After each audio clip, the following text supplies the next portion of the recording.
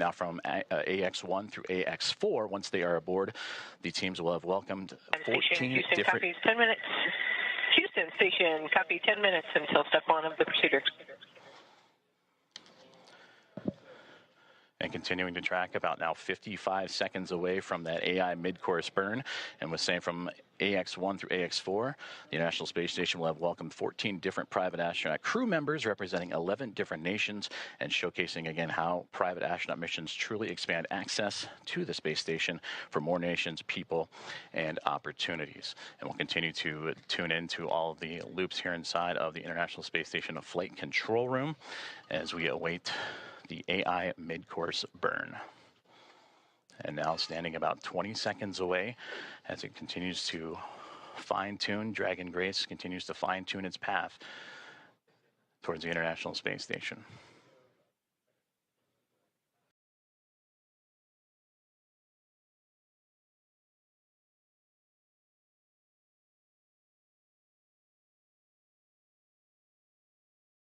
And we just received confirmation that the AI mid-course burn is now in progress.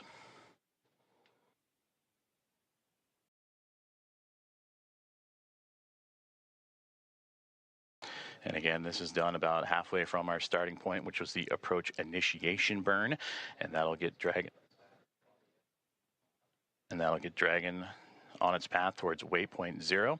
It's just a small burn, but again, all about fine-tuning and its approach to ensure that we're targeting a precise point of about 400 meters directly below the International Space Station.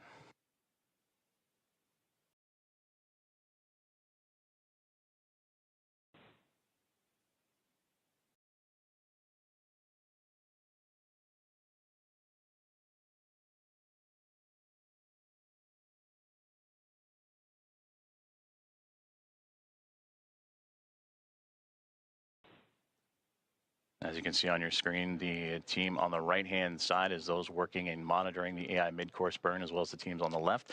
On the right, that is the International Space Station Mission Control Room here in Houston, Texas. And on the left-hand side, the SpaceX teams and their Mission Control Room in Hawthorne, California, as we continue to follow along with the AI mid-course burn, now a little over a minute and 20 seconds in.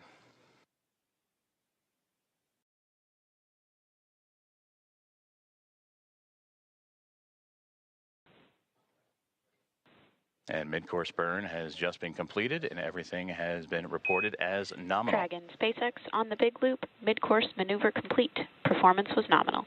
The trajectory has converged on waypoint 0. So great news there. Dragon copies on the big loop.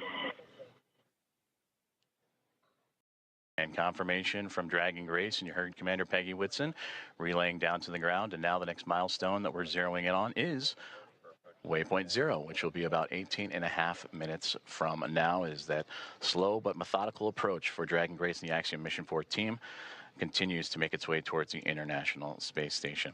And with that, we'll check back in with Ronnie and Paul back in Hawthorne. Awesome. Thanks so much, Joseph.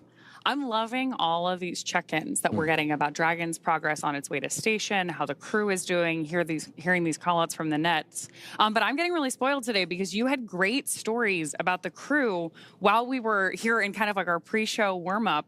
And I would love to hear a little bit more about how you followed along the AX4 crew in like the 10 months leading up to this. Absolutely. And really like followed their preparations and everything that brought the crew to today. Certainly. And so there's obviously a large team that facilitates all of the operational training flow and helping prepare them for this moment. We have a unique opportunity to document that and follow that story with them quite literally around the world over the course of all of that training. And I think it's just interesting as you get to know each of the crew members, just to understand, like, in the midst of all of this operation, in the midst of all of the timing and the coordination, there's still 4 humans inside Dragon, each with their own personalities, each with their own ambitions and characteristics, and they add to what becomes the mission. In the crew, right? Exactly. Like they become one crew, which is AX4. Yeah. Absolutely. So Peggy, I would argue, is a consummate leader. I mean, if you know anything about her, you likely know she has record after record of human spaceflight, and it is. And here we are actually seeing some views of the ISS, of the International Space Station, from Dragon. And yet, as I was saying with Peggy, If you know her, she obviously has all of these records for human spaceflight, and it is certainly not a surprise at all that she is an inductee into the 2025 Astronaut Hall of Fame. And yet, if you get a chance to get to know her, you quickly realize she's not just about those individual accolades. She is about the team and team efforts. She wants to build teams and take them to space. And so certainly we've had the honor of following her around the world, preparing for 2 Axiom space missions, both AX-2 and now AX-4. And it is remarkable how she commands every room she walks in without taking over. She just exudes this steady confidence that people respond to. Speaking of how she is commanding the capsule, we just had a great shot of her inside of the Dragon spacecraft, looking up at those touchscreen displays. And so we're going to keep bringing you views like the one we have on your screen right now of the International Space Station whenever we have ground station coverage. When we have good views, we'll obviously share them with you. This one is particularly cool because we're watching the International Space Station come into focus through a camera that is under Dragon's nose cone. So right after we got through launch and orbital insertion yesterday, we deployed the nose cone and exposed those docking hooks that we're going to use for the hard capture. Station Houston on the Big Loop. Dragon range is approximately 1,000 meters. Monitor long-range approach per steps 1 to 4 in 1.102. Dragon approach and retreat monitoring. ISS crew is now primed for vehicle approach monitoring.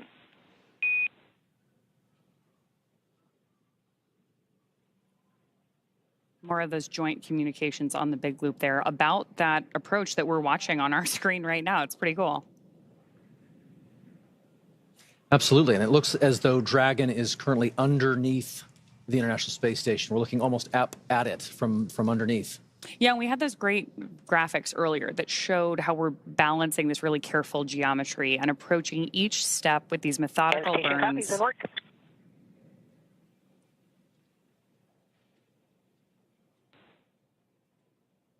Acknowledgement from our commander there. So we're stepping through each of these really methodical burns of those Draco thrusters on board Dragon. There are 16 of those thrusters around the spacecraft, and we use them for these careful, fine-tuned maneuvering once we get to orbit. So right now on our screen, we've got our commander, Peggy Whitson, and our pilot, Shubhanshu Shukla. And you got a chance to chat with Shukes in the lead up to this launch too, right? Absolutely. He is such a unique, quiet force. He is witty and smart, and I tell you, 3 steps ahead of any given moment, and you don't even realize it. He's already there. He has said that his career is defined by simply saying yes, which I thought was so interesting and powerful and simple. I mean, effectively, he was saying that every opportunity, whether it was to get a chance to learn to fly or join the military or even pursue this mission, he simply said yes. And in doing so, he walked through the door and made the most of it. No matter what he's faced alongside this crew, from days of poor weather out at the Knowles expedition, which is the National Outdoor Leadership School, to processing kind of the immense volume of procedures that must be taken on and understood across all of the myriad of procedures that one must understand and become proficient on for this kind of a space flight. In the midst of all of that, he has remained calm and collected, and quite honestly, just made it look easy. And what's more, he has this unwavering spirit about him that just invites everyone around him to step up and into their roles effectively. It's awesome to hear these stories about the way this crew really came together and everything that brought them to the mission today. For those of you who are just joining us, we have some great graphics along the base of your screen to help you follow along the mission the same way that we have been eagerly following it for the last several weeks, really, in the lead up to today. So along the bottom left-hand corner, we've got some telemetry on where our Dragon spacecraft is, including its speed and altitude. And then on the bottom right-hand corner of the screen, you actually see our location around the Earth. And that rightmost corner is the firing of those Draco thrusters on board. And right now we're getting great views from inside the spacecraft of our crew working with those touchscreen displays, stepping through these checklists.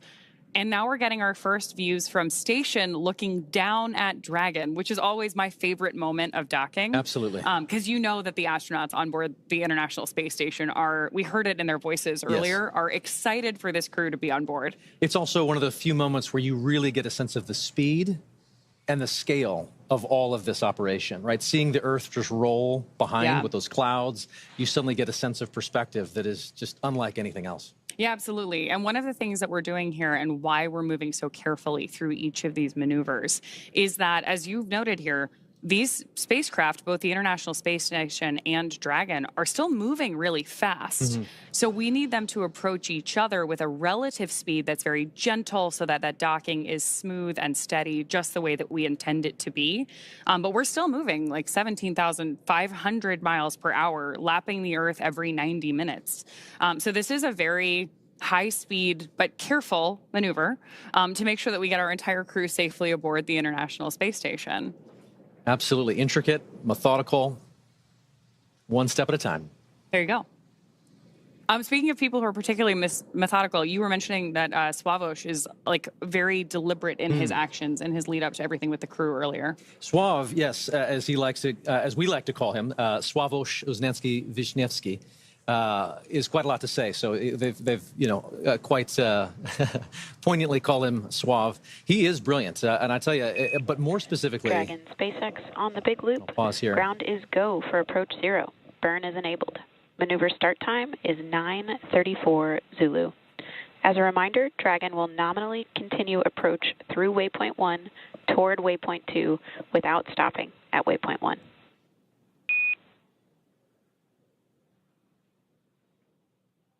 And there we have another. Dragon copies all, and we're go for the approach as well.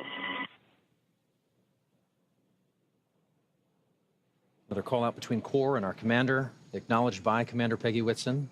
And that was a cool call out too, because we told the crew that we're going to move right through waypoint 1. Each of those waypoints are an opportunity for us to pause and make sure that everything's going well.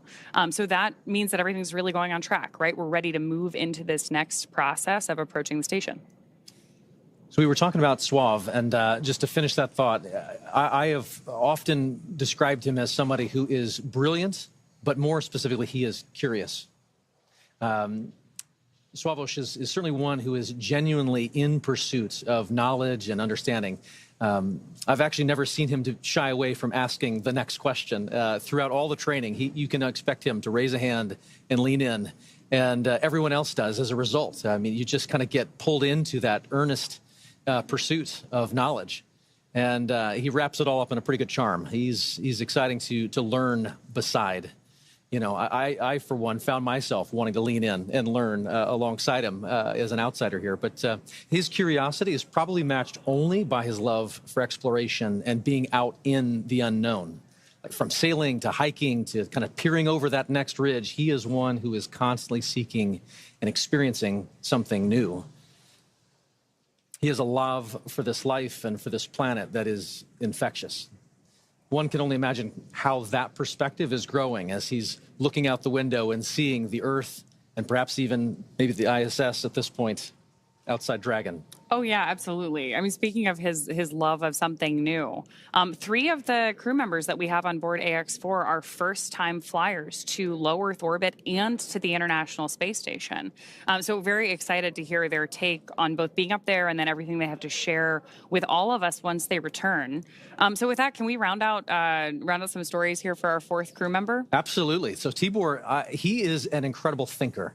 You can just see him process any information and immediately then begin to put it to use. He is someone who just grabs and goes. But also, even more than that, he's someone who really feels things deeply. He cares about what this mission is. He cares about what it means for all those back home in Hungary. He's got a very high emotional intelligence, I would say. He can read the room in an instant. But I tell you, his gift to humanity is to then be able to elevate and brighten everyone around him. I don't know of a single instructor, maybe ops team member, or even medical support staffer who doesn't smile when they think of Tibor Kapu. And I also tell you, he is tireless. There is quite a lot that he is capable of and responsible for, and that is invigorating to just see him approach every step of everything he's asked to do with diligence. And there were a lot of steps in the lead up to this for our crew. Astronaut preparation is extensive, from training that's specific to each crew member's role to learning SpaceX protocols, space station systems, and preparing for the science and outreach activities they'll be conducting in space. Private astronaut training is pretty rigorous. So in addition to the work that they did in the field, like you mentioned with the National Outdoor Leadership School, or NOLS. Station Houston on the Big Loop. First step, 1 of 1.102. Can you please confirm Dragon is in sight and give us an attitude assessment?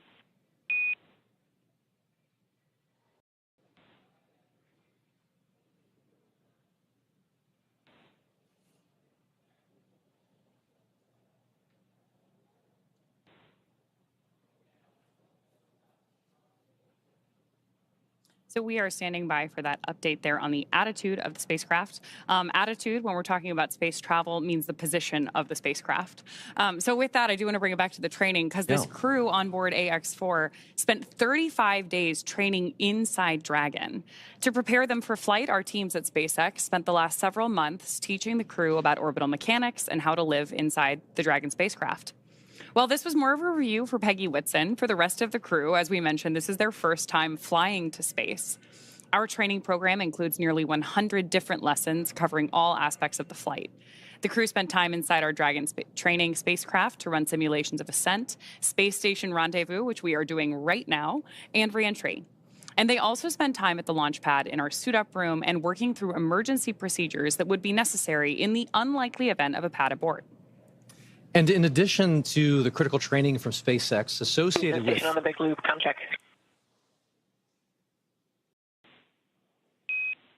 Houston reads you loud and clear.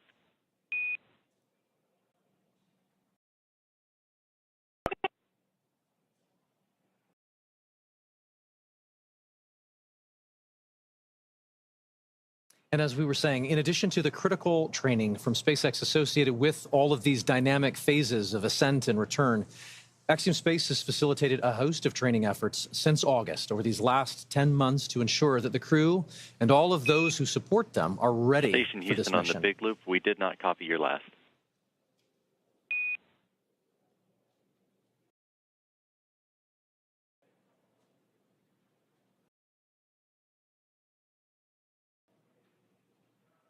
Houston Station on the Big Loop.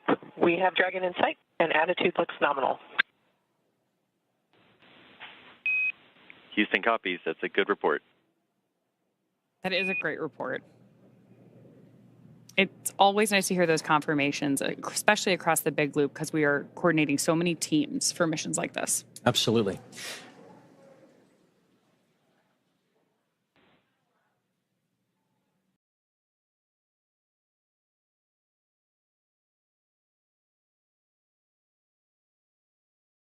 Looking at the graphics at the bottom of the screen, you can see where Dragon is over the Earth. And from my vantage point, I believe that is just east of Africa.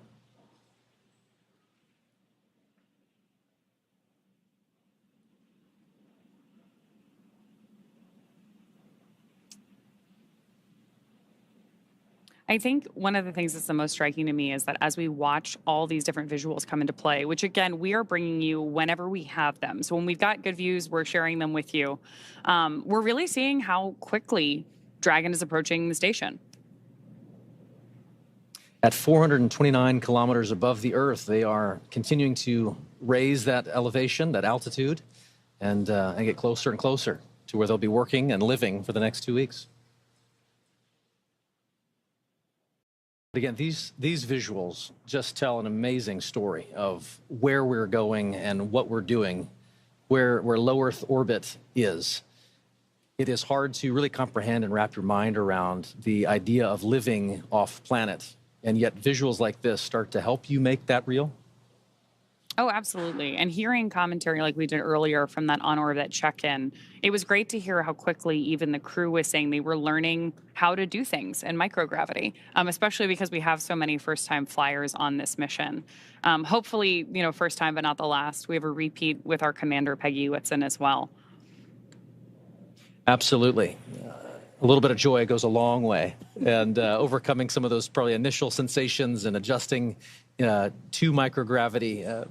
Shubhanshu had mentioned that it was taking a minute to kind of collect himself and find his space legs, but clearly they are all in good spirits and getting ready to get very active on board the International Space Station. Which I'm sure will also be like an acclimation process, right? Absolutely. They've gotten used to Dragon. They've been in flight now for more than a day. All told, from launch to rendezvous at the station, we're looking at about a 28-hour flight. The time is somewhat dependent on the relative position of the International Space Station to our launch site at the time that we launch. But for any time that we're rendezvousing or meeting two spacecraft in orbit, we do have an instantaneous launch window. So we know how long that trip is going to be at the moment that we lift off. And the entire crew operations plan is built around filling that time effectively so that they're well acclimated on board the Dragon spacecraft while they approach the International Space Station. But then as soon as they get on board, we'll do our welcome ceremony. And I'm sure there's an orientation for them as well. Absolutely. So they have an effective 2 weeks while they're up there. And the clock starts as soon as they get on board, right? You just mentioned the welcome ceremony. So there will be a moment once they've crossed the hatch and are officially on the International Space Station where they get to meet the other expedition crew members, have a moment to meet and greet, acknowledge the moment with a little bit of ceremony and tradition. There might even be some pinning of astronaut pins to go around. But then they get right to work. Certainly, I know that there are steps where they take to just kind of acclimate to the station, where the commander is going to take them around and make sure that they're clear on roles and responsibilities. But then again, the red line begins, and they are chasing it for the next 2 weeks, trying to accomplish a host of research efforts and outreach events. It's a full couple of weeks ahead of them. We also have a full couple of hours here ahead of us before we get to that part. Yes. We are less than a minute away from approaching waypoint 0. So I do want to check back in with NASA. Joseph, why don't you give us an update on where our spacecraft is relative to the ISS? Thank you very much, Ronnie and Paul, as we here in the teams at the International Space Station Flight Control Room tracking the arrival to waypoint 0 for Dragon Grace and the Axiom Mission 4 team, which they have just now hit that mark, which means approximately 400 meters directly below the station. And we can see those wonderful views now, and you can really see that high resolution of Dragon Grace continuing its methodical approach to the International Space Station. We're still tracking a docking time of about 5:18 a.m. Central Time, 6:18 a.m. Eastern. And you mentioned the hatch opening, and then as well as the welcome remarks shortly to follow. Hatch opening roughly about 2 hours or so after the initial contact and capture. And then when the hooks drive, the 12 hooks that are on the bulkhead there of the SpaceX Dragon will connect itself and create that hard mate, sealing itself to the orbiting laboratory. And once the pressure checks and seals will be done, then everything will be pressurized and ready to go. So waypoint 0 has been achieved, and now they're making their way on to waypoint 1. But you heard earlier on the loops that they have received the go to proceed past waypoint 1 and head straight on to waypoint 2. And that means they'll continue to swing up and above the International Space Station, and then what would have been a pause at the 220-meter mark, they'll continue to press forward and look to get to about waypoint 2. And waypoint 2's arrival will be just right on the doorstep of the International Space Station, Dragon, about 28 SpaceX meters away. On the big loop, approach 0 has started and the trajectory has converged on waypoint 1. Expect arrival at waypoint 1 at 10:09 Zulu.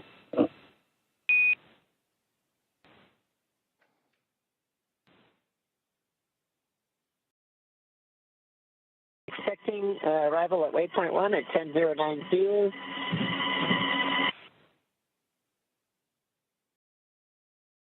And there you heard it right there, that they are continuing to move on along and get ready to approach what would be waypoint 1, which that milestone will be in about a little less than 40 minutes from now. As you see right there on your screen, the Dragon Grace spacecraft continuing its methodical approach to the International Space Station. And of course, the 7 members aboard Space Station right now, looking forward to welcoming Commander Peggy Whitson, pilot Shubhanshu Shukla, as well as mission specialists Sławomir Uznański-Wiśniewski and Tibor Kapu to the orbiting laboratory, and a welcome back to Commander Peggy Whitson. This will be her 5th time in her 5th space flight. All of her space flights, what are the previous 3 with NASA and now 2 with Axiom Space, all key components and key missions involving the International Space Station. And you also heard on the Big Loop confirmations from Nicole Ayers and Anne McLean, who are monitoring Dragon's approach. They are in the cupola. That is the famed window to the world from the International Space Station that you see so many stellar views from many astronauts that share their experiences from the cupola. That is where they're using special technology to monitor and make sure that the Dragon spacecraft stays in the exact corridor, and that makes sure that everything is remaining on track and stays in its expected zones. Now, as we continue to march towards waypoint 1, and again, they will bypass waypoint 1 unless they need to make that pit stop to make sure everything is fine-tuned and ready. Once Dragon continues through waypoint 1, waypoint 2, and then eventual capture, Nicole Ayers will be the primed NASA astronaut to start the hatch opening process. And that'll begin by opening the large hatch on the Node 2 Zenith port. That is the port facing outer space, and that gives them access to the pressurized mating adapter. And there, Ayers and McLean and company will then move in and make sure that everything is sealed up once checks have been done and the relative dampening motion has been removed between Dragon and its connection to the International Space Station. And Ayers will pressurize the vestibule, and that is the small space between the hatches of the Dragon spacecraft and the space station. Now, that vestibule has been exposed to the vacuum of space, and that was all due to prior to docking. So the crew will need to fill it with air to make sure its pressure is nearly equal with the atmospheric pressure on Dragon and in the station. That pressure, similar to what we experience here on Earth at sea level, about 14 psi is what they need to bring it up to, again, from the vacuum of space. And that's where Ayers will use a small valve on that station's hatch to slowly introduce the air into the vestibule, and flight controllers here in Houston will monitor and verify that pressure readings, and everything is making sure to be leak-free before we get ready to open up the hatches.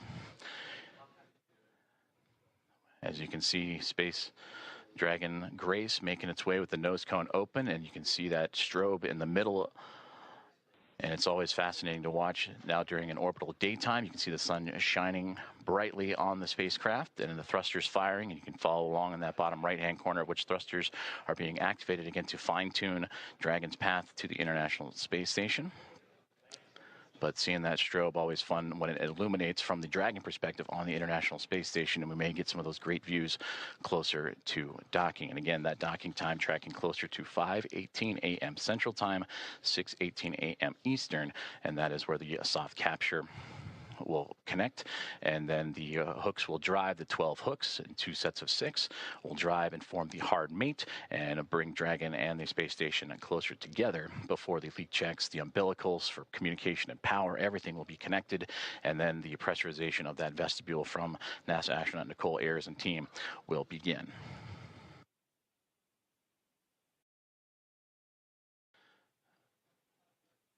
About 36 minutes from now, Dragon spacecraft will reach its waypoint 1 mark. And again, that's where the spacecraft will swing up and above the International Space Station, as it'll be docking to the space-facing or zenith port of the Harmony module.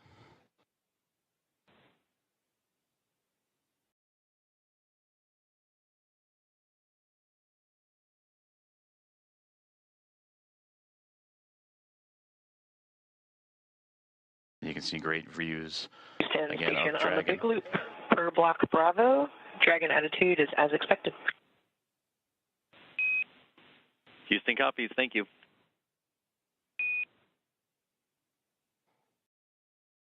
Great communications there. Is everything going to plan for Dragon Grace? And you can see those thruster firings, those plumes of gases that are helping the spacecraft navigate its way from waypoint 0 to waypoint 1, and as mentioned, it's going to go up and over top of the International Space Station and then align itself to that zenith port, and then it'll make its way onto waypoint 2.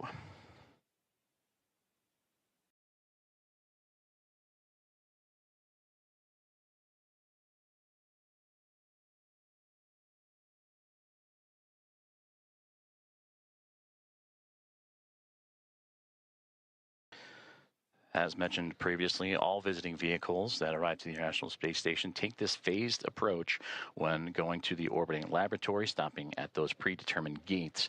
And that's for teams here on the ground, both in SpaceX and in Houston, to run quick checks on vehicle performance before approaching the laboratory.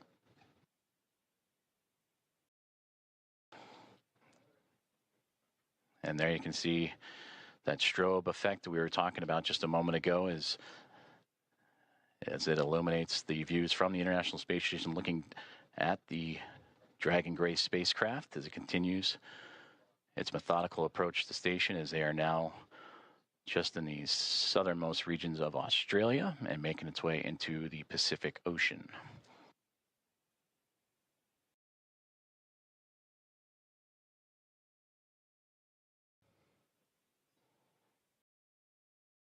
Both Dragon and Station just began an orbital nighttime period, so we'll continue to lean on that strobe effect on the spacecraft to follow along.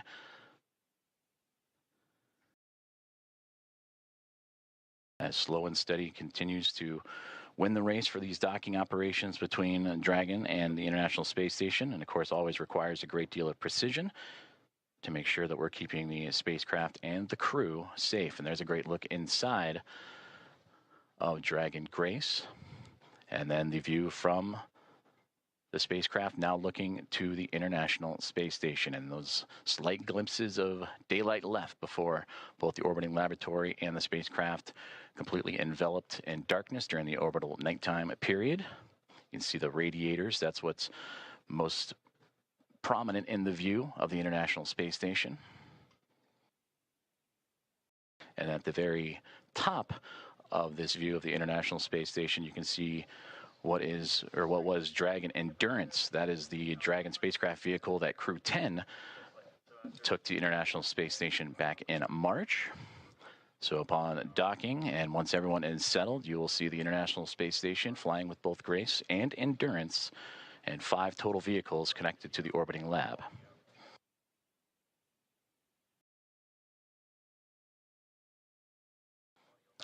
View inside of the Dragon spacecraft, and you see from just over the shoulder of Peggy Whitson and Shubhanshu Shukla, the commander and pilot, as they are continuing to monitor the progress of the spacecraft. And there, the final faint views of the International Space Station before the orbital nighttime period. And as mentioned, these two chasing each other just off the southeast coast of Australia as we speak.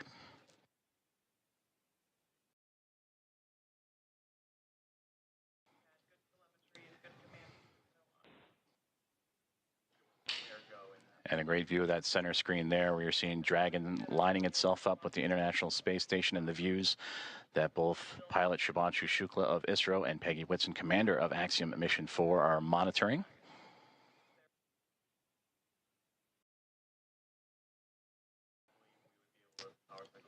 Now approaching about 31 minutes until we reach waypoint 1.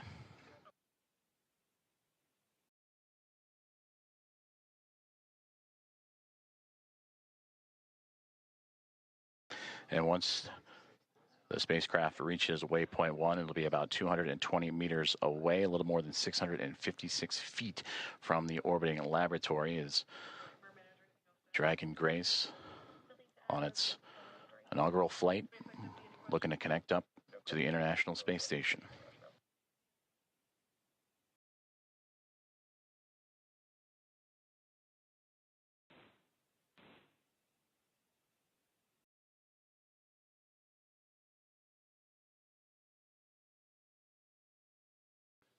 Before we reach waypoint 1, which will be in about 30 minutes from now, the teams are on the ground. About 10 minutes outside of that milestone, we'll conduct a go, no-go poll, which we've been talking about throughout today's broadcast, just that step-by-step process, that slow and steady methodical maneuvering of the spacecraft to connect to the orbiting laboratory.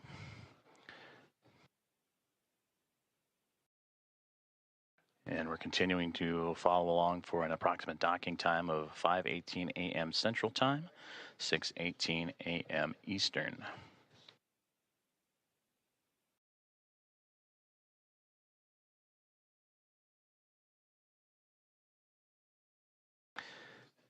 And the only light you're seeing from that shot was bouncing off of the International Space Station and what it provided, but now inside Dragon Grace and its Axiom mission 4 crew of Peggy Whitson, commander, Shubhanshu Shukla, pilot. That's who you see in the field of view there, just that over-the-shoulder shot as they monitor Dragon's maneuvering towards the space station, but also joined alongside by mission specialist Sławomir Uznański-Wiśniewski and Tibor Kapu, respectively, of ESA and Hunor.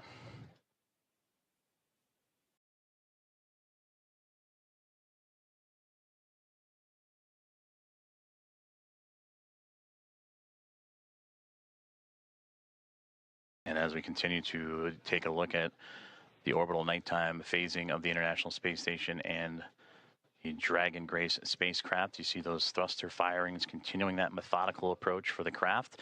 But you can also see in that left-hand side the speed of which they are traveling, the Dragon spacecraft at that, as it makes, again, it's starting to steady out in that slow push towards the orbiting laboratory, 428 kilometers above Earth.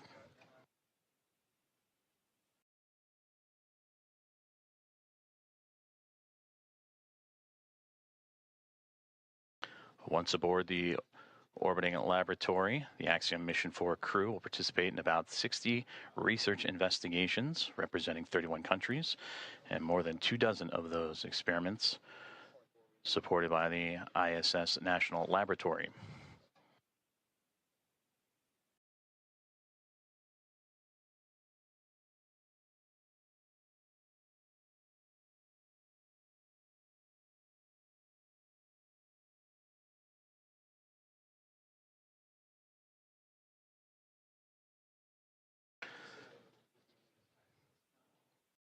And there's a live look at the teams here on the ground. On the left-hand side, that is Mission Control in SpaceX, Hawthorne, California, following along with Dragon's progress, I should say. And on the right-hand side, it looks to be Axiom Space here in Houston, just down the road from Johnson Space Center, NASA's Johnson Space Center, where we are located. And the International Space Station Flight Control Room, all three teams working together in integrated operations. That began just before we went live for today's broadcast. We're all three monitoring the progress of the Dragon spacecraft to the International Space Station. And you've been hearing communications on what is the Big Loop, which is that single line of comms that allow for the Dragon spacecraft and Grace to communicate with the International Space Station, but also for the teams on the ground here in Houston and in California and Hawthorne, all to communicate together. So everybody on the same page as the spacecraft continues its push towards the orbiting lab.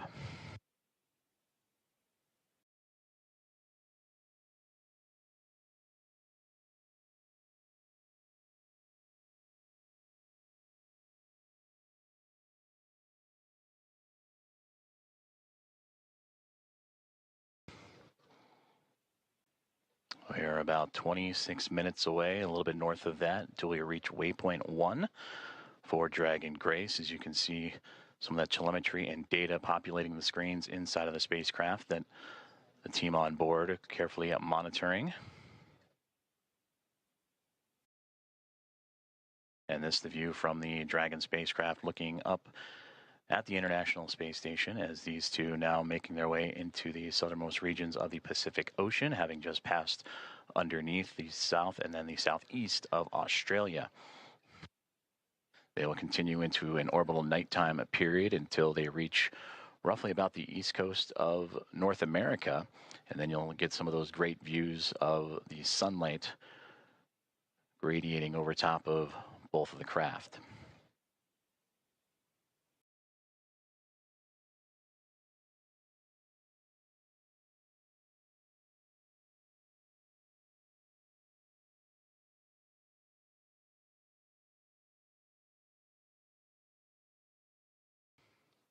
So far, everything performing nominally for the SpaceX Dragon Grace spacecraft as it continues its push towards the International Space Station, and what's been quite the journey for them. You heard earlier that this, since launch all the way up to the anticipated docking time, will be about a 28-hour process, 29 hours or so. So a lot has happened in a short amount of time as the teams in Hawthorne, California on the left and the teams on the right-hand side in Axiom Space working together with those here in Houston.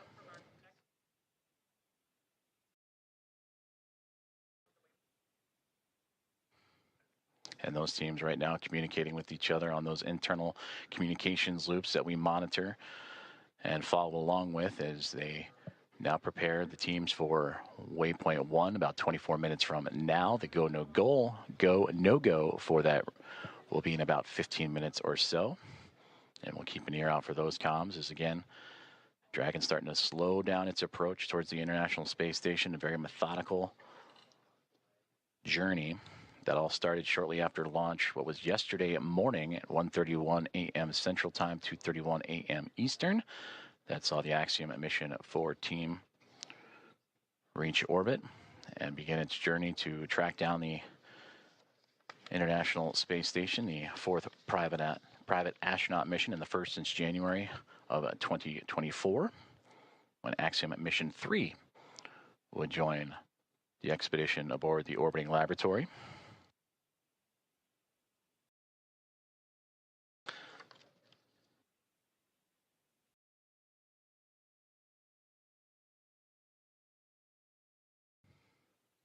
On board the International Space Station, the crews, they were up and got right into preparing for Dragon's arrival. NASA's Anne McClain and Nicole Ayers, who you've heard at times on the big communications loop talking to all parties. They are in the station's cupola using specialized software to track Dragon's approach and making sure it stays in the expected zones with that orbital nighttime currently enveloping the station and the Dragon spacecraft. They're keeping a close eye, and of course from the space station perspective, and we'll see it as we receive video communication, that strobing effect, that strobe light on the front, and that forward nose cone of the SpaceX Dragon to help illuminate its path and help keep track.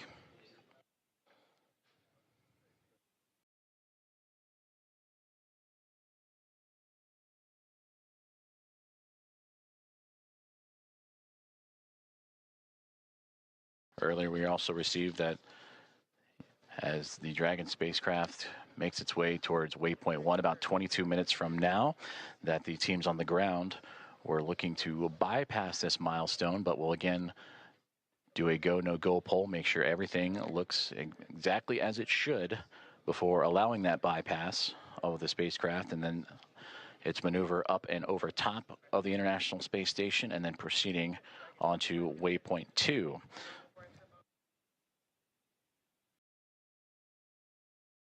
And a great graphic of the International Space Station, and just below it, the Dragon spacecraft is, again, they are making their journey across the Pacific Ocean, traveling over 26,000 kilometers an hour and 420 plus kilometers above the Earth's surface.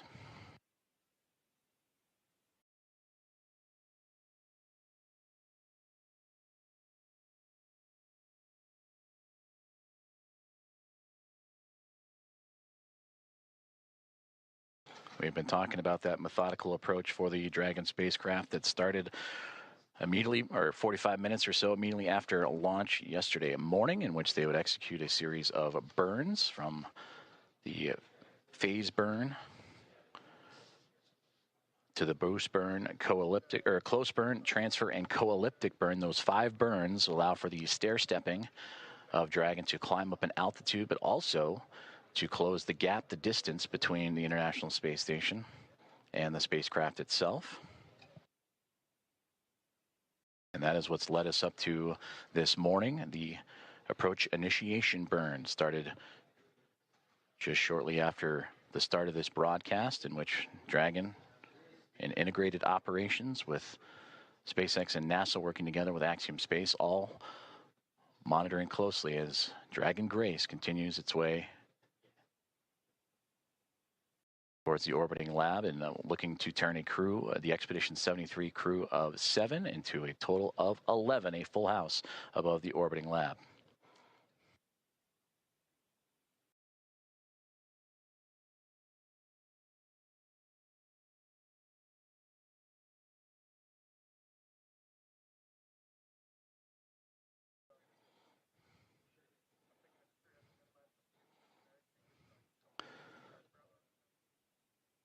Now inside 20 minutes to the waypoint 1 arrival. And about 10 minutes or so, the teams here inside Houston, as well as and SpaceX in Hawthorne, California, will continue to monitor and do the go, no go for waypoint 1. And if everything is on track, they'll continue to proceed through waypoint 1 onto waypoint 2. And waypoint 2 has them right on the doorstep of the International Space Station, about 20 meters out when they arrive to that waypoint, a little more than 65 feet away.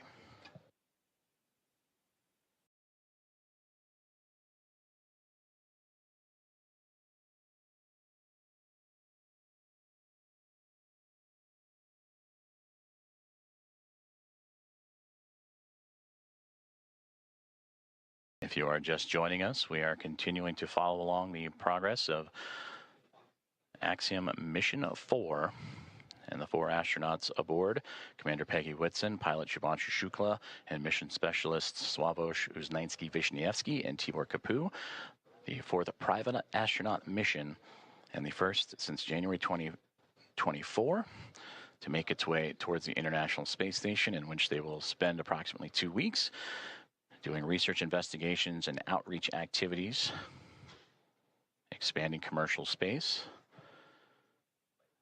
We are tracking a docking time of approximately 5:18 a.m. Central Time, 6:18 a.m. Eastern. The next key milestone that we are keeping an eye on is the arrival of the spacecraft to waypoint 1.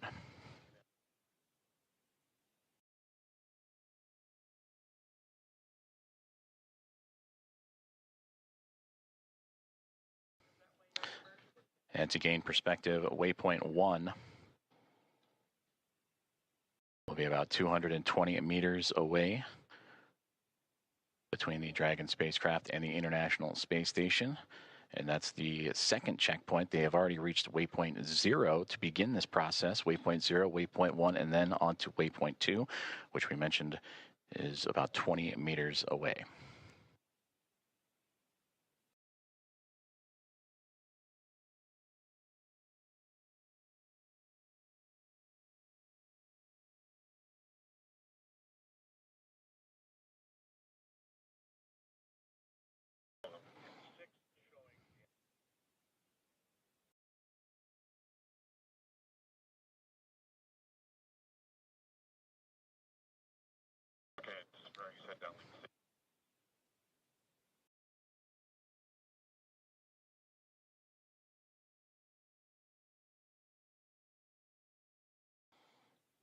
Great views there from the International Space Station, looking at the Dragon Grace spacecraft, that strobe light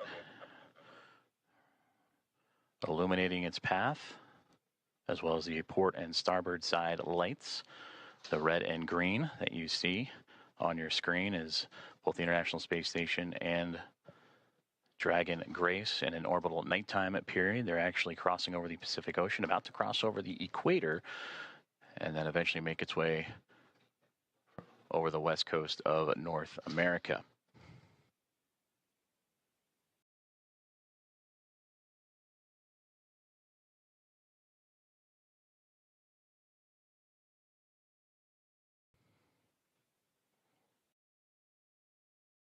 We'll start to see the spacecraft and the International Space Station once again become illuminated with an orbital sunrise.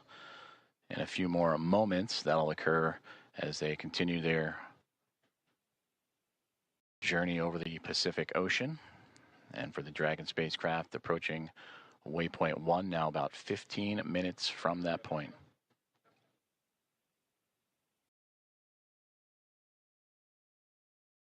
And we'll continue to bring those great views as you see that slow and steady progress of the Dragon vehicle as it continues to track down the orbiting laboratory. And on your screen, you see the speed and altitude, where it is over the Earth in current relation. But on that far right-hand side, that's the thruster firings. And you just see those illuminate every so often as Dragon continues to fine-tune its path towards the International Space Station.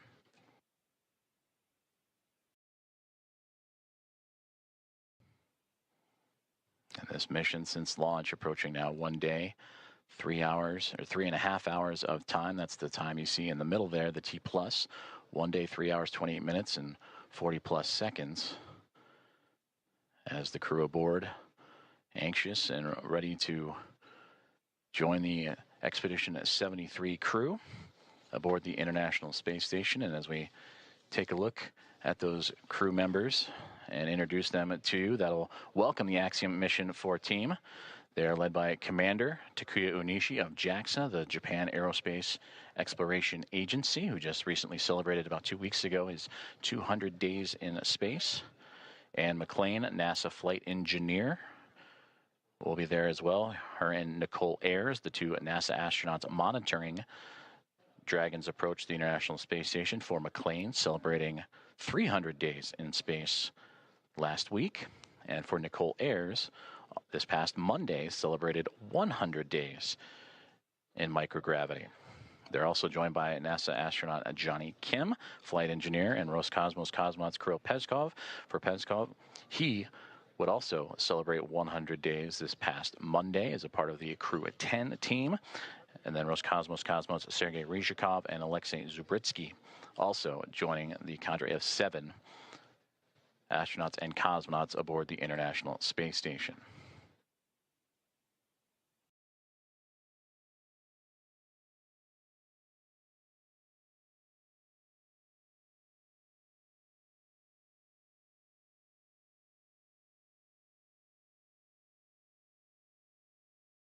We mentioned earlier, this is the 4th private astronaut mission to the International Space Station, and the first since January of 2024, since Axiom Mission 3. From the Axiom Mission 1 now through Axiom Mission 4, the International Space Station will have welcomed 14 different private astronaut crew members representing 111 different nations, and showcasing how these private astronaut missions truly expand access to the space station for more nations, people, and opportunities.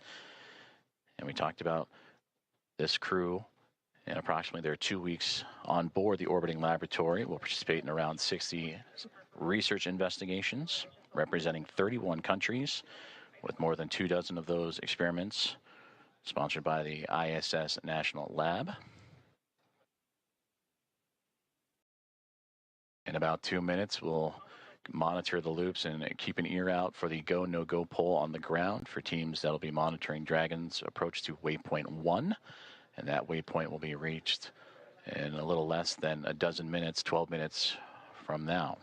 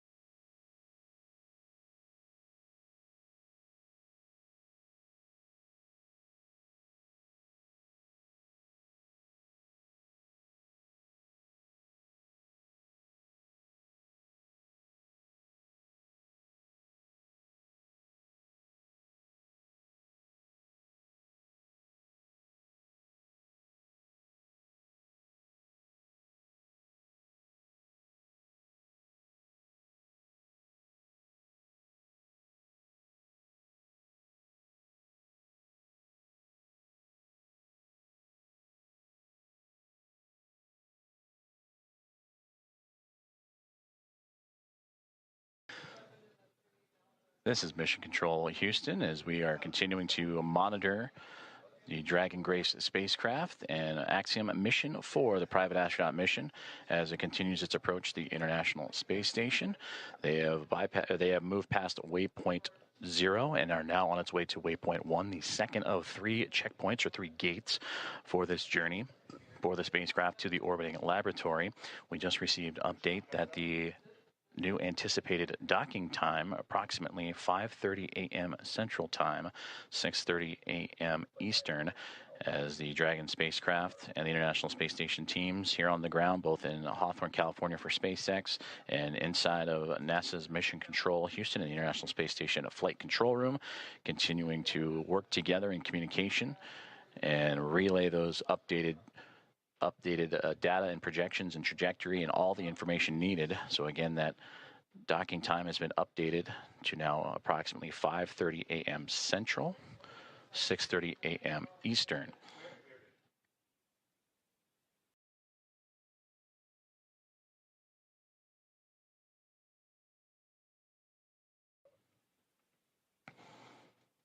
And the flight control teams here in Houston and listening in on the loops on overall communications have just pulled go for Dragon's approach to waypoint 1. And they will reach that milestone waypoint 1 in about 9 minutes from now.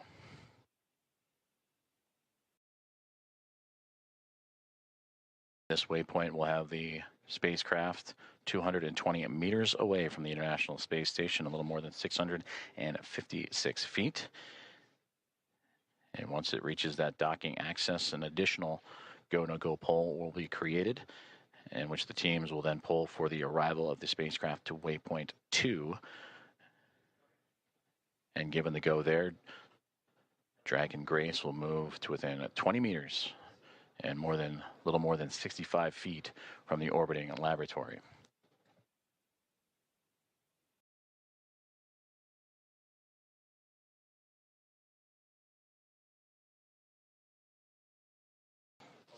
And earlier we also had communications that if everything goes to plan and Dragon continues to remain on its trajectory, that they would bypass waypoint 1 and go straight from 0 to waypoint 2.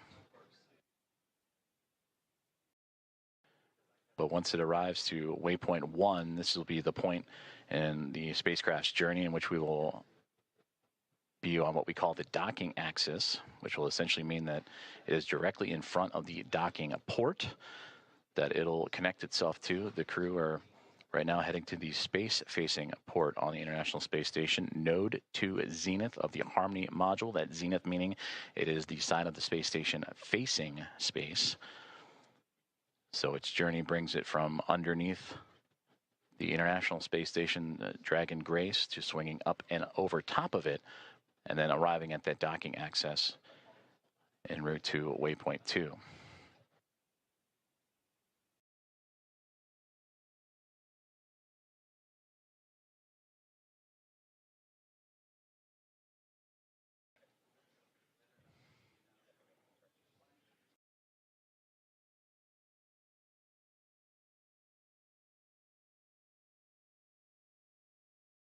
We'll continue to bring views of the International Space Station and Dragon Grace spacecraft as we receive them, as the two continuing their chase to connect up as they're now making their way towards the western coast of North America in an orbital nighttime configuration.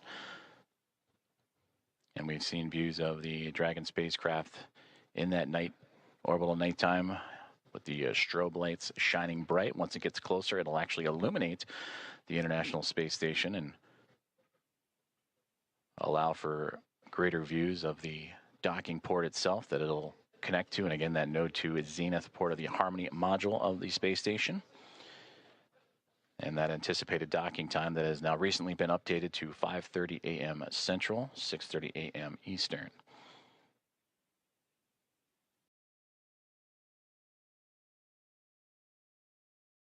Teams on the ground have pulled go for Dragon's approach to waypoint 1. And that arrival to that checkpoint will be a little more than 5 minutes from now.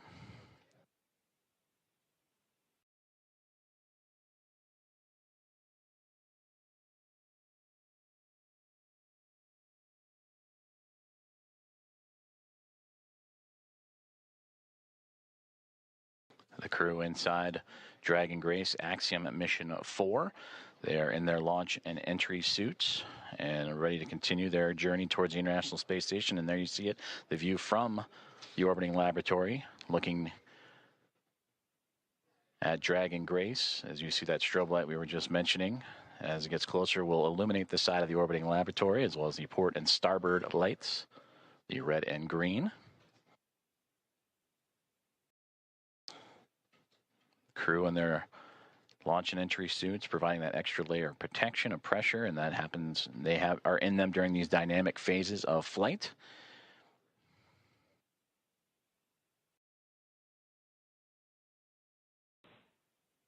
Now inside 5 minutes from waypoint 1,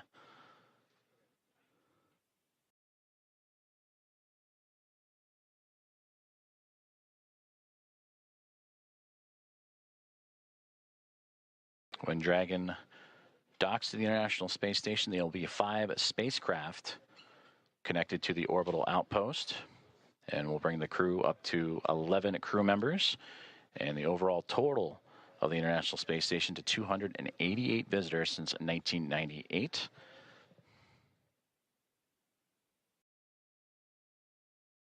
It will join the Dragon Endurance spacecraft that brought up Crew 10 back in March.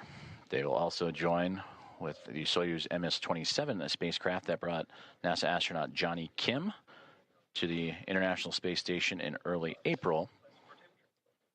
And then 2 cargo craft, Progress cargo craft from Roscosmos also aboard the station, and then eventually the Dragon Grace spacecraft, as we get now views inside of Dragon Grace and looking over the shoulders of Commander Peggy Whitson and pilot Shubhanshu Shukla of ISRO. And you see them adjusting their monitors as the approach continues on for Dragon. And then a great view in the middle of the screen there of the path Dragon is taking. Last time we saw inside, it was more towards the left-hand side of the screen, in which Dragon now flying up and over top of the International Space Station.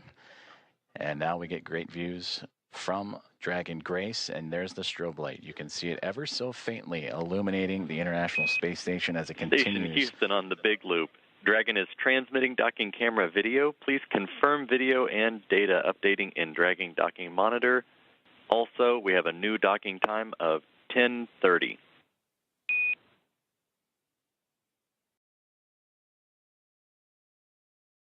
Copies. We are seeing data on the Dragon Docking Monitor, and we copy 10:30 for the new docking time. Houston copies.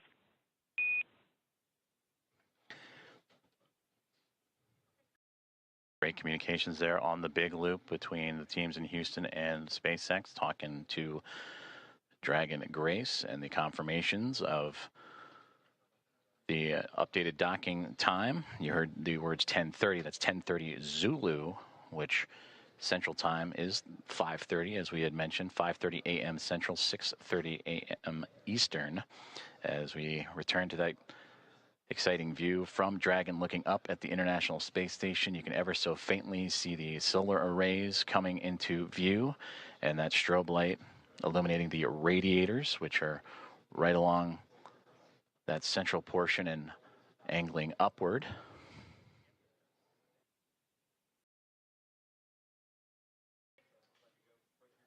The International Space Station and the Dragon spacecraft now approaching the west coast of North America, right around the Seattle area, that border between the United States and Canada, as we are approaching 1 minute away from waypoint 1, the second checkpoint and second series of waypoints for the spacecraft to reach to. The teams have already pulled go, but we will listen for the call outs for that waypoint 1 arrival. Dragon SpaceX on the Big Loop, approach 1 and soft capture ring extension will begin shortly. Dragon will continue approach to waypoint 2. As a reminder, manual impulsive retreat recovery is not permitted. And Dragon copies all.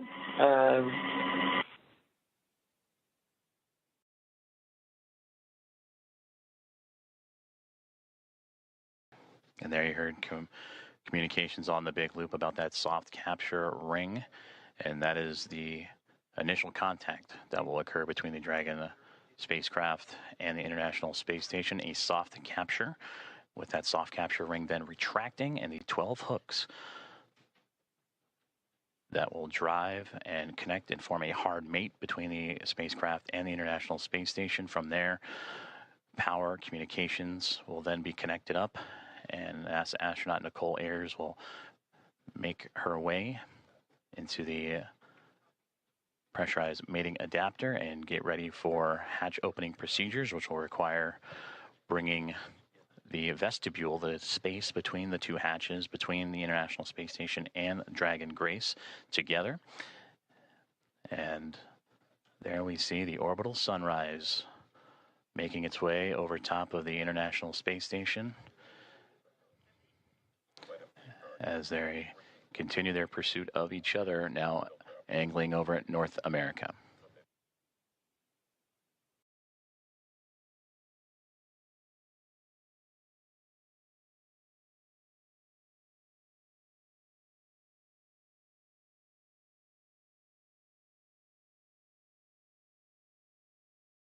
And there in the center screen, if you look at the topmost, the Dragon now perfectly aligned over top of the International Space Station, now looking down at that Node 2 Zenith port, and a great view just off the bottom portion there. That is the Dragon Endurance spacecraft that it'll be just alongside of.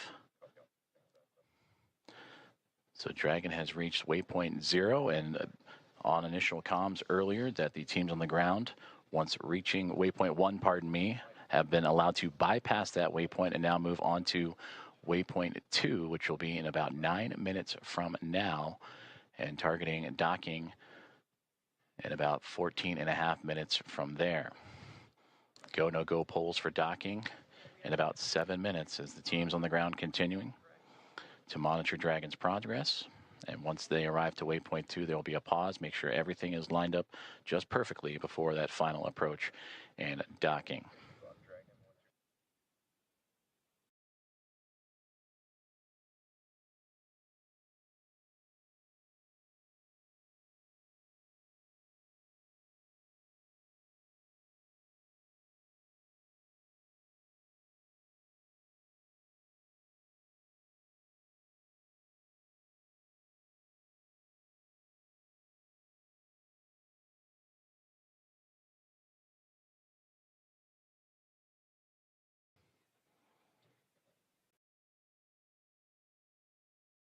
This is Mission Control Houston as Dragon Grace and the spacecraft carrying Axiom Mission 4 and their 4 astronauts continuing their approach to the International Space Station. They have just made their way past waypoint 1, which had them at 220 meters away from the space-facing port of the International Space Station's Harmony module.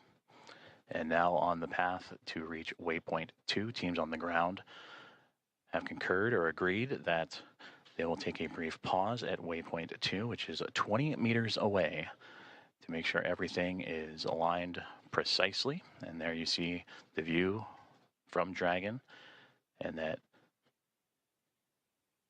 newly illuminated International Space Station as the 2 craft navigating its way over North America, coming into an orbital sunrise and daytime period.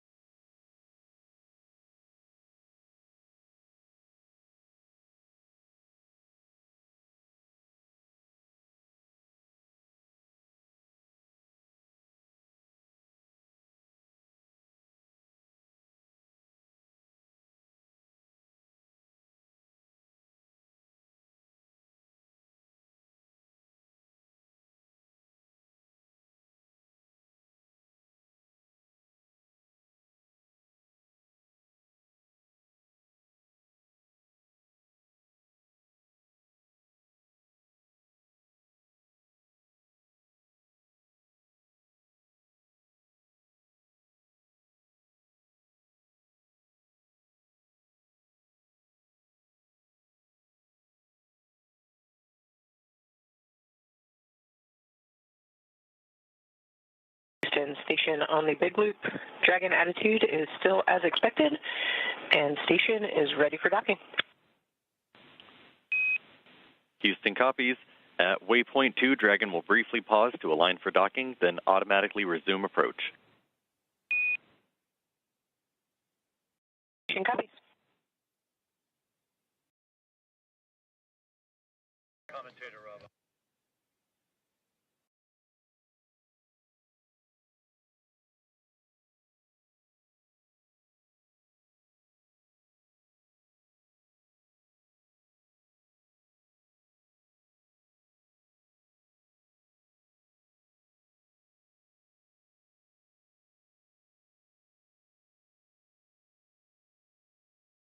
You just heard great communications on the big loop from Station and Dragon, as well as the teams in Houston and in Hawthorne for SpaceX and NASA, as the Dragon Grace spacecraft continuing its approach to the International Space Station, carrying Axiom Mission 4 Commander Peggy Whitson, pilot Shubhanshu Shukla of ISRO, Sławosz Uznański-Wiśniewski of ESA, Dragon and SpaceX Tibor. soft capture re-extension complete. Dragon will continue through waypoint 2 without a hold. Second copy. No hold at waypoint 2 and good rating extension. Great communications there. They were anticipating a brief hold to make sure everything aligns, but Dragon Grace continuing on what has been so far so good. A great rendezvous with the International Space Station. They will proceed to continue past waypoint 2. And you also heard in the communications with NASA astronaut Nicole Ayers, the station ready for docking.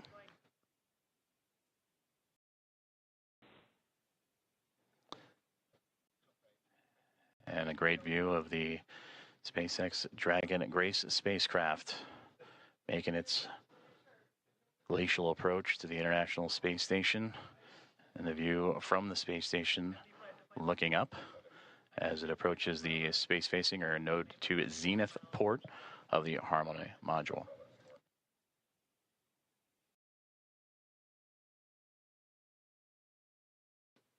We are about 4 minutes away from the waypoint 2 arrival, which again they are expecting to move right past through without a hold. That is at the 20-meter mark, and proceed right on into docking, a soft capture, and then soft capture ring retraction and hooks to drive. And that capture about Dragon 8 minutes SpaceX and 47. on the big loop. Ground is go for approach 2, and approach is now allowed. Reminder, ensure that visors are closed prior to Dragon's departure from the waypoint. Once Dragon is inside the crew hands-off point, retreat and breakout are not permitted.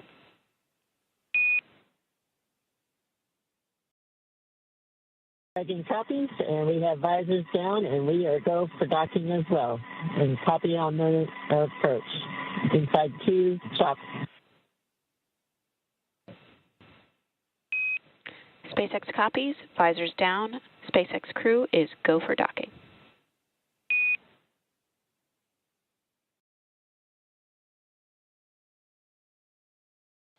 All great communications there as the communications from the ground up to the SpaceX Dragon Grace spacecraft, as visors are down on the 4 astronauts inside as they continue their approach to the International Space Station, now nearly 7 minutes away from that initial contact. Dragon and the International Space Station now making its way over the northernmost territories of North America and Canada, and heading towards the Atlantic Ocean, as we are now 7.5 minutes away from the approximate docking time, as Dragon will move smoothly past waypoint 2, about 20 meters away.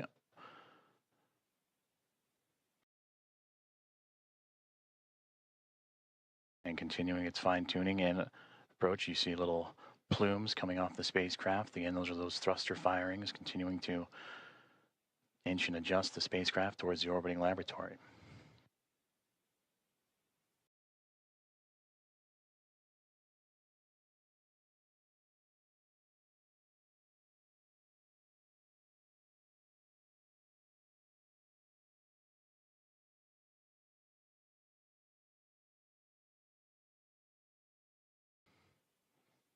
Dragon continuing to get bigger and bigger from the viewpoint of the International Space Station, as waypoint 2 about 90 seconds away, and there it'll be just a mere 20 meters away.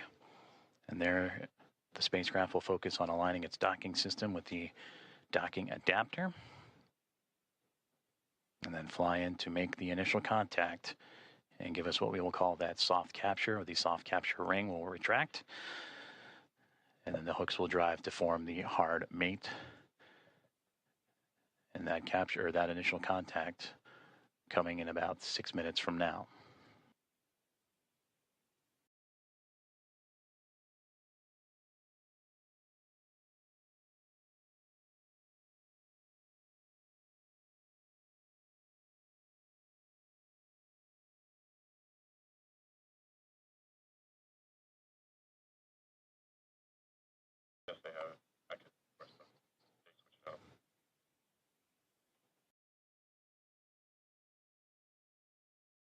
Approaching 30 seconds away from waypoint 2 arrival, in which the Dragon spacecraft will be about 20 meters away, just called out 30 meters, so continuing its close in to the International Space Station.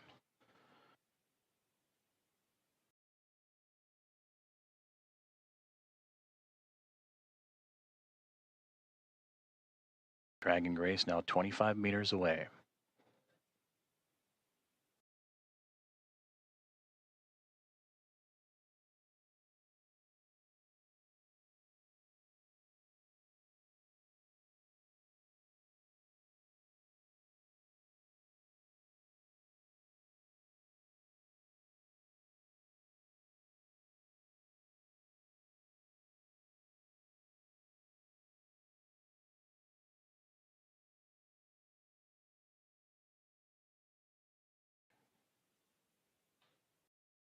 Dragon has now reached waypoint 2, 20 meters away from the International Space Station, and will continue its approach to the International Space Station.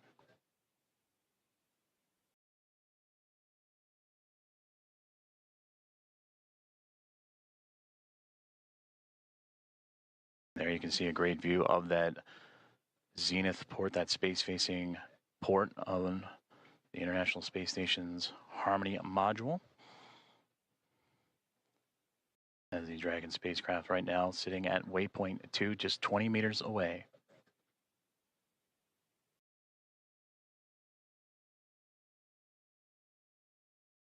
And at station for step 4 in block Bravo, Dragon attitude is as expected. Houston copies.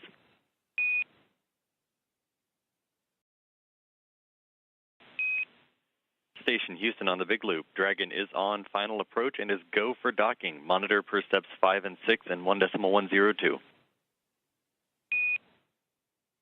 Station copies, monitoring per steps 5 and 6.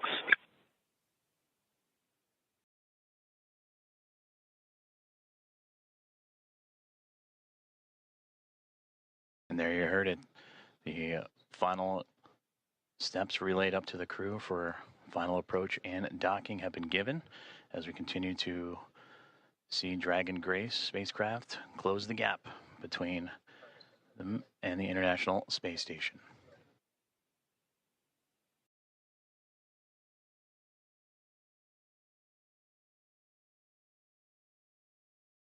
Now, just before the spacecraft reaches the international docking adapter for that soft capture, you'll hear the call out CHOP, or crew hands off point, which Dragon will continue its journey and make that initial connection, that soft capture, in those final few moments.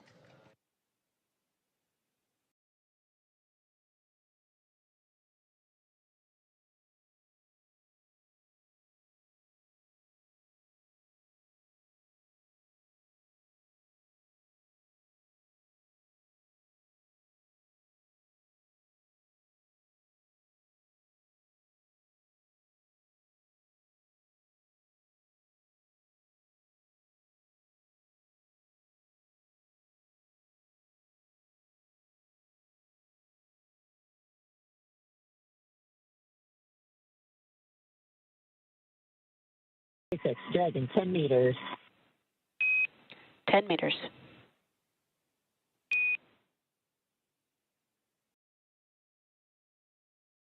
Inside 10 meters, a little less now than 30 feet away, is all that separates Dragon Grace from the International Space Station.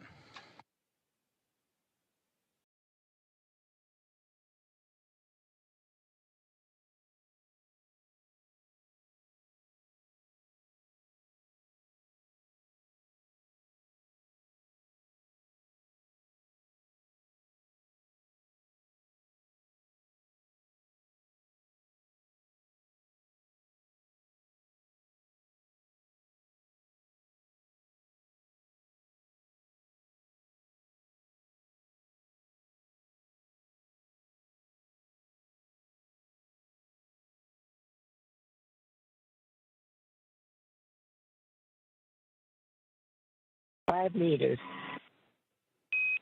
5 meters.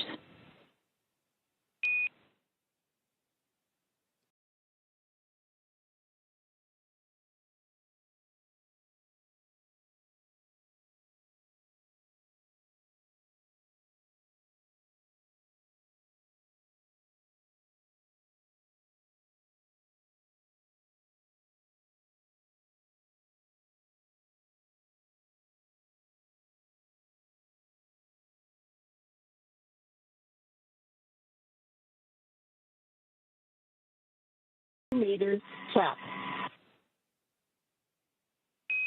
Houston Station, 2 meters, chop. We have chop. 1 meter.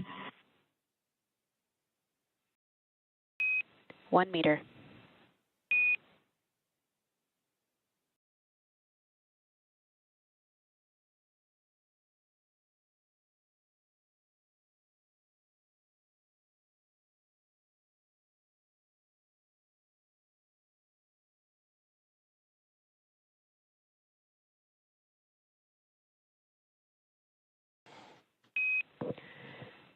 Dragon contact and soft capture complete.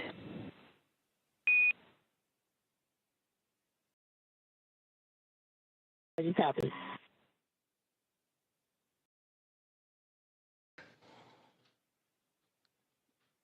Dragon Grace and the Axiom Mission 4 crew have arrived to the International Space Station at 5:31 a.m. Central Time over the North Atlantic as the two orbiting around the Earth, connecting with the soft capture ring, and now we'll begin the ring retraction to bring the two vehicles closer together, and then the 12 hooks, the two sets of 6, Ring will drive retraction to form in a hard nut.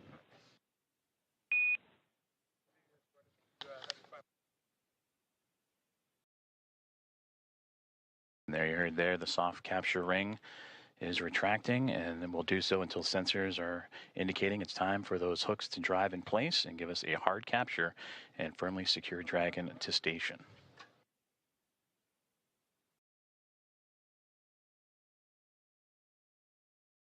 And again, Axiom Mission 4 and its commander Peggy Whitson, pilot Jubanshu Shukla of ISRO, and mission specialist Sławosz Uznański-Wiśniewski and Tibor Kapu of ESA and Hunor have arrived to the International Space Station with contact at 5:31 a.m. Central, 6:31 a.m. Eastern, as the two were orbiting over the North Atlantic.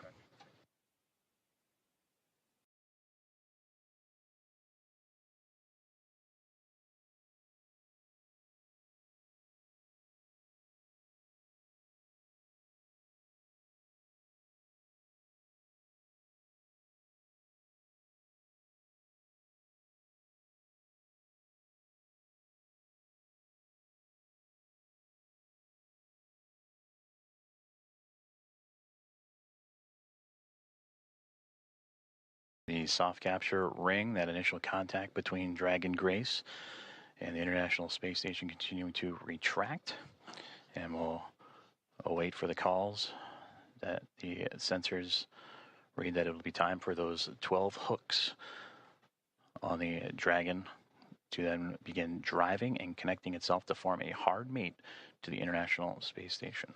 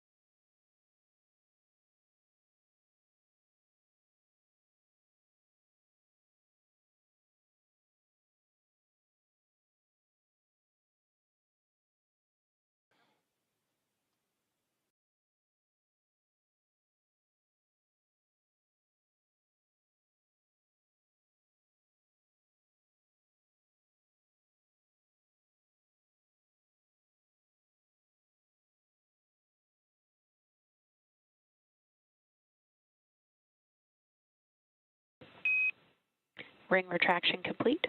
Docking sequence is holding for MCS reconfiguration.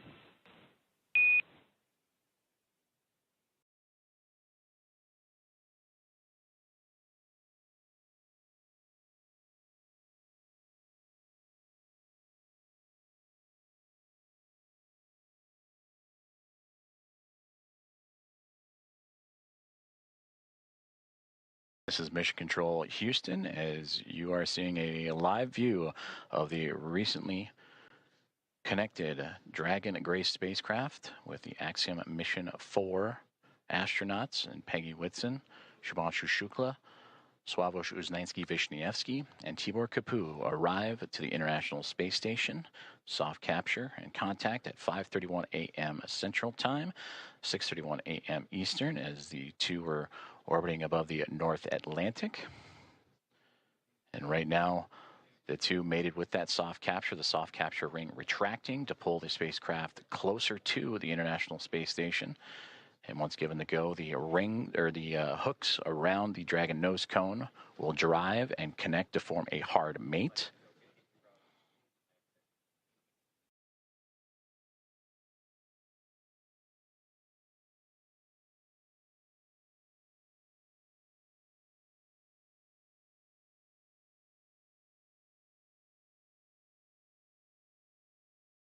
Teams on the ground in both Houston. Station Houston on the big loop. MCS configured, proceeding with hook driving. Station copies. And the great call there, that's the next step in this docking procedure, is the driving of the hooks, the 12 hooks surrounding the nose cone or the nose of the Dragon spacecraft. And we'll monitor those. They'll drive in 2 sets of 6. The first set of 6 right now, they're traveling, and we'll continue to follow along as the docking process continues on.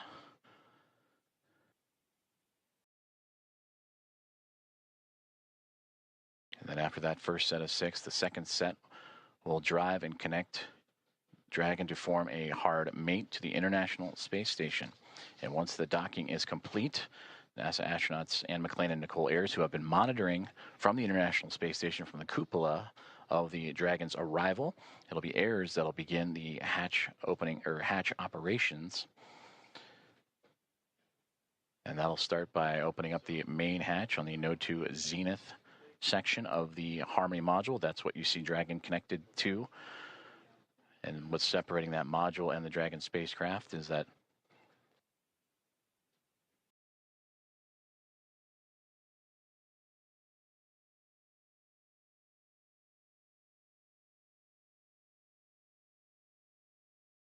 and continuing to monitor that first set of 6 hooks forming that hard mate. And once the full set of 12, Ayers will continue the docking procedures with the leak checks and then begin making its way into the pressurized mating adapter. That's what you see between the Harmony module and the Dragon spacecraft, and access into there to then what we begin pressurizing the vestibule, that small compartment between the 2 hatches. And that vestibule has been exposed to the vacuum of space prior to Dragon Grace's arrival. So the next step is to carefully reintroduce that air and pressure inside so it matches both that of the station and the Dragon spacecraft. And we just received confirmation that the first set of 6 hooks have driven and closed, and we'll now begin the second set of 6 to continue that hard mate between the Dragon spacecraft and the International Space Station.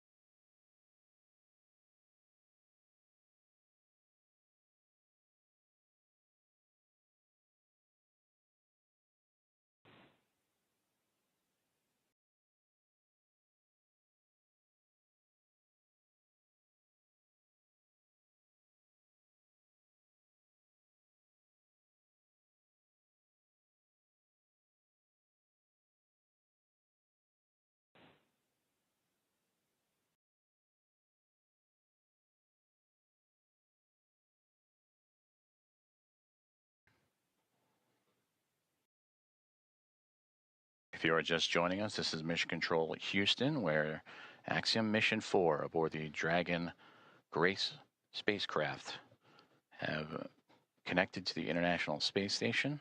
at 5:31 a.m. Central Time, currently in the process from soft capture to the hard mate to the orbiting laboratory. First set of 6 hooks have closed, and now monitoring that second set of 6, 12 in total, to form that hard mate.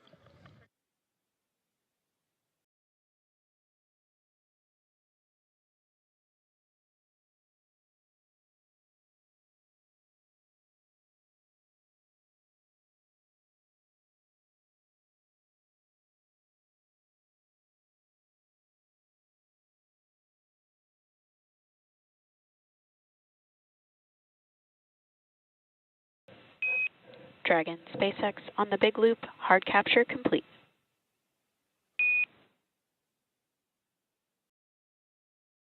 Dragon copies. Hard capture complete.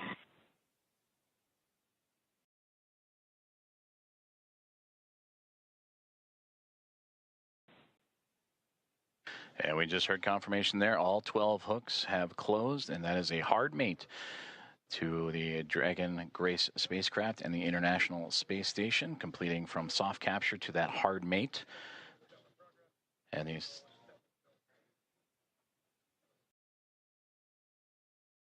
So the soft capture ring retraction in progress, and then it'll be on to establishing umbilical connections between the spacecraft and the International Space Station. That'll allow for the transfer of communications and power through those umbilicals. So we're Dragon, you see that upper portion that's mostly black against the vacuum of space, but that's the solar arrays to provide Dragon power. Once those umbilicals are connected, that power will then be provided by the International Space Station, and communications will have that hardline connection with the umbilicals as well.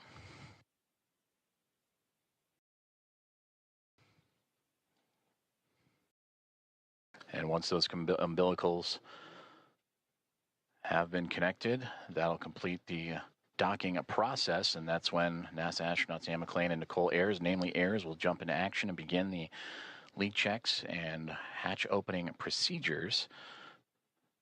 And that'll allow the pressurization of the vestibule, the space between the Dragon spacecraft and the International Space Station, to be brought to pressure equal to that of what is inside station and inside the Dragon spacecraft, about 14 psi, what you experience here on Earth as sea level. And then from there, the hatch operations will continue. And the Axiom Mission 4 team will make its way on board the International Space Station with welcome remarks soon to follow.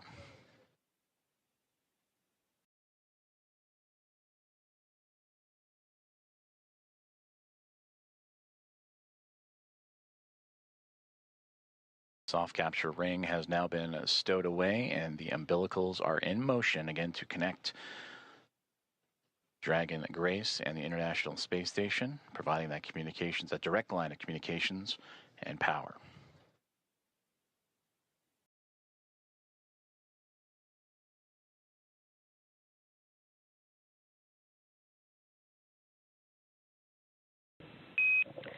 Dragon SpaceX on the big loop, docking sequence complete. Ground will be enabling hardline power and comm connections shortly. You are go to DOF suits per procedure 4.012 and begin post-docking cabin configuration per 4.400 in parallel. Dragon copies. Docking complete. 4.012 and 4.400 are in work. And Grace is happy to be on Harmony.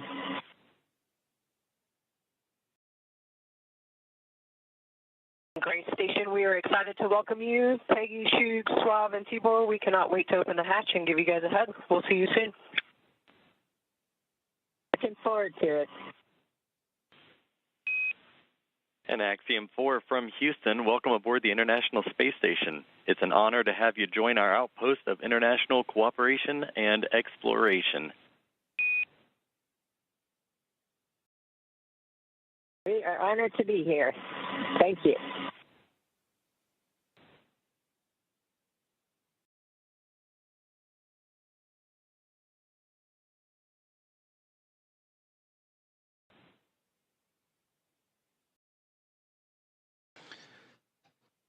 Very exciting moment for all those aboard.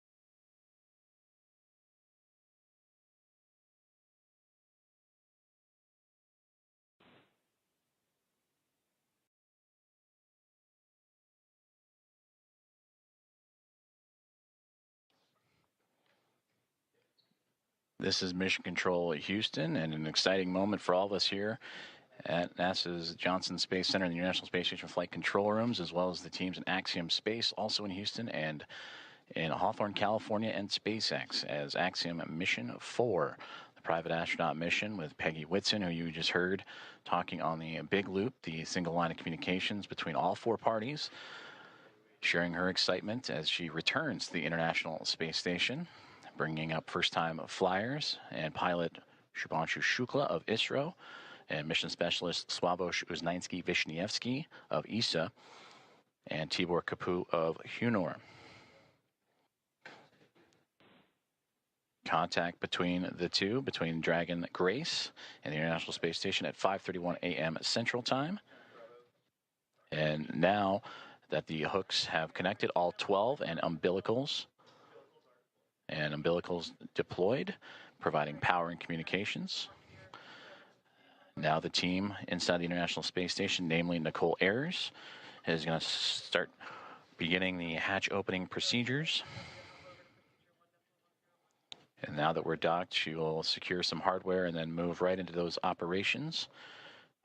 And first we'll open the large hatch at the Node 2 Zenith, or the space-facing port side of the Harmony module. And that's what you see, similar to where that NASA logo is.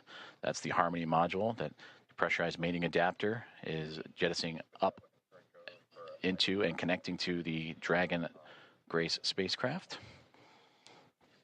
And then from there, she'll traverse into that pressurized mating adapter and we'll begin pressurizing the vestibule, which is that small space between the hatches on Dragon and the space station. And we have talked about this has been exposed to vacuum prior to docking. And we'll need to fill that space with air to make sure that pressure is equal with the atmospheric pressures on Dragon and the International Space Station. Also putting away some hardware in the process, including the docking across. And Ayers will use a small valve on the station's hatch to slowly introduce that air into the vestibule. And flight controllers here in Houston will continue to monitor the pressure and temperature readings inside and verify that everything is A-OK and leak-free before we get ready to open up the hatches.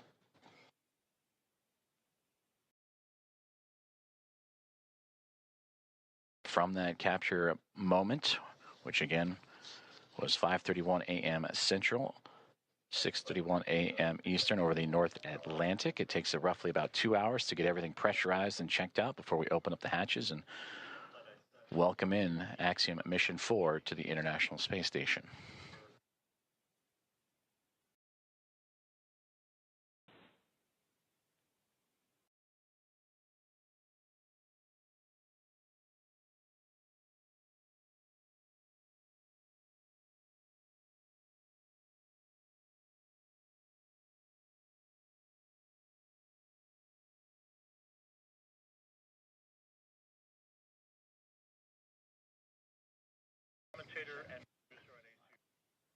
SpaceX Dragon on the big loop.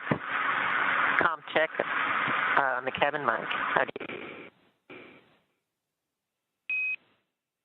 Peggy, I have you loud and clear on the cabin mic on the big loop.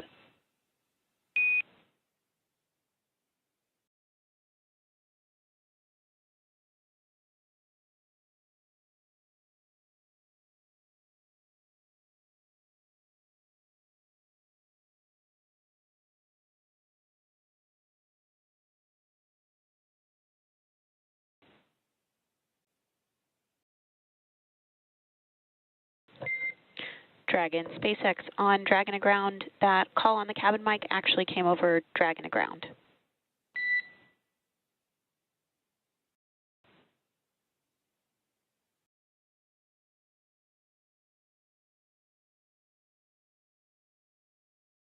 Thanks for the catch. We reconfigured.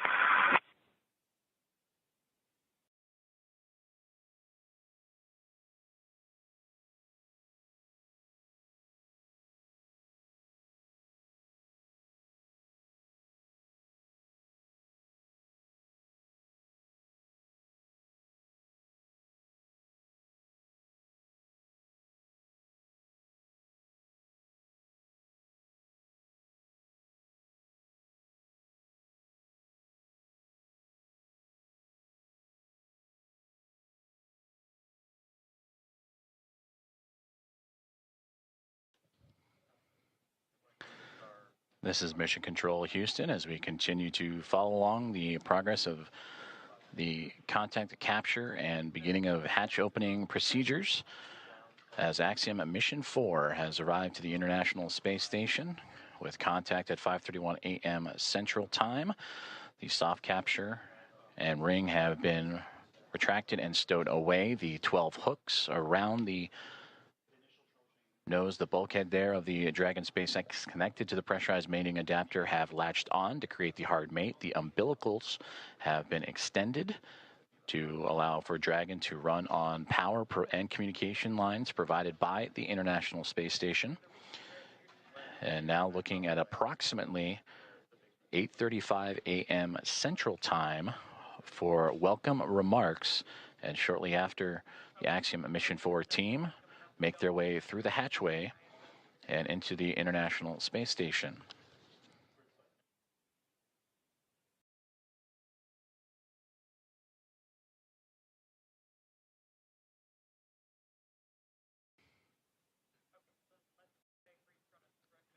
The docking procedures between the soft capture ring, the hooks, and umbilicals have been completed. Station on the big loop. Node 2 overhead hatch is open. Houston copies.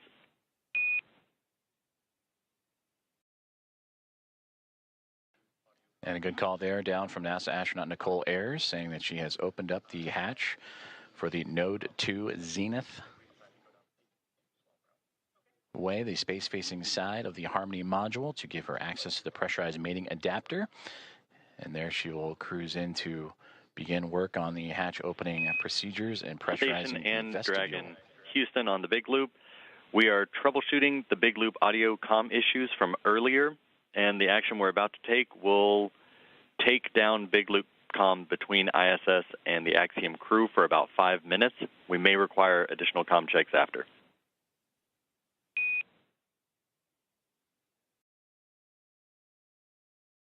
Station copies. Dragon copy.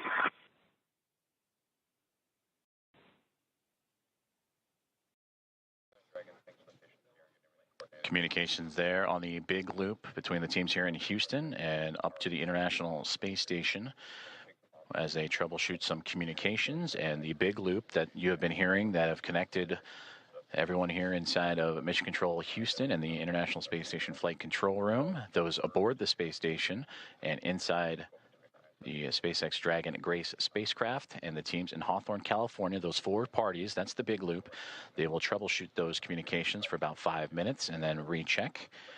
But you heard just prior to that NASA astronauts Anne McLean and Nicole Ayers have begun the hatch opening procedures, in which the large hatch at the Node 2 Zenith, that's the space-facing side of the Harmony module, has been opened, and that will allow for them to begin the hatch opening procedures and pressurize the vestibule, which is what, in addition to the comms checks, we will monitor, as Ayers will use a small valve on the station's hatch to slowly introduce air into the vestibule. That's the gap between the Dragon spacecraft and the International Space Station that has been exposed to vacuum. And from there, they will match the pressure, the atmosphere inside both station and Dragon.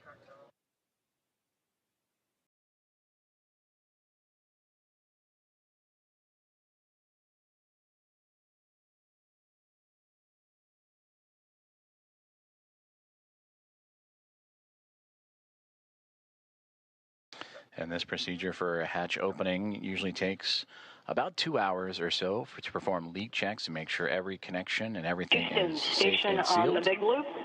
In step 2.4, the time is 10:56. The APAS equalization valve is back closed.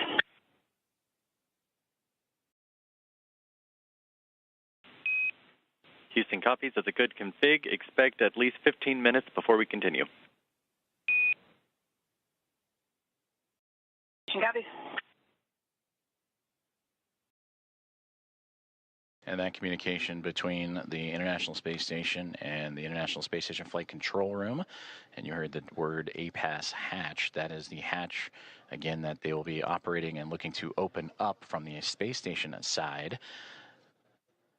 But in doing so, they will need to pressurize, as we've been talking about, the vestibule, and then allow for the atmospheres to match between the Dragon Grace spacecraft and Axiom Mission 4 crew, the vestibule itself, and the International Space Station all equal throughout to allow for the parties to pass through for the hatch opening and eventual welcome remarks.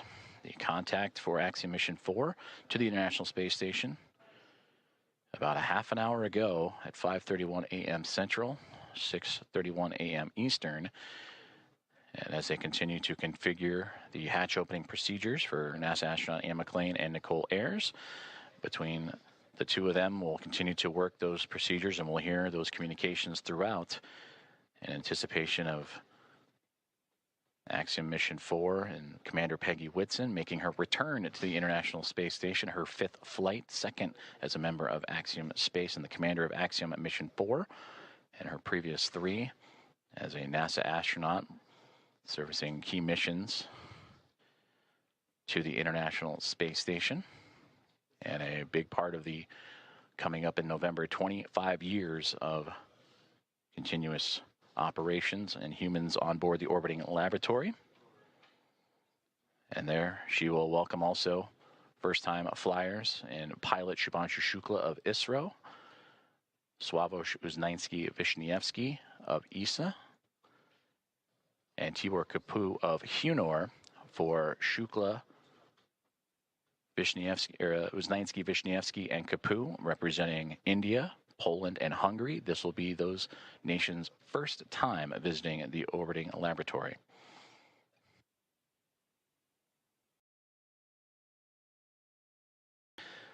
And with that, from Axiom Mission 1 through Axiom Mission 4, the International Space Station will have welcomed 14 different private astronaut crew members representing 11 different nations, showing how private astronaut missions truly expand access to the International Space Station for more nations, people, and opportunities.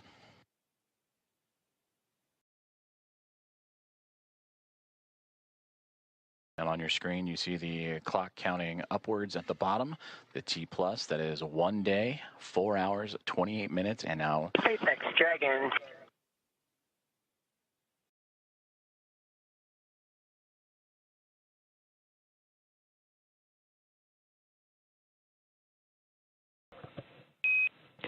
Dragon SpaceX on the big loop.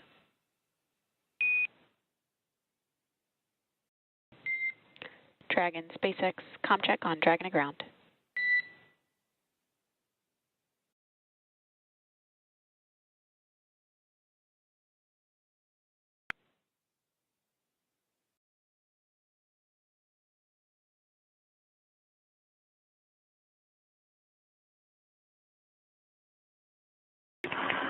SpaceX Dragon from the cabin mic on Dragon to ground.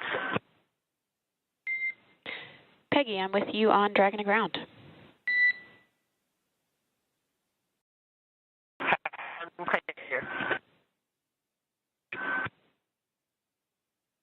Did you call for me, or did I misunderstand?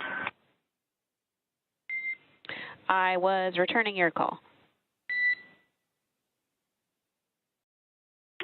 Okay, stand by for inventory. Copy, standing by.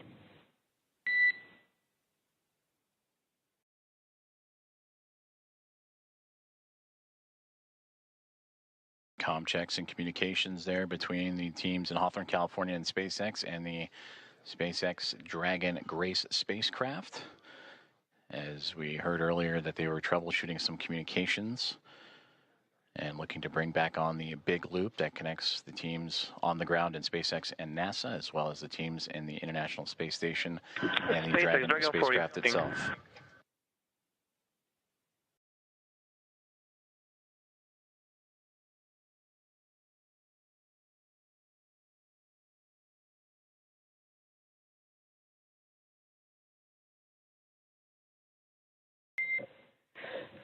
SpaceX Dragon 4, inventory reporting on Dragon to ground.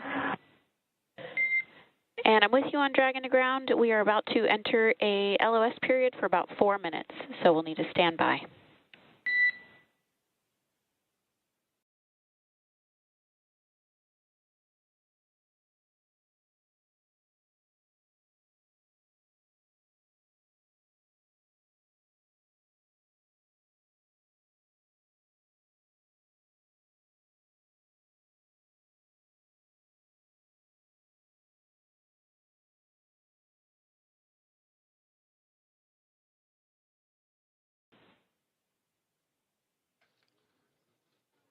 Communications between SpaceX and the crew aboard the SpaceX Dragon and Gray spacecraft, saying they are upcoming on a period of LOS, or loss of signal, that's anticipated as the International Space Station and the spacecraft orbiting around the Earth and transfer of satellite signals. Right now they are making their way over the southern Indian Ocean and about to head into a period of orbital nighttime, as we will get back views as soon as we have them.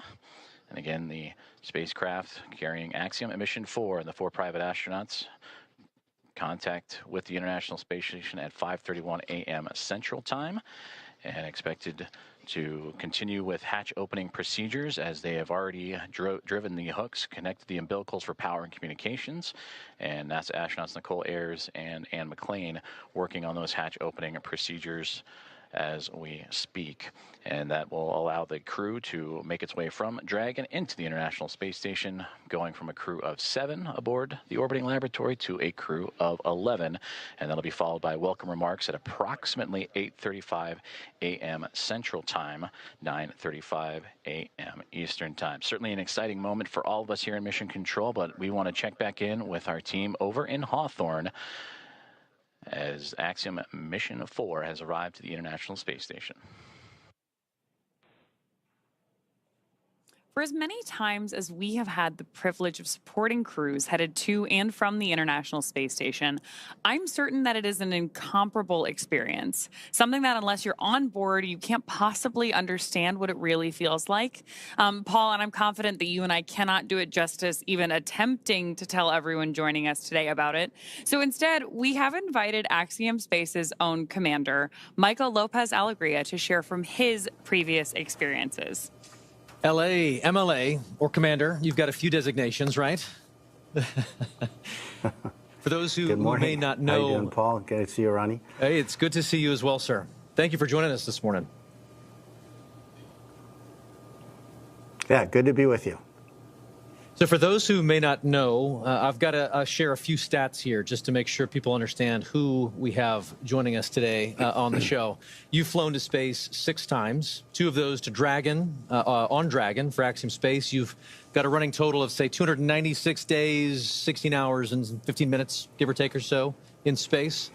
You've conducted 10 EVAs over the course of your career, and when you're not in space, you're helping get others at Axiom Space to space, right? As our chief astronaut. Do I have all of that right? Sounds good. I'm not sure about the minutes and seconds, but everything else sounds right. That's awesome.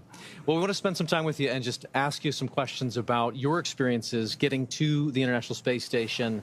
Obviously, you know a thing or two about rendezvous and docking.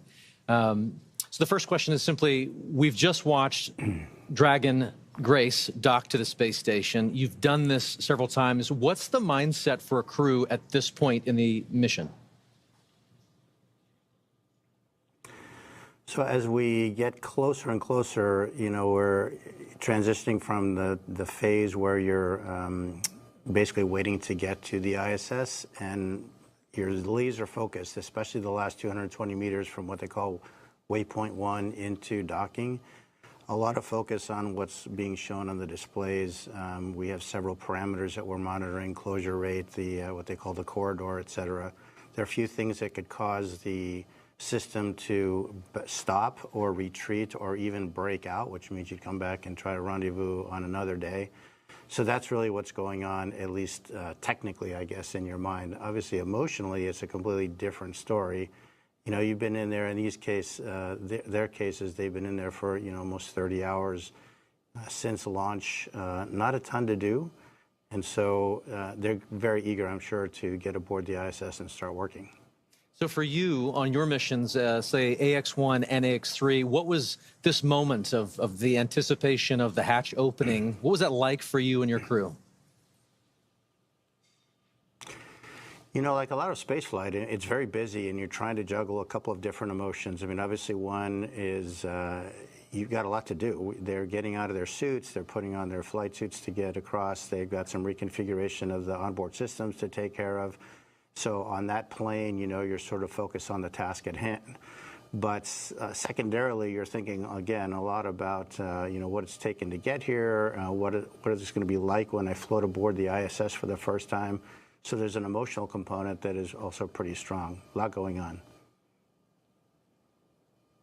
So backing up even further, before you get to that kind of emotional moment of crossing the threshold, tell me a little bit more about the journey to get to that point. We on this end get to see launch, ascent, and then spacecraft separation.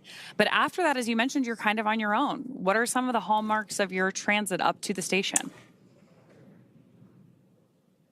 Yeah, as you know, Ronnie, from the time of post-orbital insertion, when the Dragon is configured for on-orbit operations, until you really start the approach initiation, you're basically playing catch-up. And I heard it very well explained by John yesterday on the broadcast during launch, that it's basically you're on the same lane as the ISS, but now you've got to catch up. And the way we catch up is by having an orbit with a lower altitude than the ISS. So we actually go around the Earth a little bit faster each time. And with each lap around the Earth, we get closer and closer. And so there's not a ton to do. Those maneuvers to adjust the orbital altitude, we call them burns. They happen, first of all, automatically. Of course, we are monitoring when they're going on. But between those things, there's not a ton to do. The Dragon is a very efficient spacecraft for what it is meant to do, which is transit to get you from the Earth to the ISS. But it's not really cut out to be an on-orbit anything, really. So you're just sort of hanging out. They will have had a sleep period while they wait to get there. But there isn't a ton to do between those maneuvers, and so it's really kind of a hurry up and wait. Again, a lot like a lot of human spaceflight, very intense activities, followed by some pretty long lulls occasionally. And so then when do you get to go from that free-flying, like transit mode to the rendezvous and docking phase?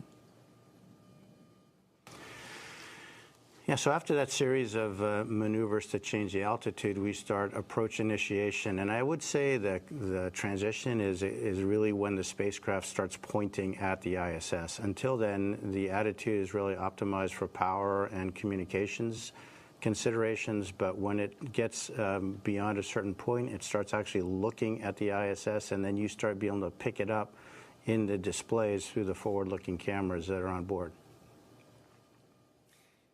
LA, you've described the moment of getting into microgravity as you've transitioned into another plane, another world, another moment. Can you share a little bit of that thought, that mindset, as you transition from obviously the acceleration of launch into microgravity and being in that other world? I'd love to hear your perspective on that transition. Yeah, you know, Paul, it's interesting. I mean, it really is kind of like a parallel universe in a way.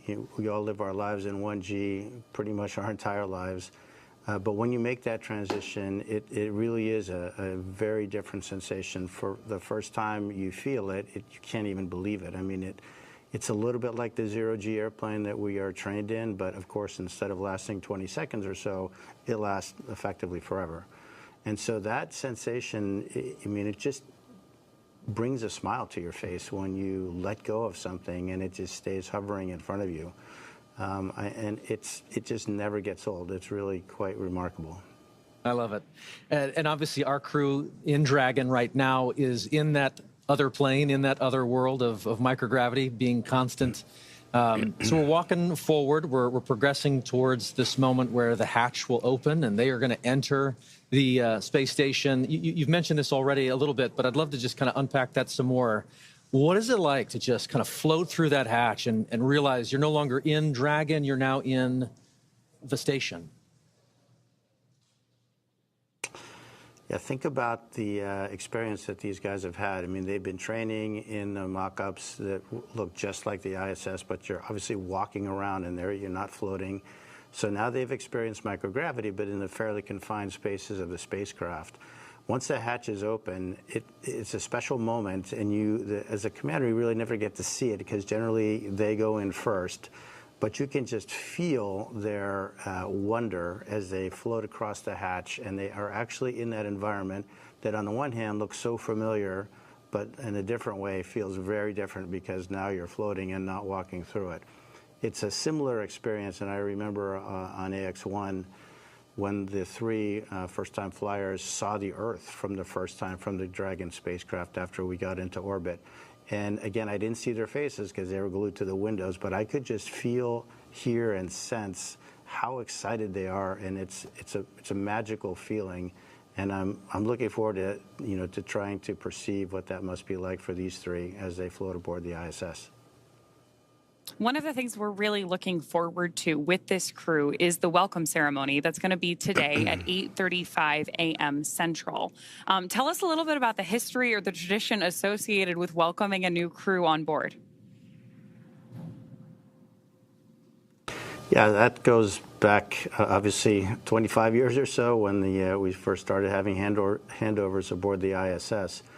But recently what we've done is added a pinning ceremony to that, and that is where Peggy, as a commander, will provide astronaut pins to the three new flyers, Shuk, Suave, and Tibor. And those pins will have a number associated with them, which is the number of orbital astronaut they are. So they will be the 634th, 35th, and 36th humans to have orbited the Earth in the history of humanity. So when you think about it, it's a pretty small number considering humans have been around quite a while. But it's pretty nice, and of course, to be greeted by the onboard crew, all 7 of them, lots of hugs, lots of different languages being spoken, and a lot of smiles. And so then after you have this great welcome moment, sharing all of that across different cultures, different teams, how quickly do you transition then to working together on station? Pretty quickly. You really have to hit the ground running. There are a few safety things that we go through with the ISS commander where they'll tell us some things that, of course, they have learned in the mock-ups again, but now this is for real. These are where things are located. This is what we expect you to do if this or that goes wrong. And then really it's off to work. We start transferring a lot of cargo out of the ISS. Most of that will be to support various scientific experiments that we're bringing on board. And then our lives get ruled by what we call the Optimus Viewer, which is basically a moving map of your schedule from the time you wake up to the time you go to bed. And it's pretty hectic. You've got, in this case, 14 days to get a lot of stuff done. Every detail is pre-programmed by the teams on the ground working with NASA. And we really have an effort to try to maintain that pace. Obviously, it takes a bit of time to get accustomed to floating around. Even though they've been in zero-G for over a day, they haven't been in zero-G in such a big open space. And so moving around, you've heard the term or the phrase slow is smooth and smooth is fast. They definitely will be practicing that. So there's a little bit of time for adaptation. There's quite a bit of time with the safety briefings that I mentioned. But after that, it's looking at Optimus Viewer and really getting started.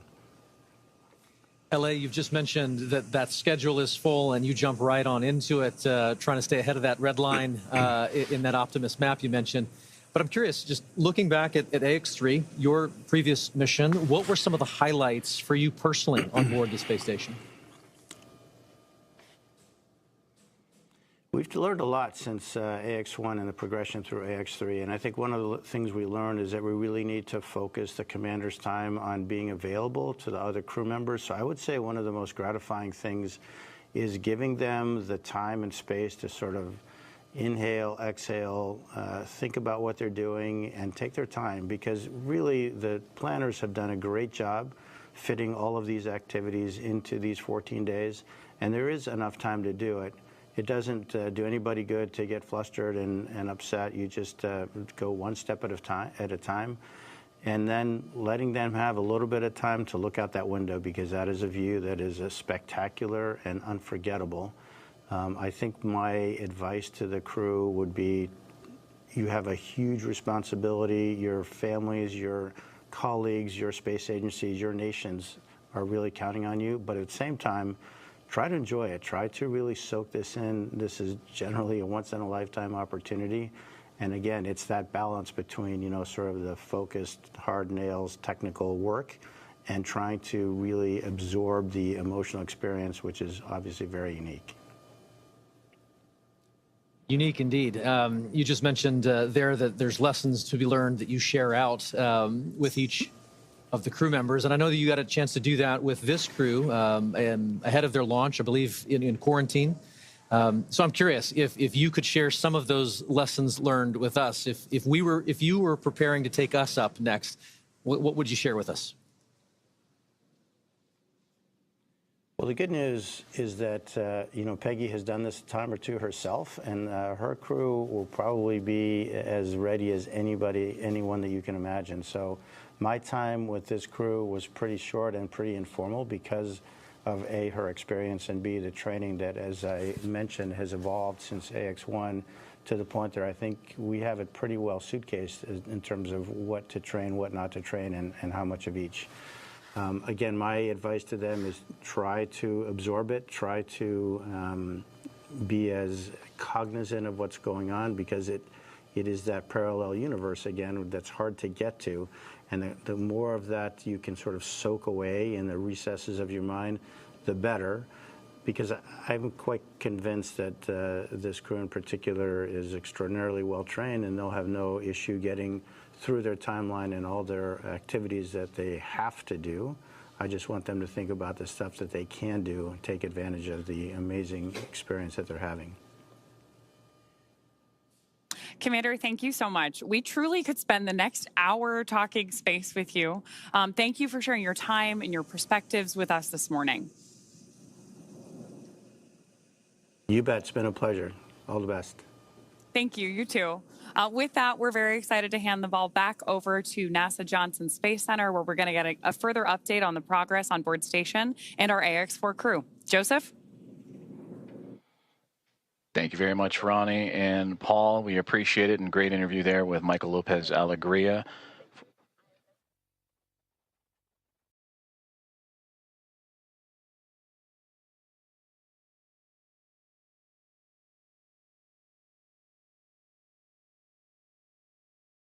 Dragon copies. And a great update right there to bring us right back into what's been happening and all the key milestones of the hatch opening process and the docking process for Axiom and Mission 4. Its team on the Dragon Grace spacecraft, and have connected to the International Space Station. You heard that power and the connection with the umbilicals. Everything has been established.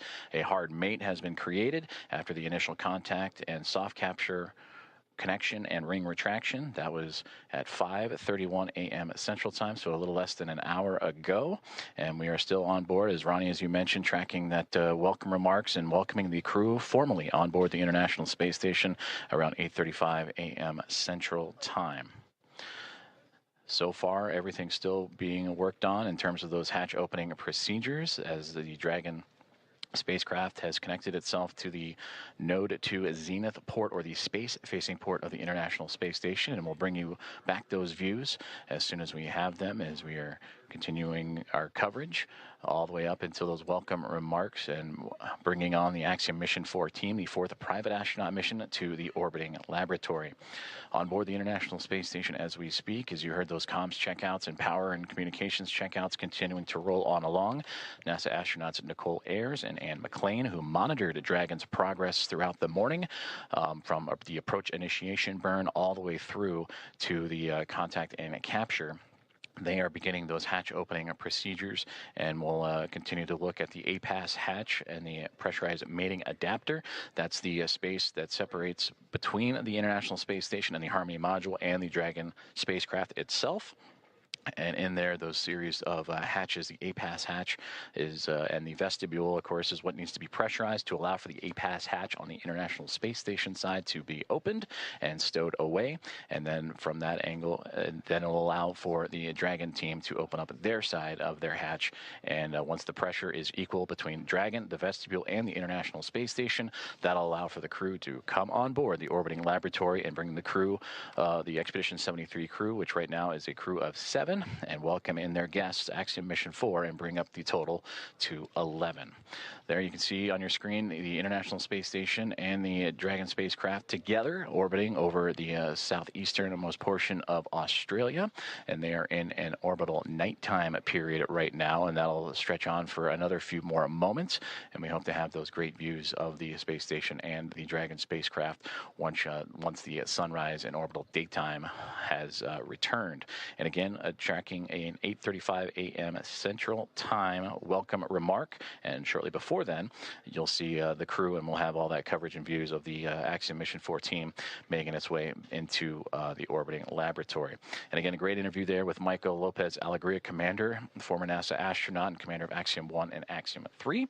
And the ISS, the International Space Station, ready to welcome in Peggy Whitson, a former NASA astronaut, on her 5th flight, second with Axiom as commander of Axiom 2 and now of Axiom Mission 4, and bringing in pilot Shubhanshu Shukla of ISRO, Sławomir Uznański-Wiśniewski of ESA, and Tibor Kapu of Hunor, each representing India, Poland, and Hungary respectively. It'll be the first time that those 3 nations have been on board the International Space Station.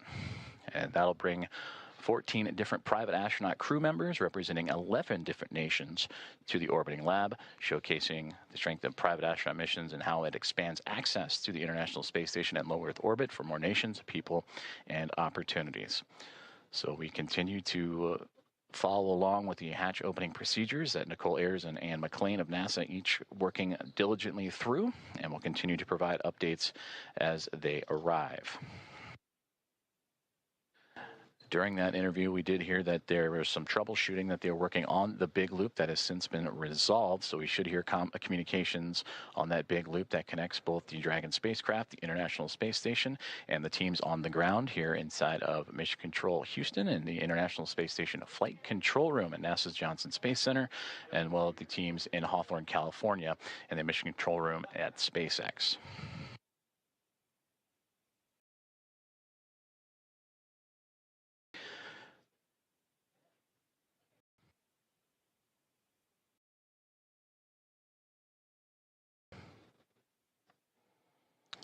Currently on board the International Space Station. Station Houston on the big loop for PMA.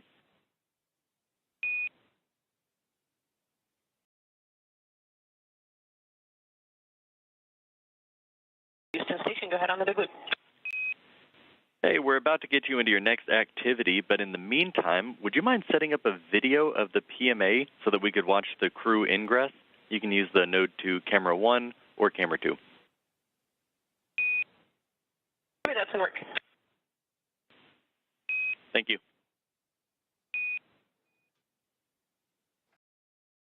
Communications from the ground here in Mission Control Houston up to the International Space Station, that PMA, pressurized mating adapter, and that is where NASA astronaut Nicole Ayers is currently operating in the hatch opening procedures, and they're asking to set up a camera so we can get live views in and witness the Axiom Mission 4 crew as they ingress or enter the International Space Station. So we will keep an eye out for those views coming from that pressurized mating adapter just inside the Zenith, Node 2 Zenith port of the International Space Station, that space-facing port. Before those communications, I'm going to say aboard the International Space Station as we speak, the 7 members of the Expedition 73 crew, featuring Anne McLean and Nicole Ayers, who are prime characters in today's docking operations, joined by Takuya Onishi of JAXA and Kirill Peskov, alongside NASA astronaut Johnny Kim, Sergei Ryzhikov, and Alexei Zubritsky.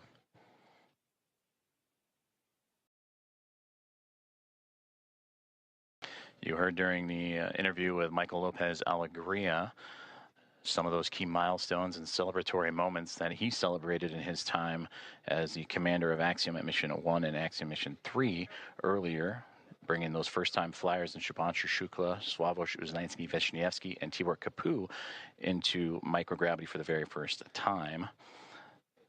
The International Space Station also featuring first-time flyers Nicole Ayers and Kirill Peskov, alongside with Johnny Kim and Alexei Zubritsky. For Ayers and Peskov, they recently just celebrated their 100th day in orbit this past Station, Monday. you actually have both Node 2 cameras on. You guys are welcome aboard. Fantastic. Those are great views. Thank you.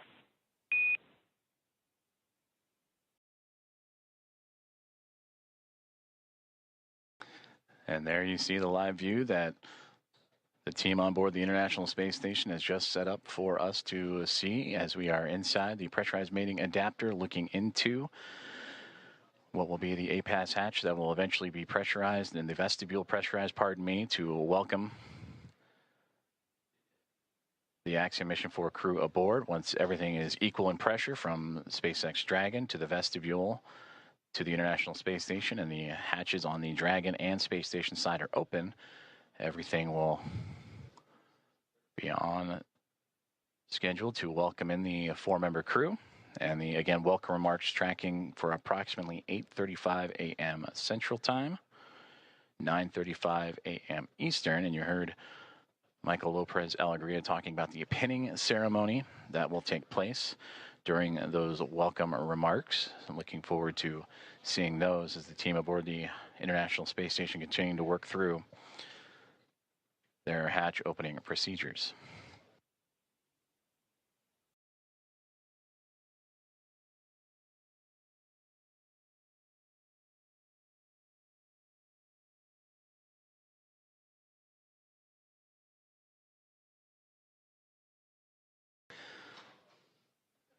Since launching from Launch Complex 39A and NASA's Kennedy Space Center yesterday morning at 1:31 a.m. Central, 2:31 a.m. Eastern, the Axiom Mission 4 crew above the newly named Dragon SpaceX Grace spacecraft have tracked down the International Space Station through a stair-stepping procedure of multiple burns that occurred from just moments or a few moments after launch up until the early morning hours today, to allow them to catch up to the orbiting laboratory and set up for the final approach and docking. And that contact with the orbiting laboratory at 5:31 a.m. Central Time.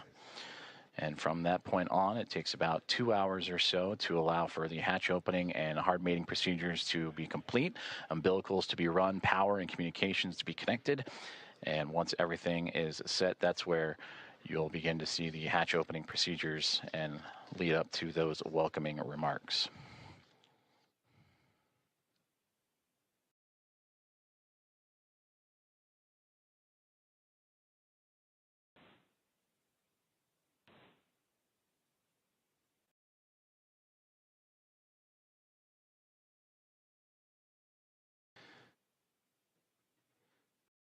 And as you're following along with us as we continue to wait for views of the International Space Station and the Dragon spacecraft as they are in an orbital nighttime period, making their way across the Pacific Ocean and approaching the equator, almost right in the middle of the Pacific Ocean. We'll get those views back from the exterior cameras.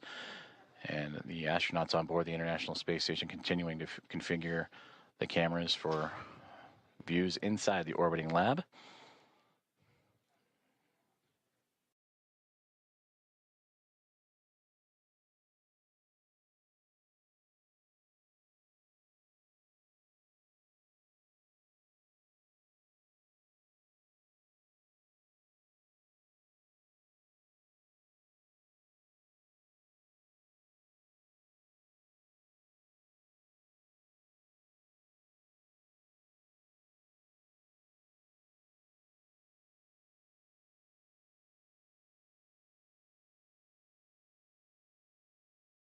If you are just joining us, you are watching live coverage of the docking of Axiom Mission 4 to the International Space Station, the 4th private astronaut mission to the orbiting lab and the first since January of 2024. Docking has occurred, and that was exactly an hour ago, 5:31 a.m. Central, 6:31 a.m. Eastern.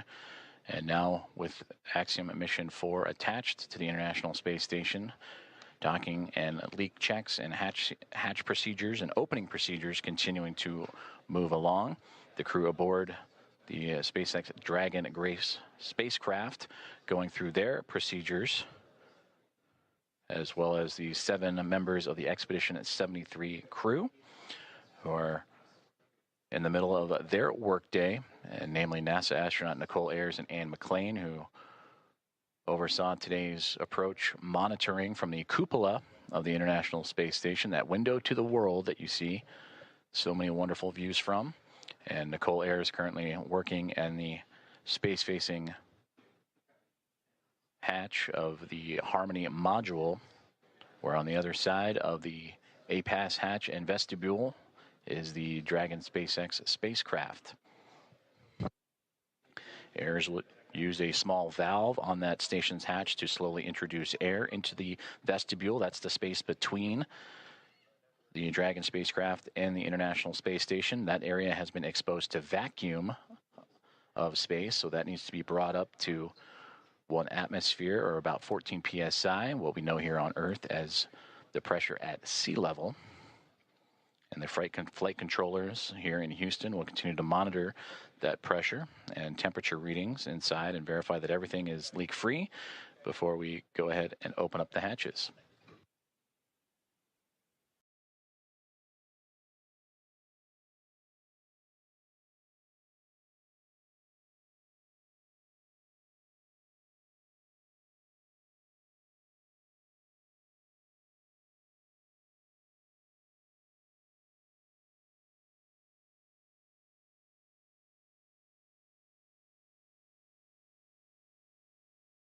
Just received communications from the team here inside the International Space Station Flight Control Room that the vestibule leak check has been successful, and it is good. So they will continue to move forward with the hatch opening procedures. And again, you heard in the interview with Michael Lopez Alegria, slow is smooth, smooth is fast, as these teams making sure everything is sealed up and safe as they continue through hatch opening procedures.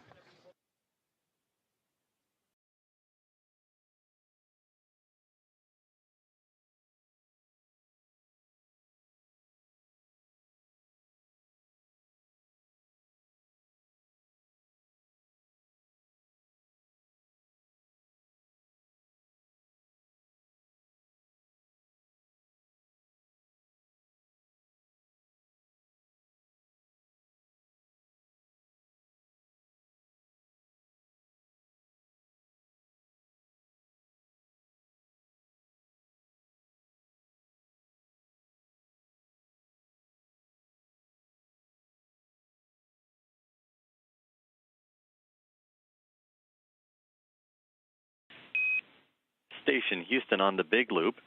We are doing some more troubleshooting for the C2V2 audio issue, so Big Loop is going to be down for another 5 minutes. In the meantime, you are go to pick up in step 3.1 of 2.102, and NASA TV should be available on VME TV now.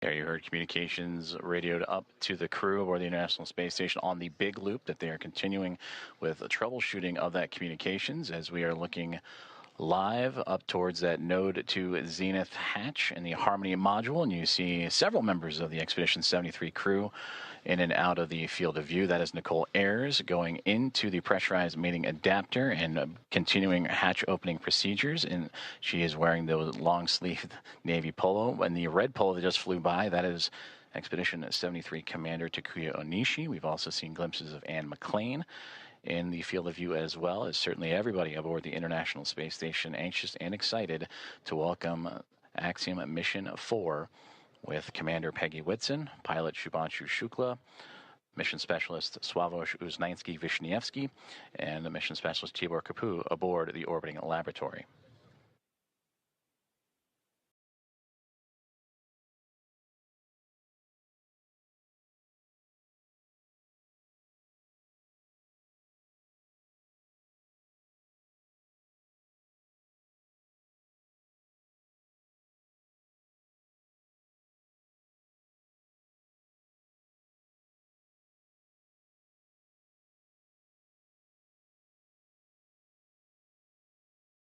This is Mission Control Houston. If you are just joining us, you are following along with live coverage of the docking and soon-to-be hatch opening and welcome remarks of Axiom Mission 4 to the International Space Station. The mission began with the launch off of Launch Complex 39A and NASA's Kennedy Space Center yesterday morning at 1:31 a.m. Central, 2:31 a.m. Eastern. That took them on a journey that was a little more than a day to get them to the orbiting lab. They have since docked, and contact was at 5:31 a.m. Central Time. And after the connections made, the hooks driving to form the hard mate, umbilicals with power and communications connections all run. Now it is those hatch opening procedures and leak checks that the crew is currently working through aboard the International Space Station, while the crew aboard Station the on Axiom 2 for step 3.2, seeing about 0 for the DVTT, looking for your go to continue.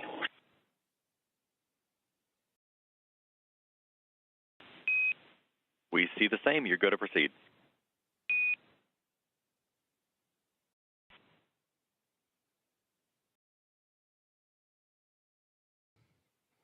and continued communications as Nicole Ayers once again floating into that pressurized mating adapter and continuing those hatch opening procedures to welcome Axiom at Mission 4.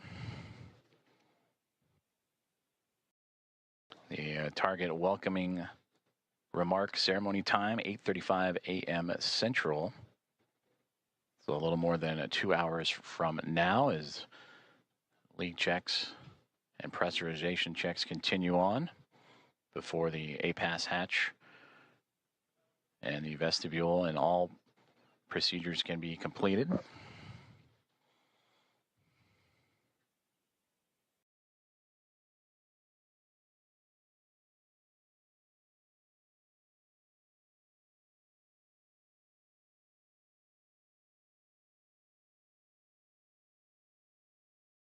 A great view of some of those procedures as Nicole Ayers again. You can see her with that right hand turning the crank and working on that hatch to continue those procedures.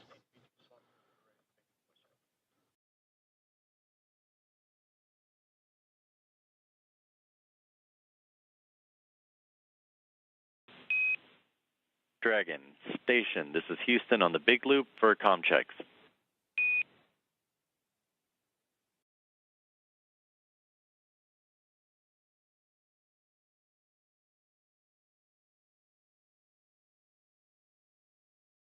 Dragon has you loud and clear.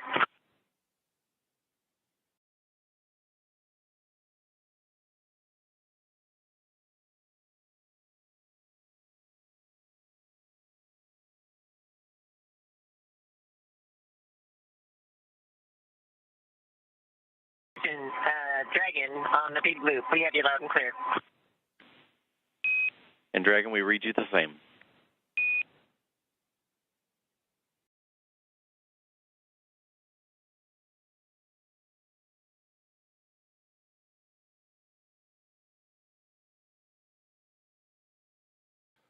Great communications checks there as the teams on the ground continuing to work on those communications between the International Space Station and the ground, as well as the teams here in Mission Control Houston and Dragon, as we are watching live inside of the International Space Station up into the Node 2 Zenith hatchway as NASA astronaut Nicole Ayers continuing with her hatch opening procedures.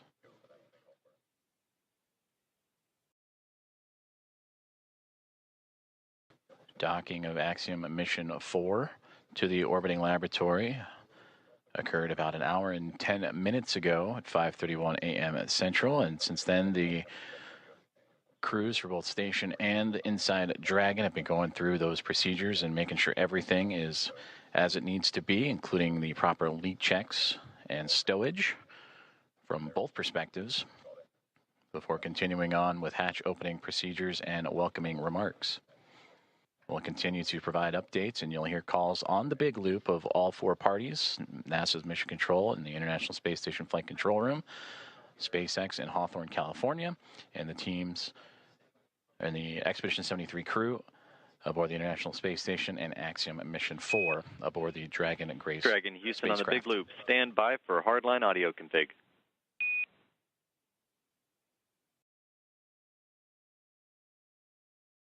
Dragon copies.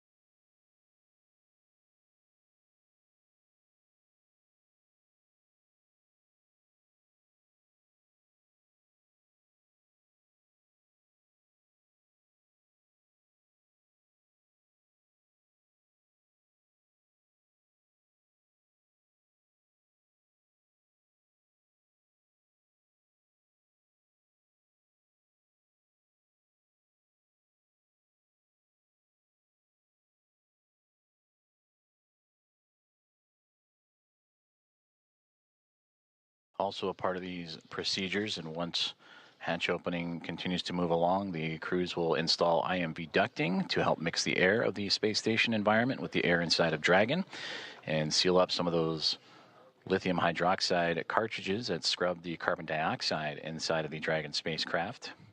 And that was on their ride to the International Space Station. They'll also check some vent valves as we go, and maybe need a little bit more time on board, but these last final checks are crucial to make sure everything is good to go, since it will remain docked to the International Space Station for nearly 2 weeks.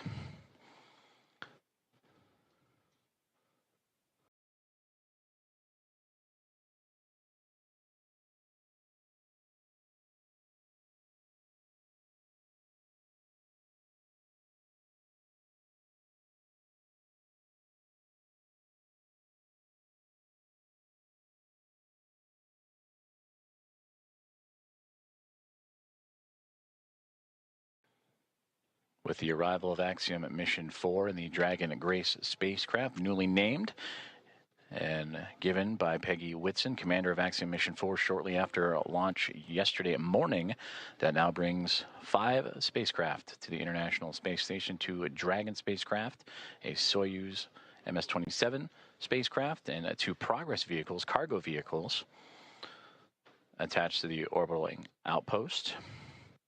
For Dragon, it is Endurance and Grace, connected to the forward and now zenith ports of the Harmony module, with 2 Progress vehicles and that Soyuz MS-27 also connected. And once the Axiom Mission 4 crew makes its way aboard station, that'll bring, since 1998, 288 visitors to the orbital outpost.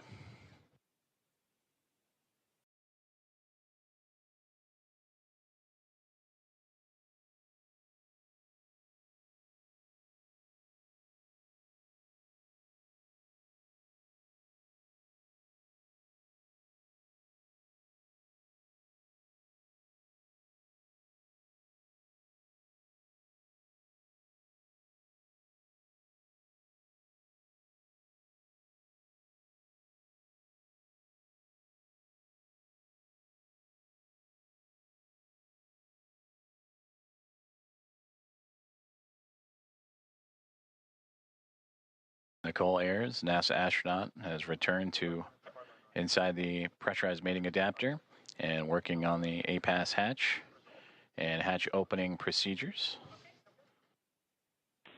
as we continue to get great Dragon views from Houston inside on the the Big Loop. International Space Com Station. check. Hardline audio configuration complete, and we have resolved the audio issues on C2V2. That sounds great, because we have you loud and clear. We read you the same.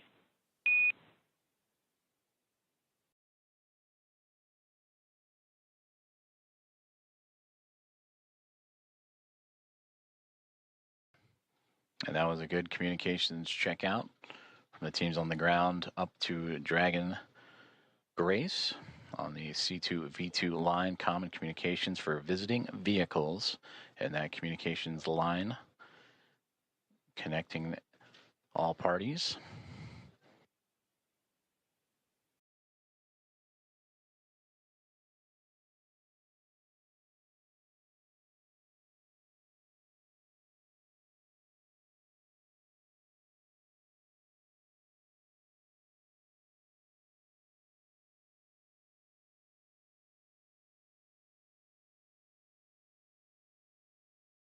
As we continue to work through hatch opening procedures, and again targeting approximately 8:35 a.m. Central Time for welcoming remarks as the International Space Station and Expedition 73 crew bring in and welcome aboard Axiom Mission 4.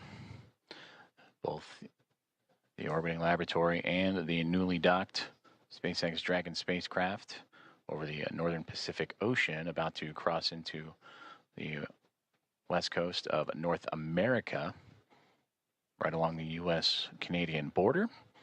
And also around that time, we will start seeing an orbital daytime period, as Dragon and the International Space Station have been orbiting in a nighttime phasing.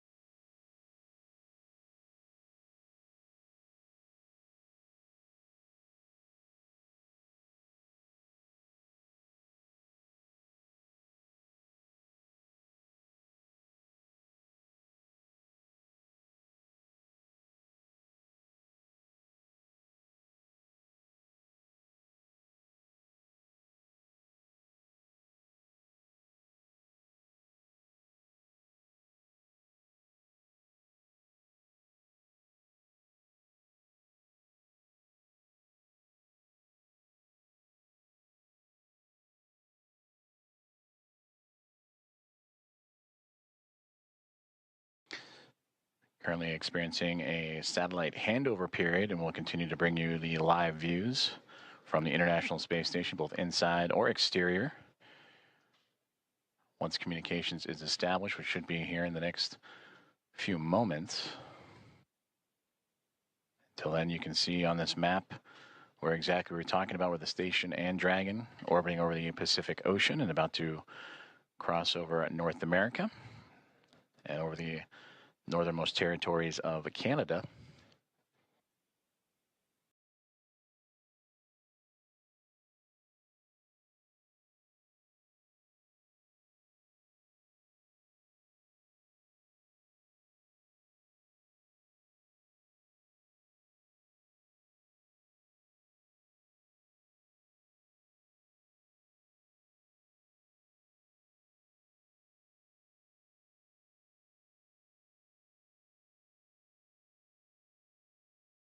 As we wait for those communications to return, to recap, Axiom Mission 4 has connected with the International Space Station after launching from NASA's Kennedy Space Center yesterday morning at 1:31 a.m.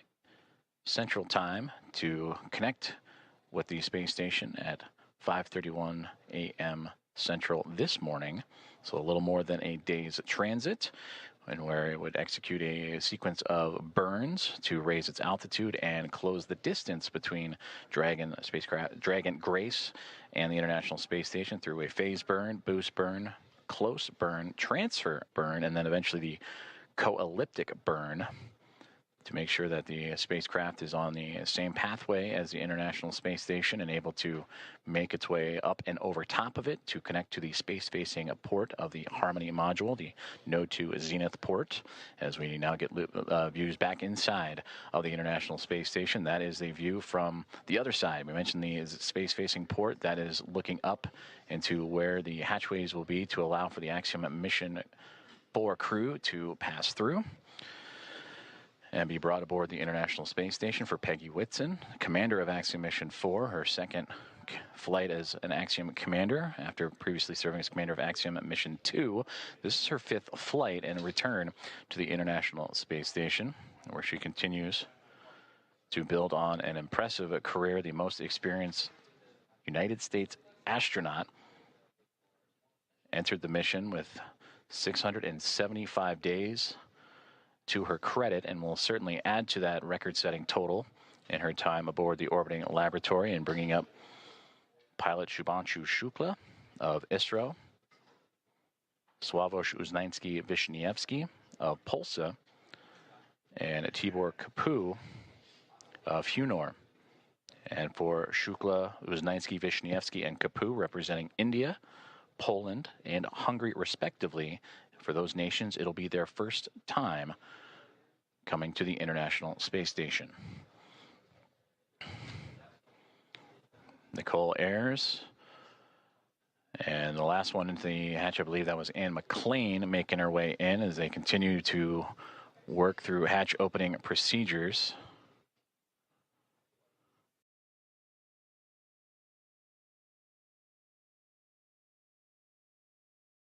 In the middle there, that is Expedition 73 Commander Takuya Onishi of JAXA. And then you just momentarily saw NASA astronaut Johnny Kim float in and out of view as the crew working together to continue these procedures, moving around some equipment, and to allow for the access to the APAS hatch after successful vestibule pressurization and checks. And that's the operations that Nicole Ayers is working on right now with Takuya Onishi.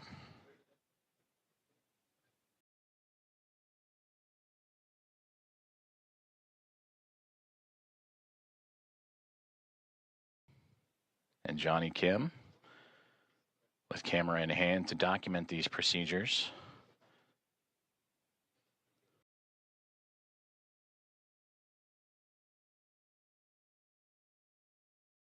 And again, just on the other side of this hatchway is where the Axiom Mission 4 crew, going through procedures of their own, inventory and doffing their suits that they wore on the uphill ride to their initial orbit, And after an off-duty period, would put back on for those dynamic phases of flight, starting with the approach initiation burn that occurred earlier this morning.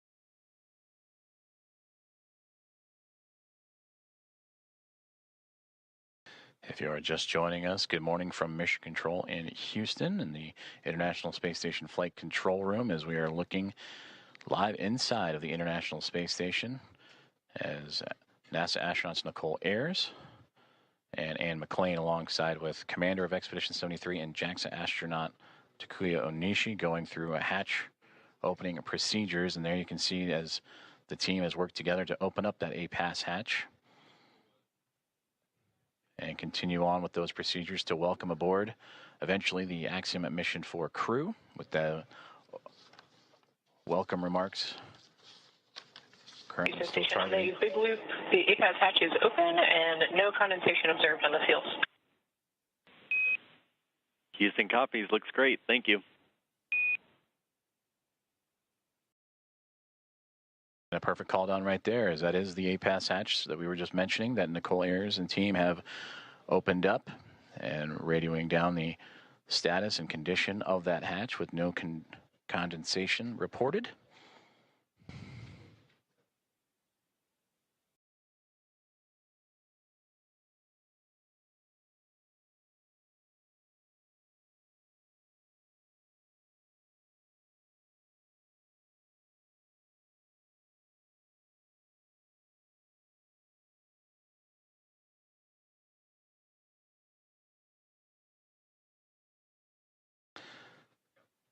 And as Nicole Ayers continues to work on that hatch, you'll also see that hatch be covered up to give an extra level of safety to allow for the Axiom Mission 4 team to pass smoothly without having to worry about any additional hazards as they pass through the vestibule and pressurized mating adapter and eventually into the Harmony module of the International Space Station.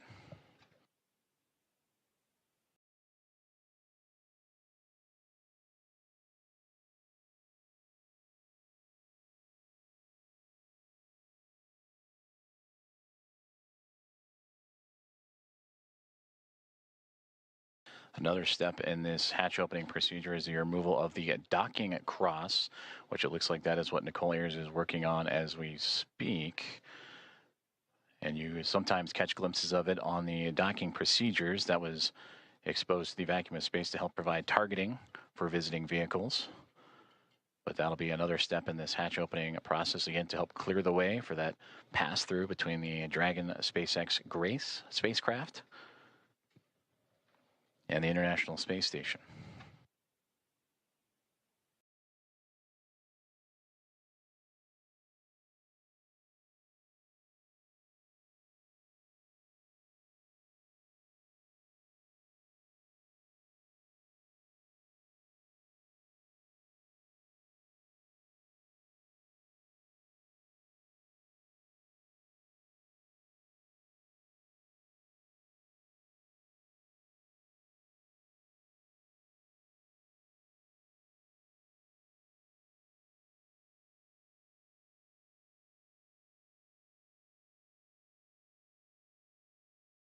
Hatch opening procedures continuing to move along for the teams aboard the International Space Station and Axiom Mission 4 as we draw closer and closer to the anticipated hatch opening and eventual welcome remarks And we thank you for tuning in and joining us this morning as we are live from the International Space Station Flight Control Room in Houston, Texas, monitoring Nicole Ayers as she continues to work through those step-by-step procedures.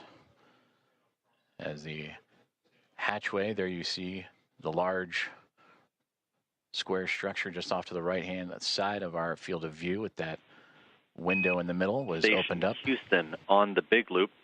Just want to clarify, we want the standoff cross stowed in the standoff cross cover bag.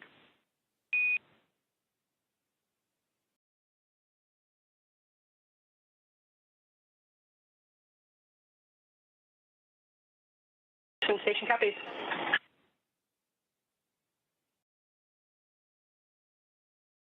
And that's the teams here on the ground assisting the astronauts on board the station with those hatch opening procedures. As again, that zenith hatchway we were just mentioning before the comms opened to the right that allowed Nicole Ayers and team to pass through. And that docking cross that was just removed will be inserted into its own bag. And there is NASA astronaut Ann McLean to join Ayers in the hatchway and continue on with those procedures as they now look to cover up the APAS hatch, which was just opened a few moments ago, to provide an extra layer of safety and protection for astronauts passing through.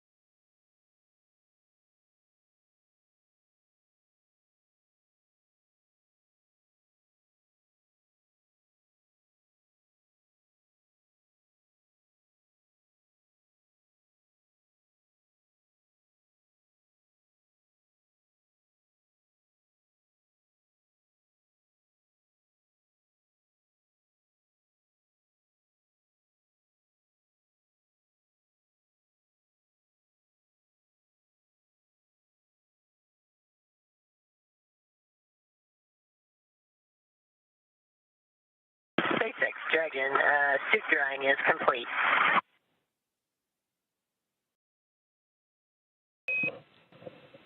And Dragon, we copy on the big loop, suit drying complete.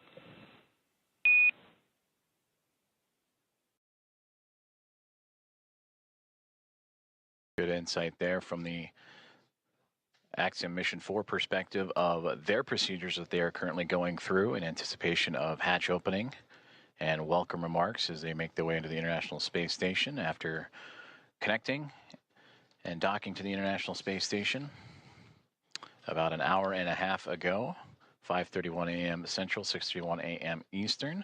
They went through their procedures, inventory and stowage and doffing of their suits that they wore from launch yesterday morning from Cape Canaveral, Florida, at NASA's Kennedy Space Center, and then during the dynamic portions of operations, and are now settling into their flight suits that they will bring in and wear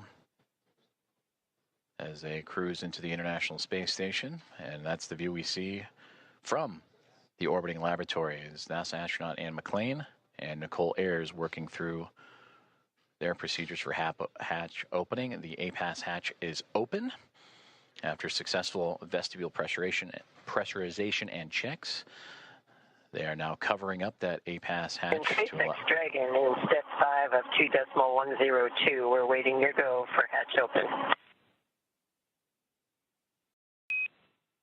Dragon, SpaceX copies on the big loop. You are standing by for hatch opening.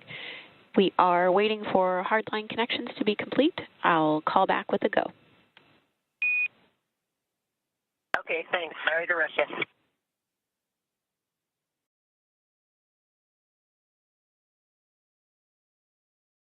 And there There you heard Axiom Mission 4 Commander Peggy Whitson radioing down to the team at SpaceX. They are awaiting the go for hatch opening. I'd imagine the crew aboard the Dragon Gray spacecraft anxious and excited to float into the International Space Station for the very first time.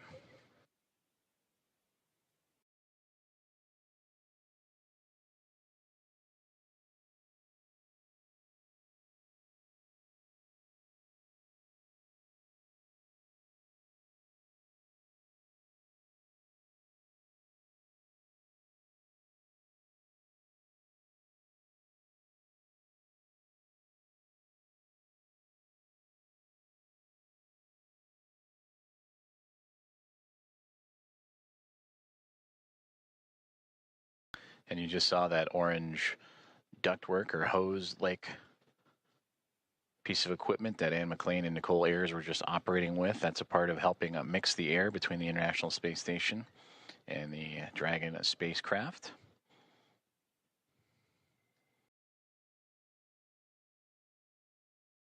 We'll continue to check some vent valves as well, so it just might be a little bit more time before we welcome the crew on board. But these final checks, again, critical to making sure that everything is good and sealed tight with no leaks and no issues, as Dragon Grace will be docked to the International Space Station for approximately the next 2 weeks.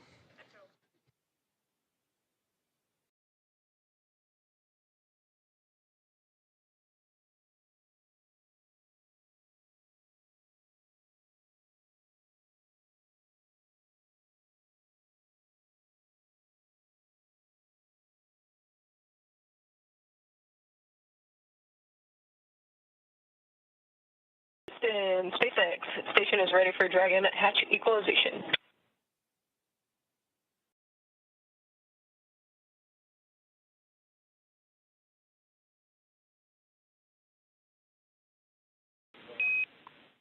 Houston, copy. Stand by.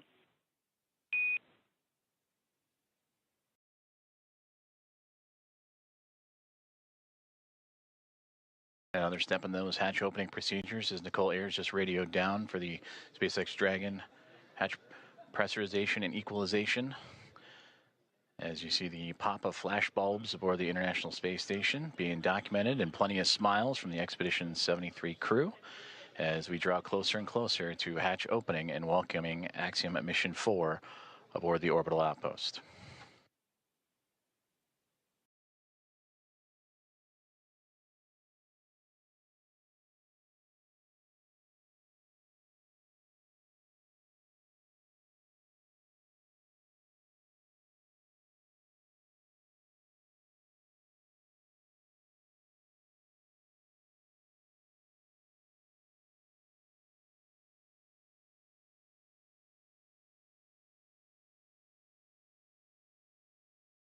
Meanwhile, here on the ground inside NASA's Mission Control, the International Space Station Flight Control Room, anticipation also building up as the room starting to fill with NASA leadership, as well as the Athena flight team continuing to work through the hatch opening procedures. Flight Director Allison Bollinger closely monitoring every step of the way as Nicole Ayers continuing to work through each checkpoint on her list. That's what you saw on the little tablet that she was referring to, making sure every step is covered as she has now floated back into the pressurized mating adapter across the APAS hatch. Station Houston on the big loop. We're still working some ground config actions before we're ready for equalization. In the meantime, can we get confirmation that the standoff cross went into the standoff cross bag? We were unable to tell from the video. It was in there when you guys called. Thanks. Copy, thanks.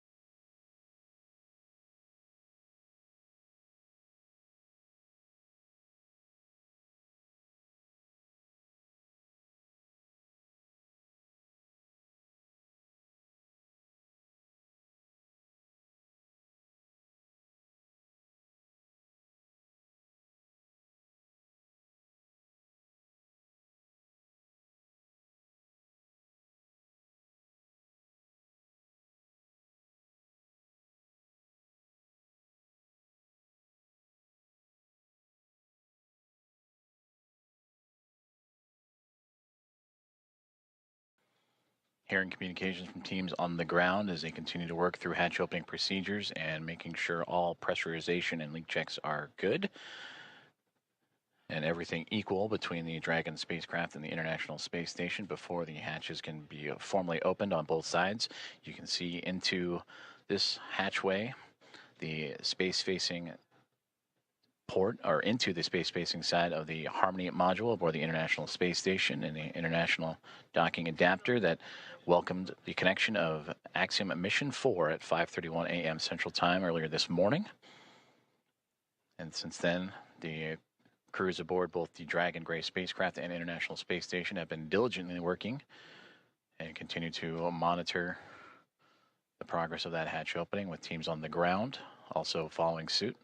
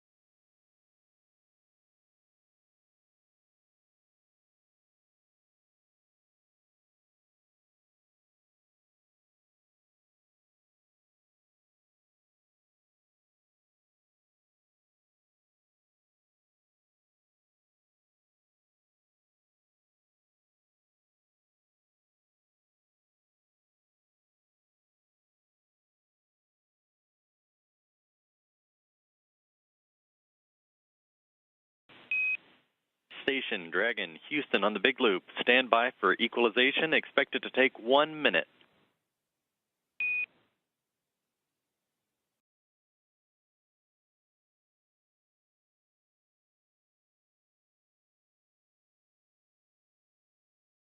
Station copies, 1 minute. Dragon copies, 1 minute.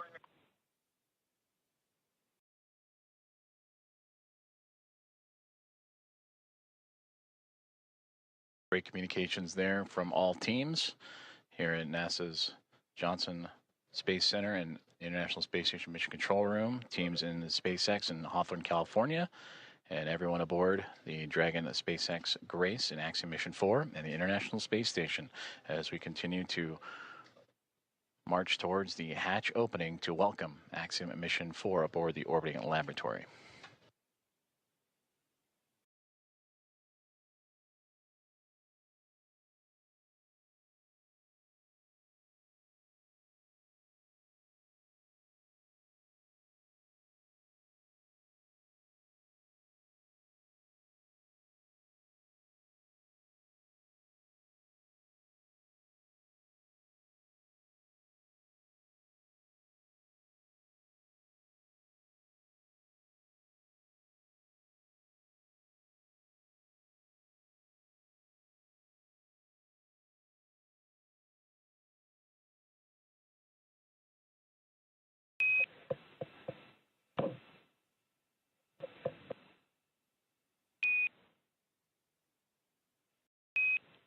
Dragon SpaceX on the big loop, you are go for hatch opening per the decal, followed by the remaining actions in procedure 4.400, section 6. Dragon copies, go for hatch open and remainder of steps in 4.400.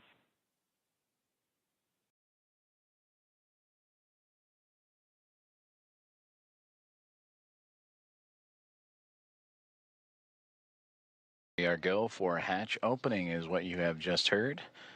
And if you are just now joining us, you are tuned into live coverage of the arrival of Axiom Mission 4, the International Space Station.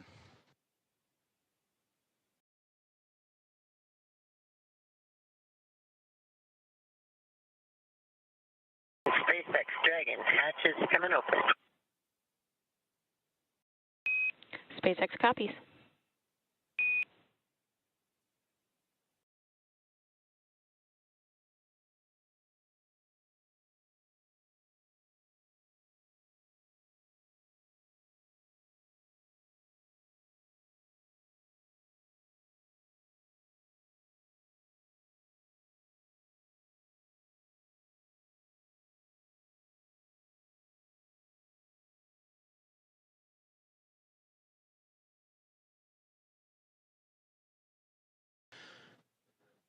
Expedition 73 crew anxiously awaiting as we just received the go for hatch opening to welcome Axiom Mission 4 into the International Space Station.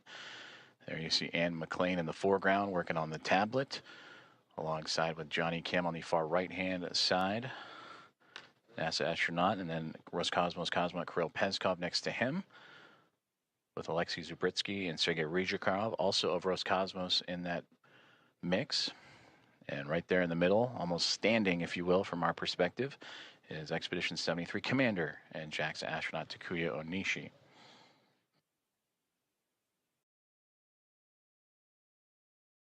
From this view, they are looking up. Dragon, hatch is open at 12:14, and we're requesting the go for the LIO change.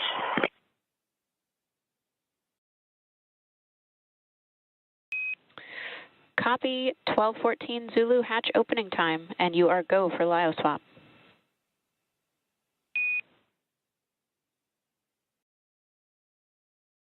And there you heard that the hatch is open and confirmed at 7:14 a.m. Central Time, as the hatches are open between SpaceX Dragon Grace spacecraft and the International Space Station. Again, 7:14 a.m. Central, 8:14 a.m. Eastern.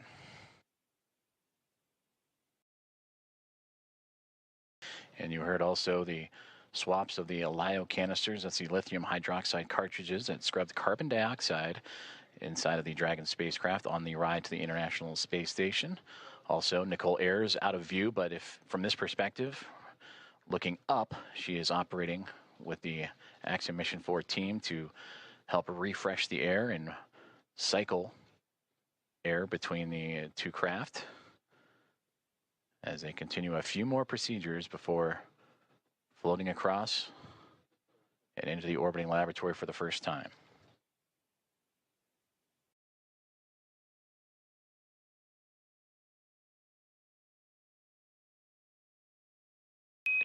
Dragon SpaceX on the big loop for LIO cartridge.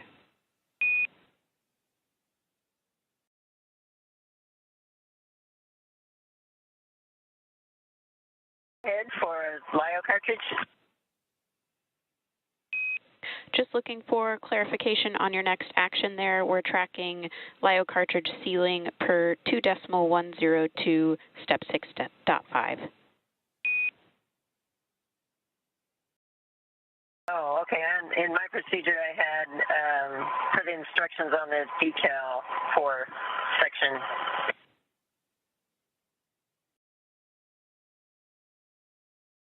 For section 4 of the instructions on the decal.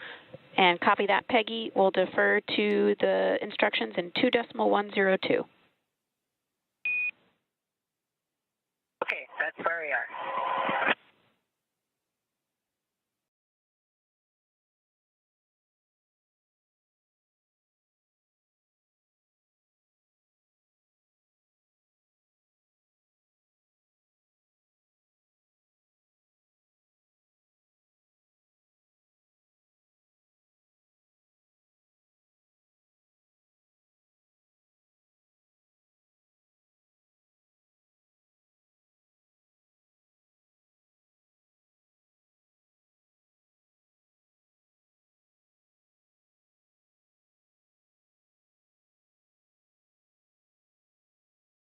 You just heard communications between Axiom Mission 4 Commander Peggy Whitson and the teams on the ground as they were talking about the swapping of the lithium hydroxide cartridges as the hatch has been opened between the Dragon spacecraft and the International Space Station just a few moments ago at 7:14 a.m.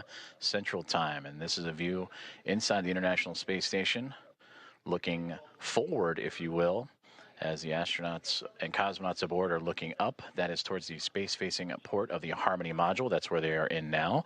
If you were to keep going forward, if you will, that is the forward port, which currently is occupied by Dragon Endurance from a crew at 10. And a great microgravity demonstration of the camera that Alexei Zubritsky is using to help document and be a part of the welcoming committee for Axiom Mission 4 here in the next few moments.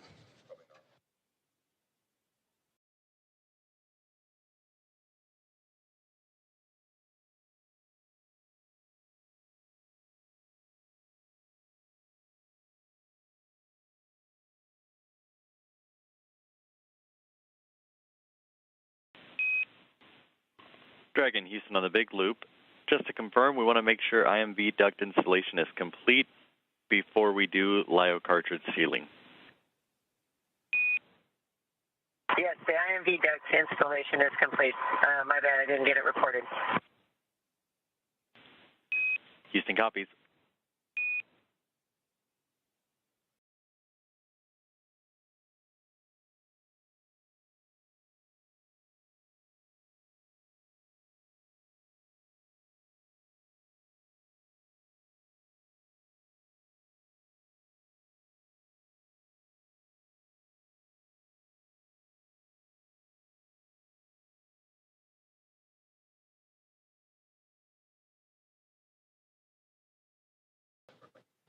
Now we switch views from pretty much the point of view of what the astronauts have been looking at. From what we have seen, they were looking up, and this is the shot up into that Node 2 Zenith hatchway of the Harmony module. That is Nicole Ayers, NASA astronaut, just on the other side of that APAS hatchway, working with the Axiom Mission 4 crew. You heard them talking about IMV ducting and LiO cartridges. That IMV ducting helps mix the air of the International Space Station environment with the air inside of Dragon.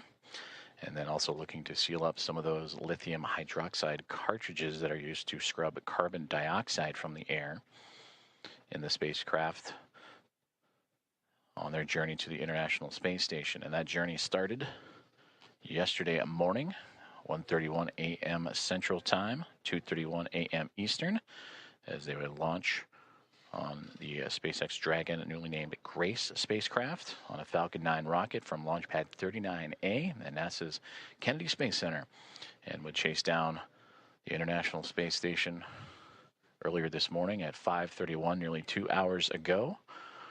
5:31 a.m. Central, 6:31 a.m. Eastern, a little bit more of a day's transit. Houston and SpaceX Dragon arrival configuration is complete.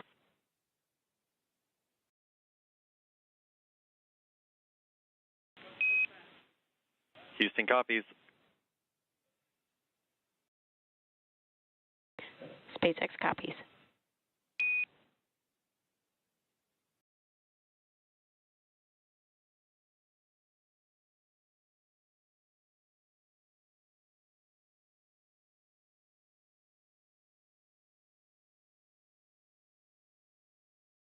Continuing to target a welcome ceremony or welcome remarks in the near future at 8:35 a.m. Central Time. So a little bit more than an hour from now is Axiom Mission 4 and the International Space Station continuing to work through hatch opening procedures, but getting close, you can start to see a little bit of a window of opportunity that was just on the other side of astronaut Anne McLean and Nicole Ayers there, as they are working on IMV ducting, mixing the air of the station and Dragon, and lithium hydroxide cartridges, stowage and swapping out.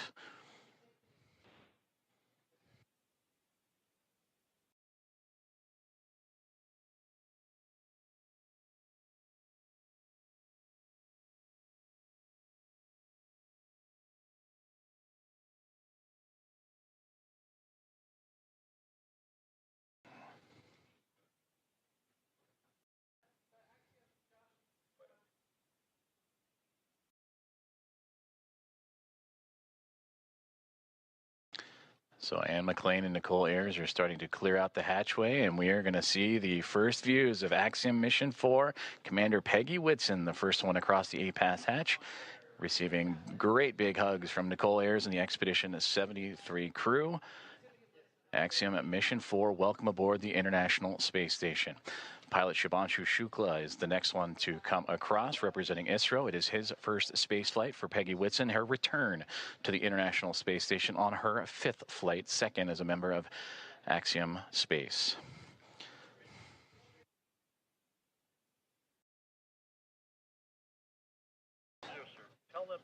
Sławomir Wisniewski of ESA, representing the nation of Poland.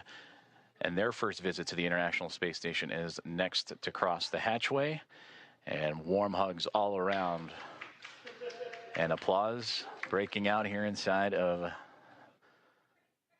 Mission Control Houston and International Space Station Flight Control Room, and Tibor Kapu, the fourth and final member of Axiom Mission 4, representing Hunor and the nation of Hungary, their first visit to the International Space Station as well.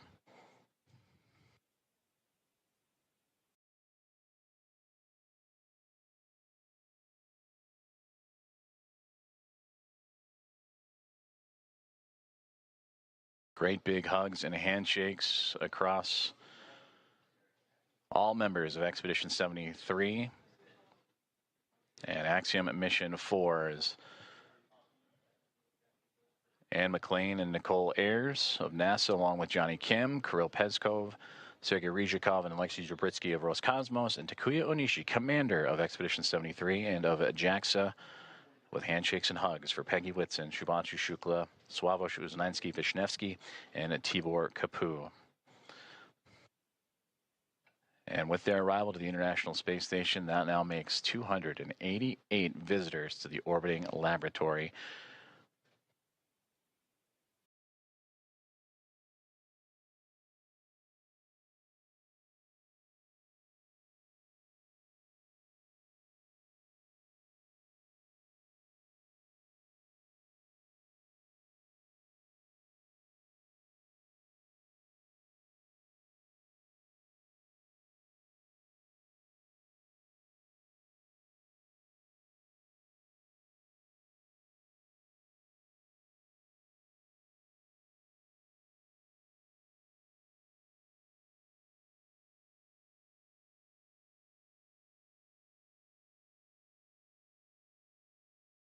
Axiom Mission 4 is now aboard the International Space Station.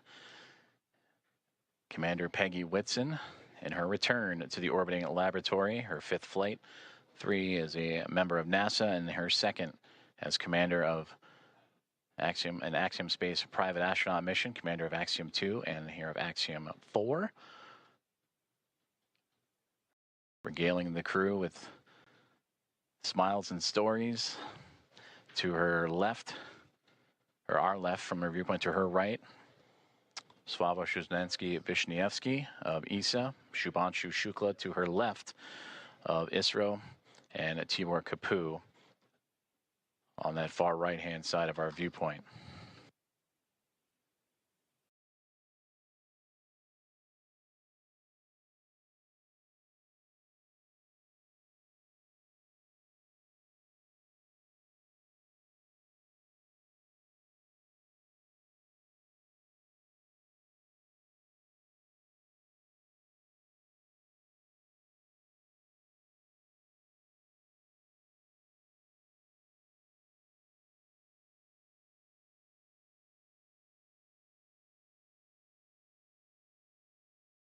The crew is safely aboard the International Space Station. Welcome again to Axiom Mission 4. And we are continuing to target a formal welcome remark from the crew and being joined by the Expedition 73 team as well. That'll be at approximately 8:35 a.m. Central Time. And from there, they will receive a safety briefing and begin their nearly approximately 2-week mission aboard the International Space Station, in which they will participate in around 60 research investigations representing 31 countries, with more than 24 of those experiments sponsored by the ISS National Lab.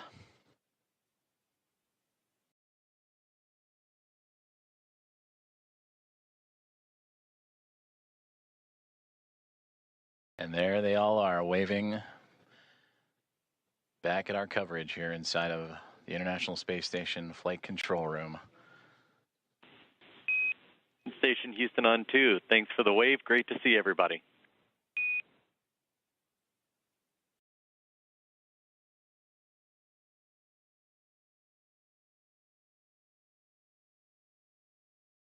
Houston Station, we're happy to be here. It's so great to be here finally.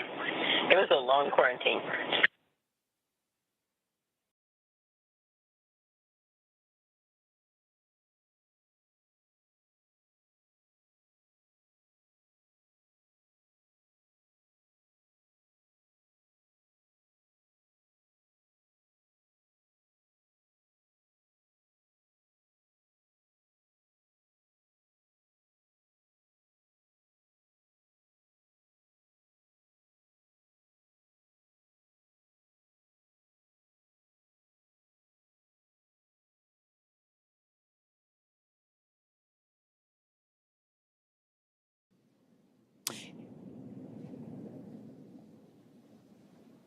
And with the crew now in the space station, we're going to wrap up our portion of the live joint coverage from Hawthorne. It's been an honor to support Axiom Mission 4 thus far, and we wish the crew a successful time on the space station. We're, of course, also looking forward to joining AX4 again when it's time to return home. Ronnie, from launch to docking, it has been an absolute pleasure sharing this desk with you. What has been years in the making for India, Poland, and Hungary is now well underway. Axiom Space and NASA's joint coverage will continue from here through to the welcome ceremony as Peggy, Shubhanshu, Swavesh, and Tibor start their 2 weeks aboard the orbiting laboratory. Over the course of our crew's time on station, we will be producing mission updates from Axiom Space's own space station development facility in Houston, Texas. So we invite you to follow the progress of AX4 on axiomspace.com and through Axiom Space's social media channels. So with that, on behalf of SpaceX, Axiom Space, and NASA, thank you all for tuning in to watch. While our stream on X is coming to a close, coverage of the welcome ceremony now continues on NASA Plus, axiom.space/live, and Axiom Space's social channels. With that, we'll turn it back over to you, Joseph. Have a great morning, everyone, and go AX4. Go AX4. Thank you very much, Paul and Ronnie, and thank you for joining us on this morning's broadcast as we continue on with our live coverage of the arrival of Axiom Mission 4 to the International Space Station, the fourth private astronaut mission to arrive to the orbital outpost, and the first since January of 2024. We just saw the crew of 4, including Commander Peggy Whitson, Shubhanshu Shukla, pilot of ISRO, Swavesh Uznanski-Vishnevsky, and Tibor Kapu of ESA and HUNORT, respectively, crossed the hatchway and into the orbital outpost for the very first time. We're continuing to follow along as we'll wait for the formal welcoming remarks that are currently scheduled for roughly 8:35 a.m. Central Time, so a little bit more than an hour to go as the crew continues to settle in. After you heard the remarks from Peggy Whitson mentioning the long quarantine, the ride up, which took a little bit more than a day's time to do so, as the teams here in the International Space Station Flight Control Room and special guests in the viewing room at the back of your screen on hand to witness this special moment and also to be a part of a handover period as the Orbit 1 team wrapping up their day's work, which certainly was busy. That saw the multiple burns as the Dragon spacecraft named Grace would continue its transit to catch up to the International Space Station, and ultimately docking at 5:31 a.m. Central Time with that initial contact. The soft capture turned to hard capture and mating. Hatch opening procedures took about 2 hours or so to complete, with teams on both sides inside the Dragon spacecraft and the International Space Station meticulously checking for leaks and going through each procedure step by step before that moment we just had a couple moments ago at 7:14 a.m. Central Time, in which the hatch was opened and the astronauts of Axiom Mission 4 floated on through to the International Space Station.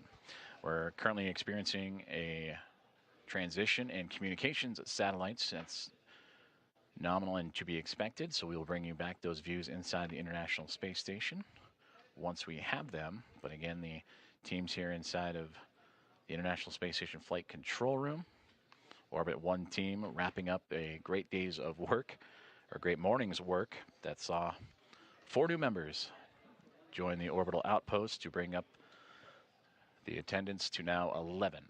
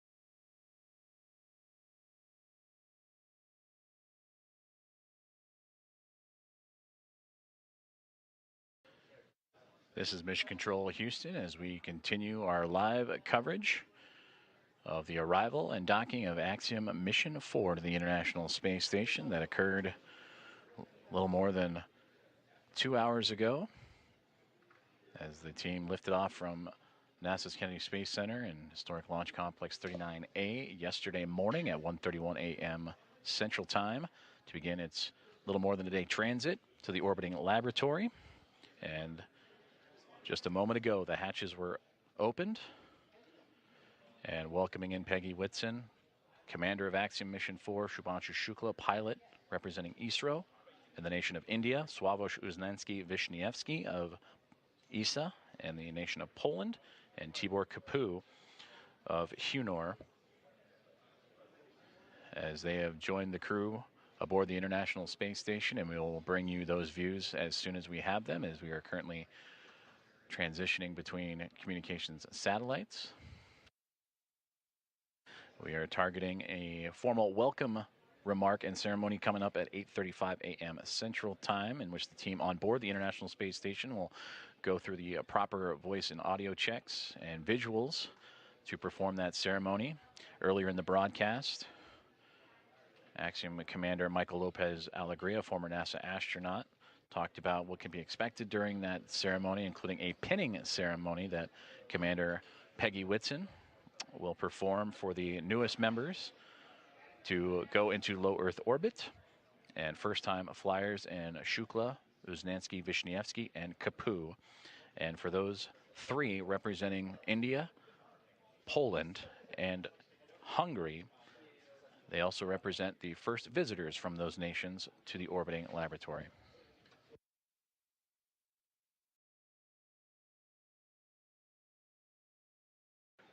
You're currently seeing live views inside of the International Space Station Flight Control Room as the teams on the ground here in Houston are currently undertaking a handover period over at Orbit 1 team that had the early morning hours and monitored Dragon's approach and docking. We'll hand over to the Orbit 2 team, which will then take over for their shift of the day.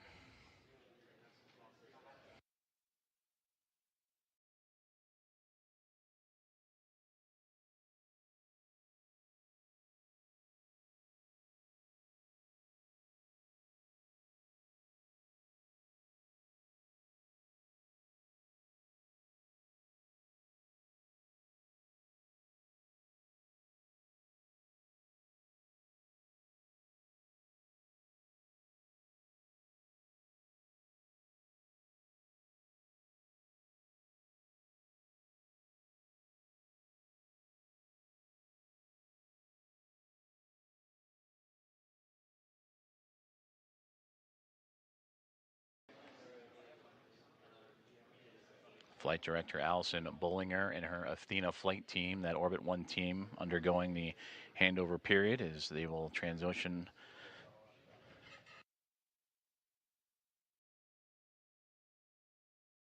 to the Orbit 2 squad,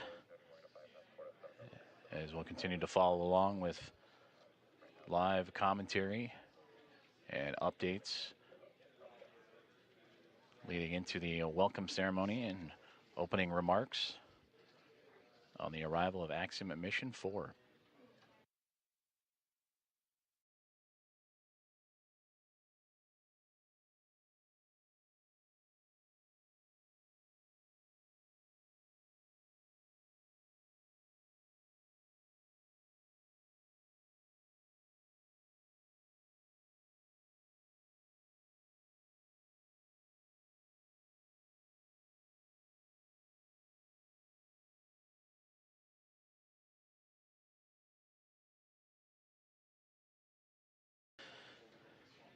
Flight Director Vincent Lacourt and his Destiny flight team, the next on tap in this handover period. And there you see him in the foreground, setting up next to Allison Bollinger, Flight Director that just completed her shift, welcoming Axiom Mission 4 and her Athena flight team as they continue their handover period. And as both teams monitoring the progress and preparation for the upcoming event, the welcome remarks from Axiom Mission 4 and their formal arrival to the International Space Station. And plenty of smiles and laughter throughout the room after a successful docking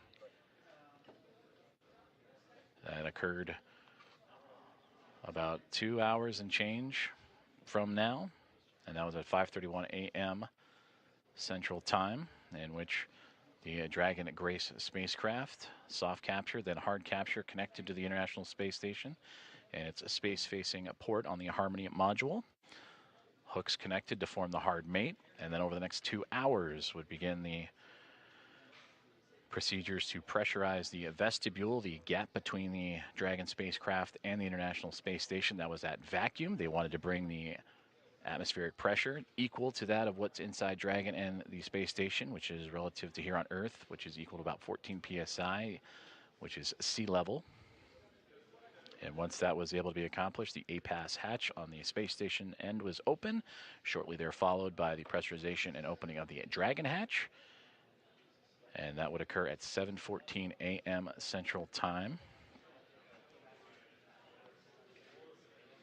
And now the crew is aboard the International Space Station, settling in after a little more than a day's transit to the orbiting laboratory.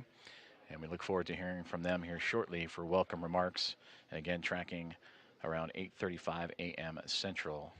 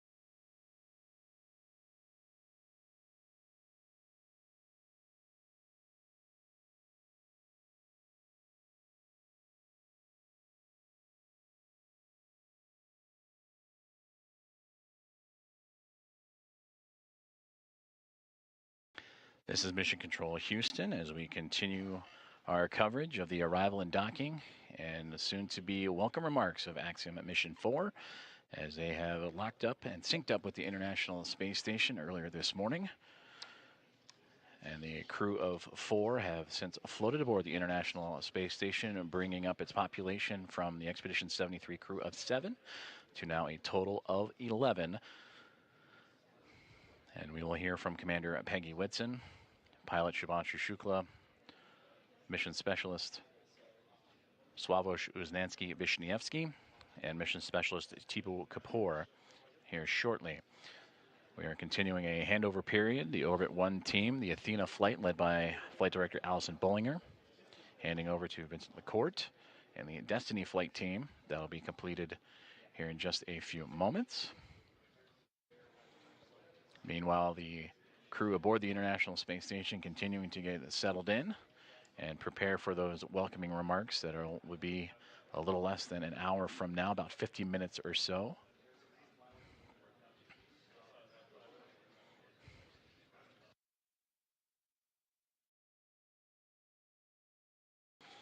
The Axiom Mission 4 team that just arrived and entered the International Space Station shortly after the opening remarks will settle in and recover and soon to get to work as they will participate in around 60 science investigations representing 31 countries and more than 24 of those experiments sponsored by the ISS National Lab. They'll also participate in a wealth of outreach activities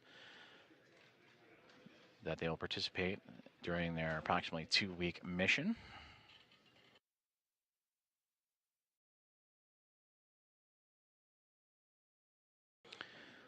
Starting with Axiom Mission 1 and now through Axiom Mission 4.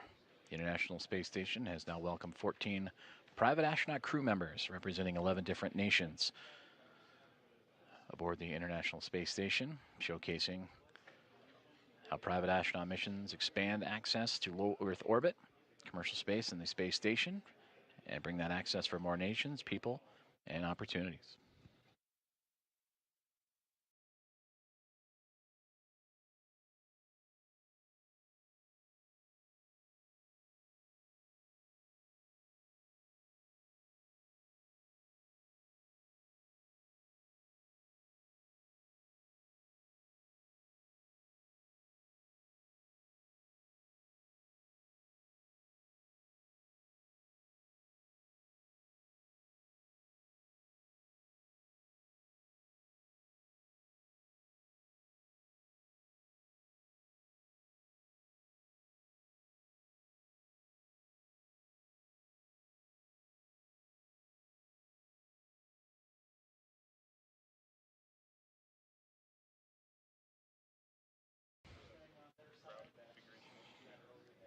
The views you are seeing now are from the external cameras on board the International Space Station, looking at the Dragon spacecraft as the vehicles now enter an orbital nighttime period.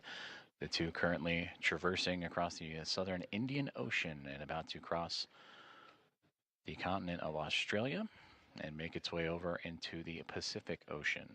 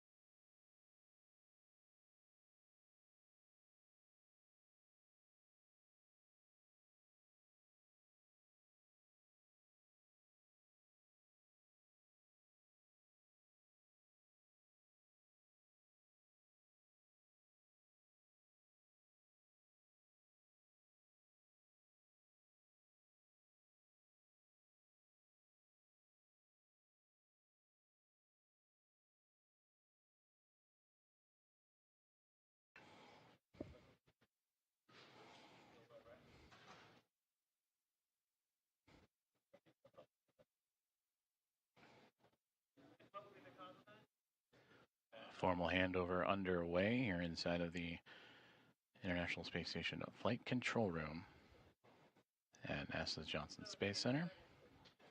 As the teams on the ground, Orbit 1 team, Allison Bollinger, Flight Director, in her Athena flight, handing over to Vincent LaCourte and the Destiny flight team, who will take over and continue to monitor the progress of the arrival of Axiom Mission 4, who are aboard the International Space Station, hatch opening between the SpaceX Dragon spacecraft named Grace, in which that hatch would open up at 7:14 a.m. Central Time, and the crew of 4, Peggy Whitson, Subhanshu Shukla, Sławosz Uznański-Wiśniewski, and Tibor Kapu, welcomed with smiles, photos, handshakes, and hugs from the 7-member Expedition 73 crew that feature NASA astronaut Anne McClain and Nicole Ayers, along with Johnny Kim, JAXA astronaut Takuya Onishi, Kirill Peskov, Sergei Ryzhikov, and Alexei Zubritsky of Roscosmos.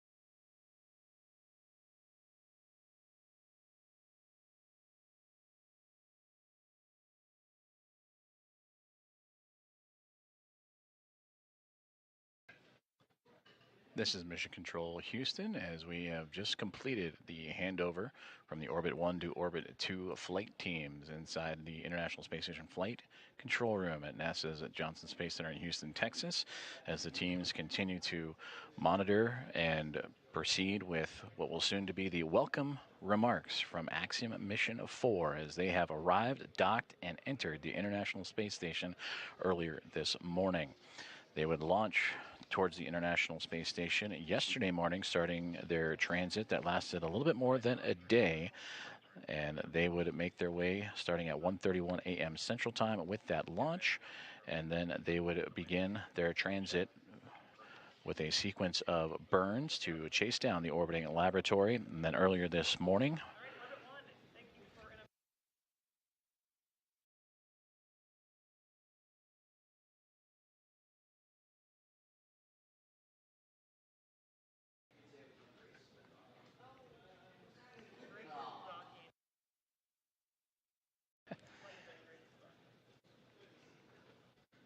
and pausing there for the final remarks from Flight Director Alison Bollinger, who oversaw today's docking of the Dragon spacecraft, aptly named Grace. And she said graceful docking for the craft to the International Space Station in the space-facing or zenith port of the Harmony module.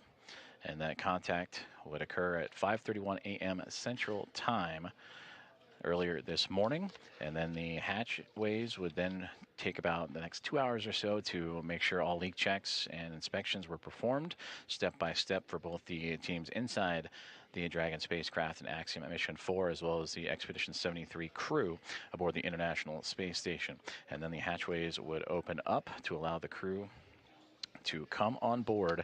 That would occur at just after the 7 o'clock hour, at 7:14 a.m. Central Time, that the hatchway would open. And Peggy Whitson, commander of Axiom Mission 4. I see you, Johnny, and if you were trying to call and she would lead the charge. It'll be her return to the International Space Station after commanding Axiom Mission 2, but also her 5th overall flight, 3 previous before Axiom, as a member of the NASA Astronaut Corps, and key missions to the International Space Station. I can do the scene and voice check now if you'd like. From there, check in with PAO to see if they're ready.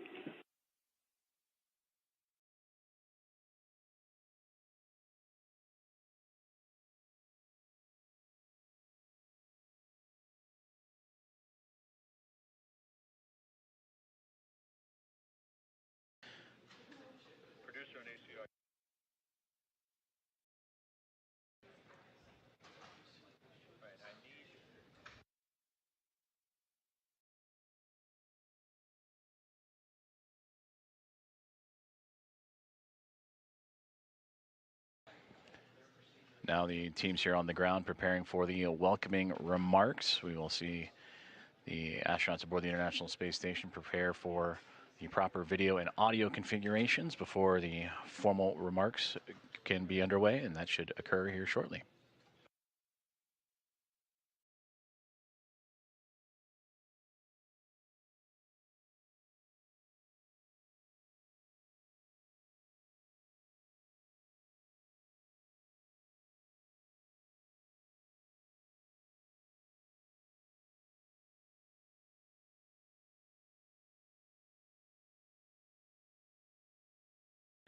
Station Houston on Space Ground 2 for Johnny. Hey, we're rerouting video. Give us a couple minutes and then we'll let you know. But we're getting ready for a scene and voice check shortly. Roger, sounds good. Thanks. This is Mission Control Houston as we continue to prepare for the welcome remarks from Axiom Mission 4. Communications between the teams here in the International Space Station Flight Control Room, preparing to configure the appropriate cameras and audio to accomplish that welcome remark, as Axiom Mission 4 again has arrived to the International Space Station after a little more than a day's transit. This welcome ceremony will feature Commander Peggy Whitson, pilot Shubhanshu Shukla, Swavesh Uznansky-Vishnevsky, and Tibor Kapu, all of the Axiom Mission 4 cadre, and also all members of the Expedition 73 crew. The 7 of them added to the 4 of Axiom Mission 4 to bring the population of the International Space Station to 11.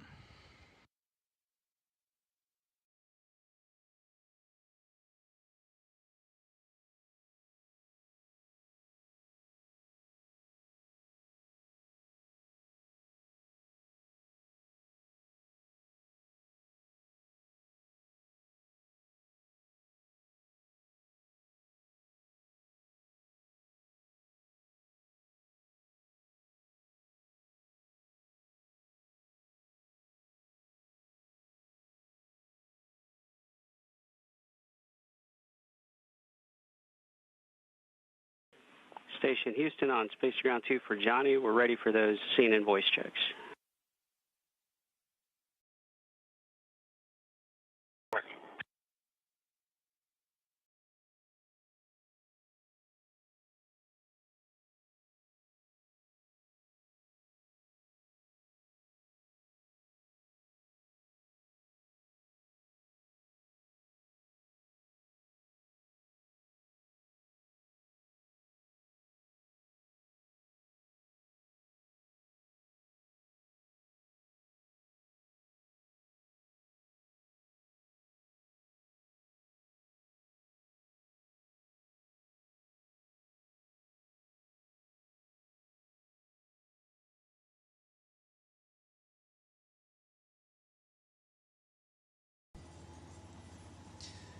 Houston 10 count 10, 9, 8, 7, 6, 5, 4, 3, 2, 1.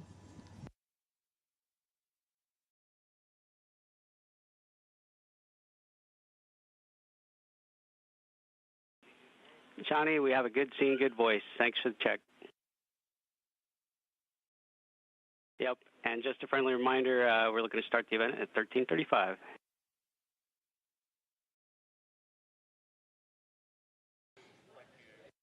Okay, 35 after, thanks.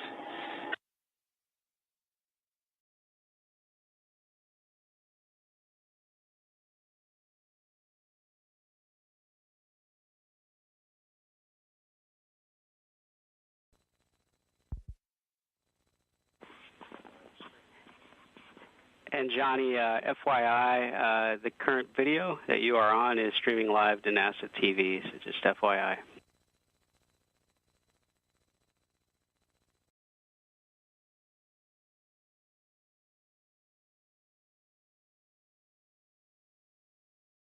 Roger, it's okay if I turn it off and then turn it on a few minutes at 4:35? Sounds good. You can do that.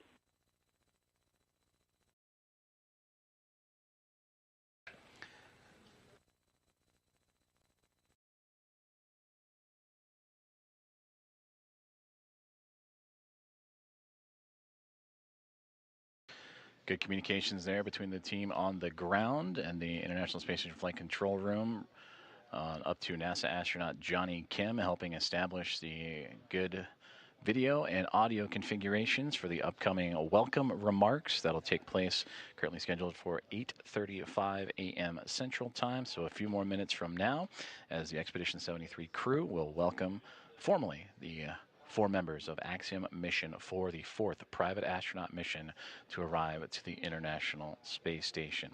They would arrive on the SpaceX Dragon spacecraft named Grace, and that would occur earlier this morning, and then ultimately go through the hatchway and pressure checks and to ultimately allow them to cross over from the Dragon spacecraft and into the International Space Station.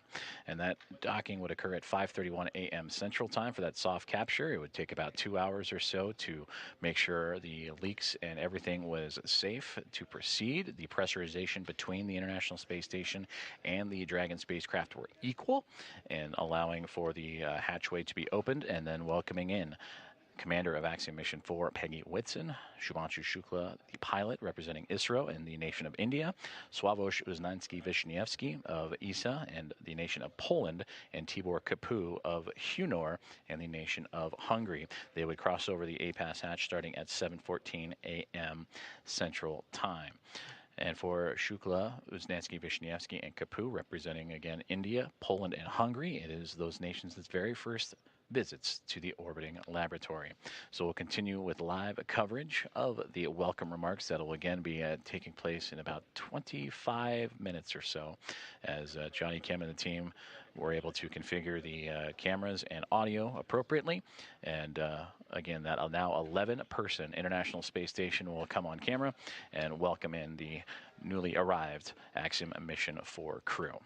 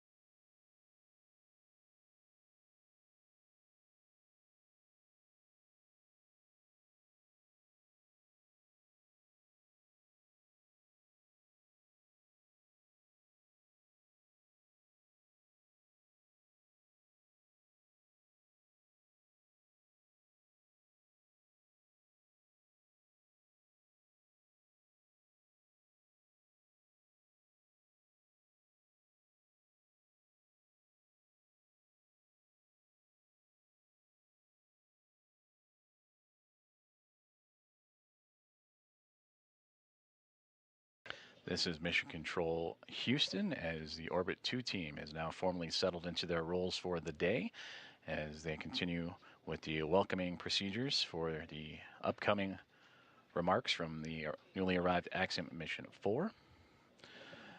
Flight Director Vincent LaCourte and the Destiny flight team have now taken over, and will continue to work through as the Axiom Mission 4 crew begin their unpacking procedures and get to settle in aboard the International Space Station, the now orbiting lab with 11 members on board, currently in their midday meals and midday processes of their workday before transitioning into the back half of their day and then settling in for what will be a good night's sleep after a very eventful morning for us here in Houston, Texas, as well as those that followed along in the Joint Operations teams in both Axiom Space, also here in Houston, and SpaceX in Hawthorne, California.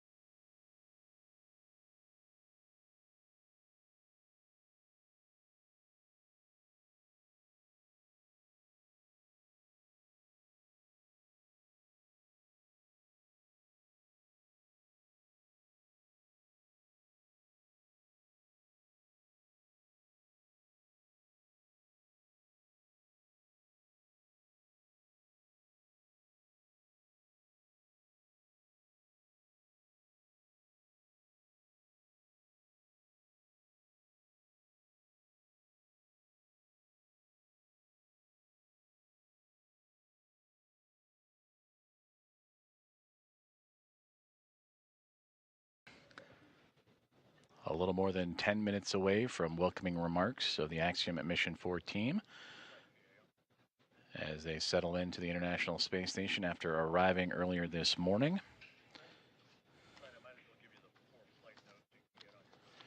Docking to the International Space Station occurred at 5:31 a.m. Central Time, and then roughly 2 hours later, the hatches would open to welcome in the 4-person crew to join the Expedition 73 team. And that welcoming remarks will feature all now 11 members of the crew on board, and the first remarks from first-time flyers in Axiom Mission 4 pilot Shubhanshu Shukla, Sławomir Uznansky-Wisniewski, mission specialist, and also mission specialist Tibor Kapu. And for commander of Axiom Mission 4, Peggy Wilson, a hearty welcome home to the International Space Station, and now her 5th flight of her career.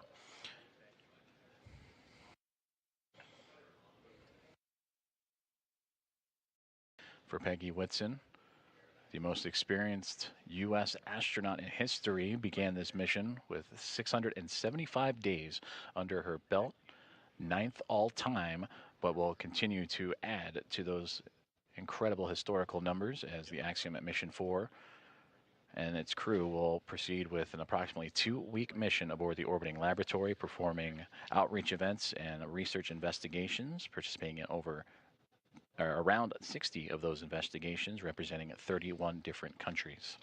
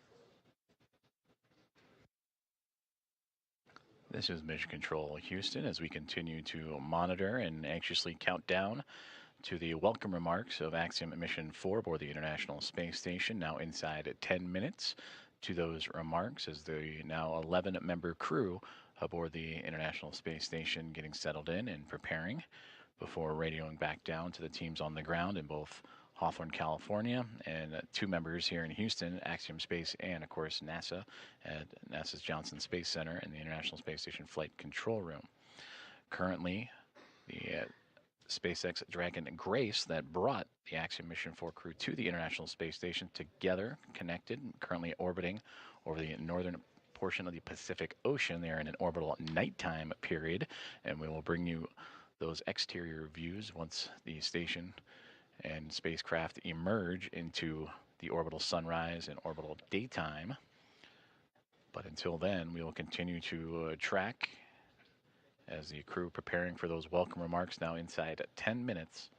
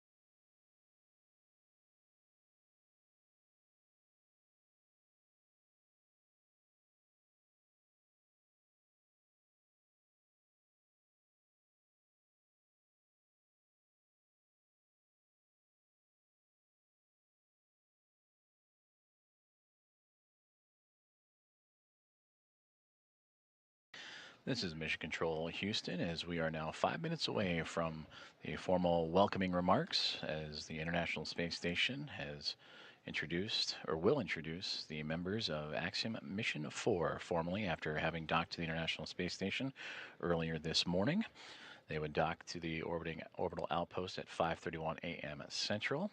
After pressurization and leak checks would occur on both sides for both the teams inside the Dragon Grace spacecraft and inside the International Space Station, the hatches would be open to welcome in the four-person crew at 7:14 a.m. And we are now tracking for an 8:35 a.m. Central Time welcome remark, so a little bit more than a few more minutes away as the teams aboard the International Space Station currently settling in. It is the midway point of their day today after they were pressed into action early, as the arrival of Dragon would have them press right into their daily activations.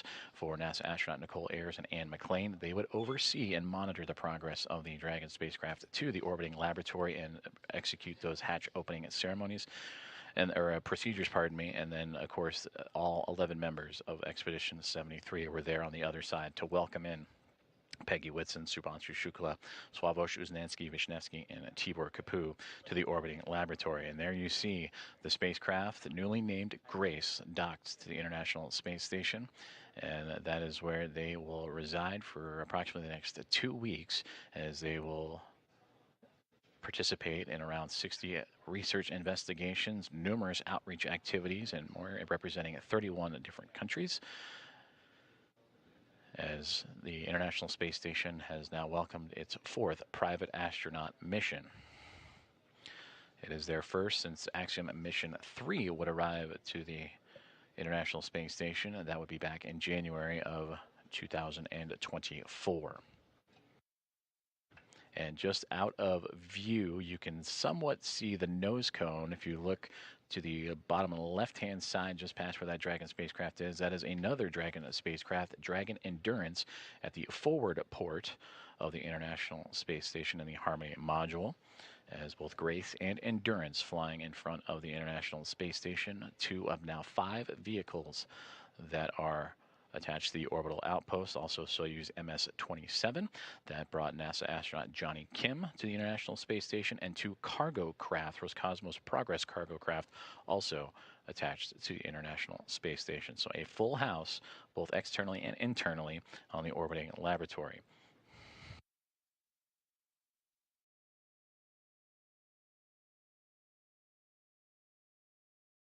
We're approaching about 10 minutes until the welcome remarks for Peggy Whitson, Subhanshu Shukla, Sławomir Uznanski-Wisniewski, and Tibor Kapu. One of the traditions for the Axiom missions and the private astronaut missions is the pinning of the newly minted astronauts. For Peggy Whitson, she'll be placing those pins on Subhanshu Shukla, Sławomir Uznanski-Wisniewski, and Tibor Kapu. For them, this is their very first space flight and very first mission to low Earth orbit.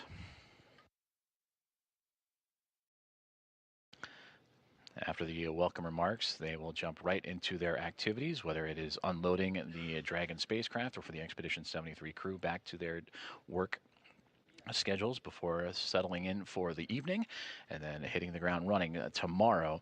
And for the Axiom Mission 4 team, that would be day 1 of their approximately 2-week mission aboard the International Space Station.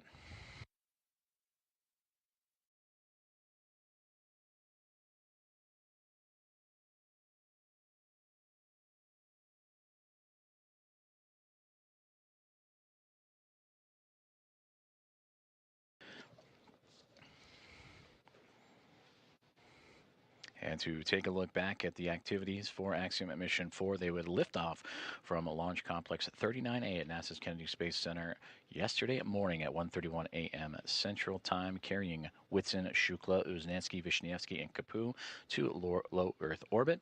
And that is where, on the first time, Dragon spacecraft would announce the name of that spacecraft in Grace, and then proceed into their burns. They would execute a sequence of 5 major burns and a couple of adjustment burns to help raise Dragon's altitude and help close the gap between the spacecraft and the International Space Station, those being the phase, boost, close, transfer, and co-elliptic burns. And that Dragon spacecraft would continue to perform nominally and actually in its first flight swimmingly and all the way to the key waypoint markers and milestone markers, including the approach initiation burn, which would be executed earlier this morning. From there, they would go through 3 different checkpoints or gate processes, waypoint 0, waypoint 1, and waypoint 2. But that Dragon spacecraft and its alignment with the International Space Station pretty well fine-tuned, only a brief pause at the waypoint 2 mark after moving through waypoint 0 and waypoint 1. And while 20 meters away, they did a quick hold, saw that everything was A-OK, and continued to proceed with that soft capture and contact that would come at 5:31 a.m. Central Time. From there, Nicole Ayers and Ann McLean would begin the hatch opening procedures, while the team aboard the Dragon Grace spacecraft would also execute their arrival procedures. And shortly, about an hour and some change later, at 7:14 a.m. Central, the hatch would be open. The pathway from the International Space Station and Dragon spacecraft would be opened up, and that is when Peggy Whitson, Shubhanshu Shukla, Swavesh Uznansky-Vishniatsky, Tibor Kapu, and a wealth of smiles and glad handshakes and hugs will be passed around as they have now upped the population of the International Space Station to 11 members.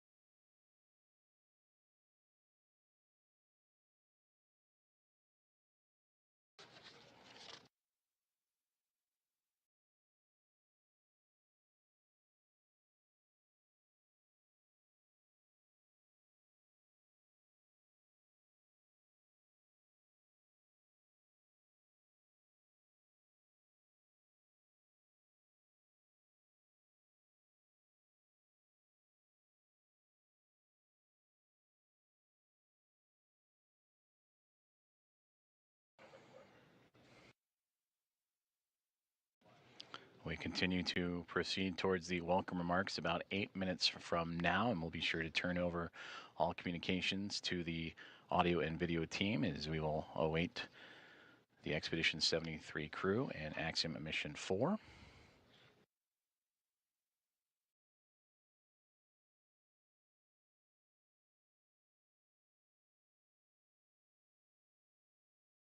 Of the 11 members, 6 nations now represented aboard the International Space Station of Hungary, Poland, India, the United States, Russia, and Japan.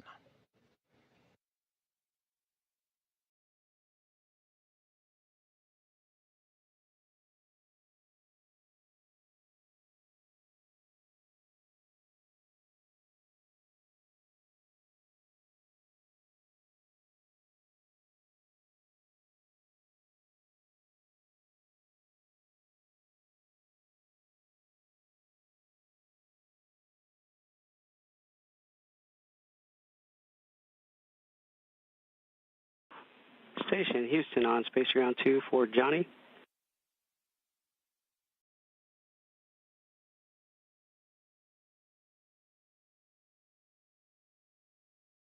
Yeah, I can take it.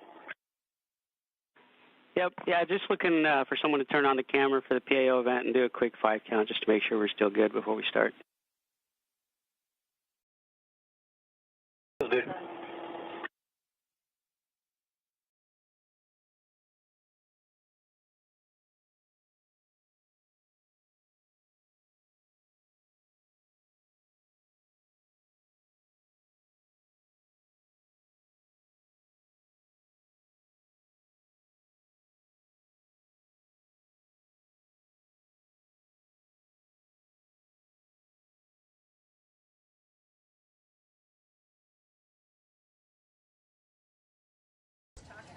Okay, this Houston, this is station. I can give you 5 counts.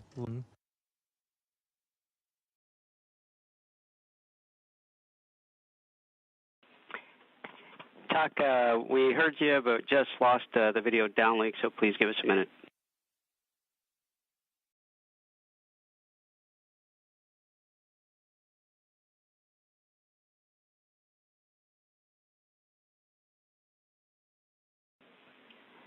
talk. Oh, there you go. Thanks, Shook and Johnny, for checking the cables there. And talk, if you could give us one more 5 count. We missed it on the last one because we lost video downlink. Okay. 1, 2, 3, 4, 5.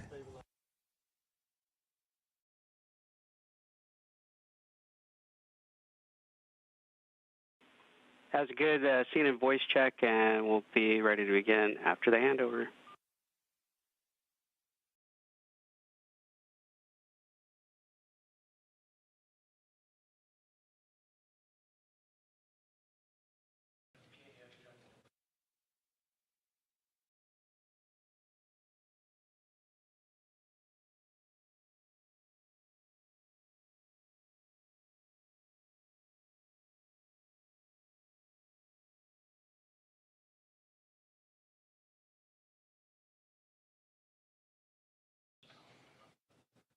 Great communications between the team on the ground and everyone on board the International Space Station, including the newly arrived Axiom Mission 4, as everyone getting staged and set up for the welcome remarks that'll get underway here in about 4 minutes' time. There will be an anticipated loss of signal, though briefly, and then we will bring everything back on board, and the welcome remarks in which Expedition 73 will welcome their 4 new friends aboard the orbiting laboratory, and we'll turn it over to the team from there.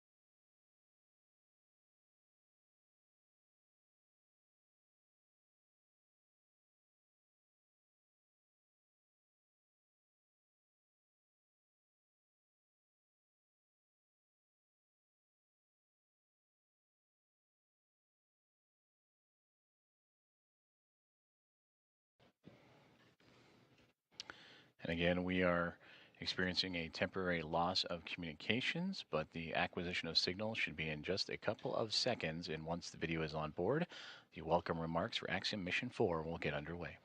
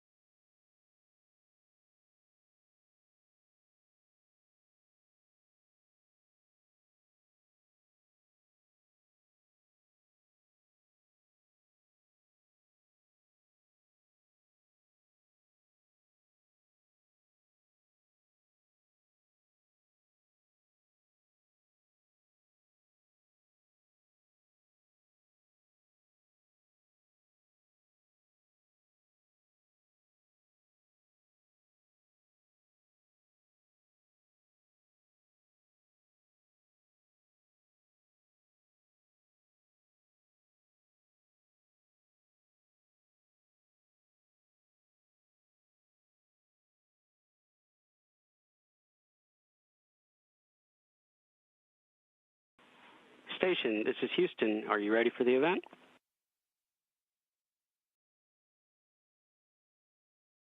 Salar Station, we are ready for the event. Please begin the welcome ceremony.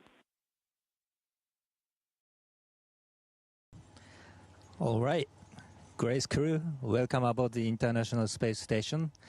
On behalf of Expedition 73 crew, I would like to make a couple of opening remarks. First of all, Peggy, welcome back. Thank you. It's a great honor and privilege to have such a legendary astronaut like you on board with us.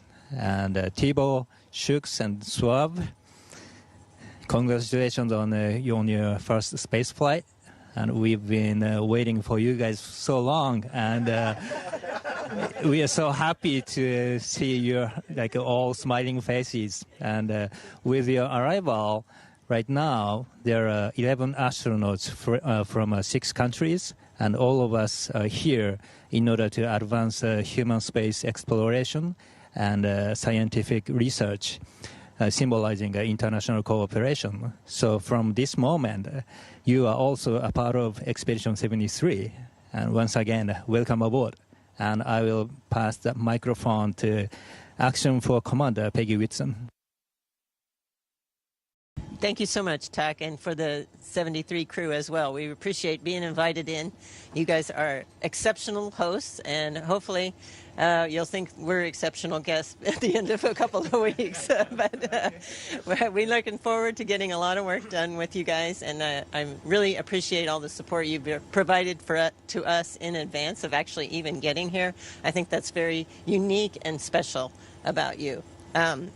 And the best part about being a commander on a mission with all rookies is you get to watch the rookies go through it for the first time. And it helps you remember some of the things you went through the first time. But it also, it's just very special to get to relive the experience again through these guys. And so I'd like to give these guys their astronaut pins. So we'll start with Shubhanshu Shukla, astronaut number 634. Wow.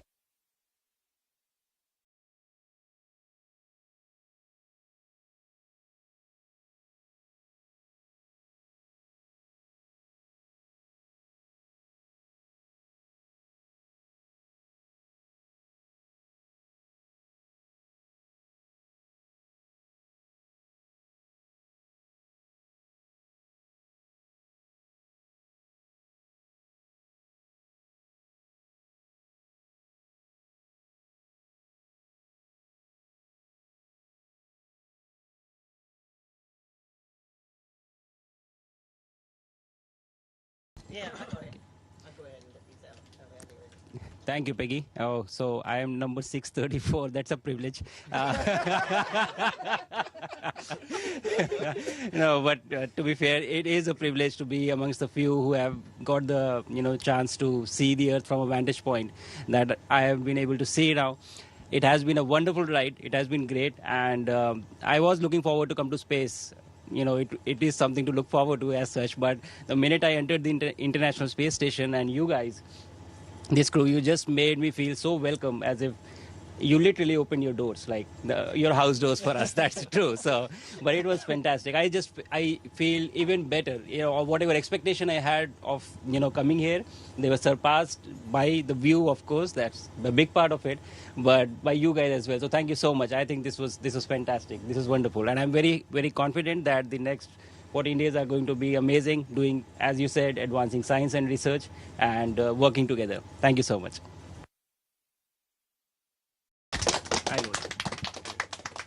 And number 635.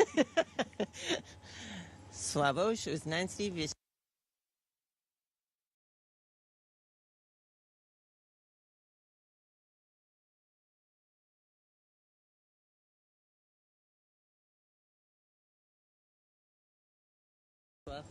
Go for it. Thank you, Peggy, and thank you all for such a warm welcome to the International Space Station. Expedition 73, 11 people. I remember this moment from our training that we met already once before, all of us, in Houston, and now we are meeting up here on the International Space Station. So this is such a tremendous place. For me as an engineer and a scientist, this is an ultimate scientific laboratory where we come to do science, to test our technologies of our countries, to do technology demonstrators and science outreach that I can't wait to do for the next 2 weeks. And we will all try to do the best representing our countries. I represent Poland for the first time on the International Space Station, as well as ESA, not for the first time. So ESA had, as an international partner, had a lot of missions to the ISS, but Poland, this is for the first time. So thank you for having us. And we are very honored to be here among you. As you said, 6 nationalities. We bring 3 extra ones. And we can't wait to spend this time together. Thank you.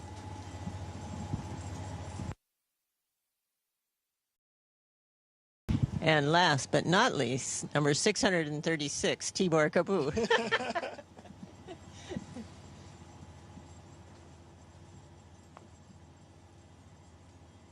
Needed practice. It got easier. Awesome, easier guy. All right. So, thank you very much, you guys, for this really, really warm welcome. I really feel that this is the best crew that we could join to. It really feels great to be part of Expedition 73. As Tak, the commander, said that we have so many countries in the same time in the space station, but we also have 7 out of 11 who are complete new flyers, which also tells me how much space is expanding towards a new era. One of my friends told me 2 days ago when I was asking him what should I tell in space, what should be my speeches about, and he said that if there's ever a time for speaking from the heart, then this is it. And my heart is so full right now because of you guys and because of seeing Earth for the first time. There is a lot to choose from. So I'm extremely happy to be here, happy to represent my country. On our ride up, we actually saw our countries flying above those. It's truly a special feeling. Looking forward for these 2 weeks. I'm 100% sure that this is going to be awesome. Thank you.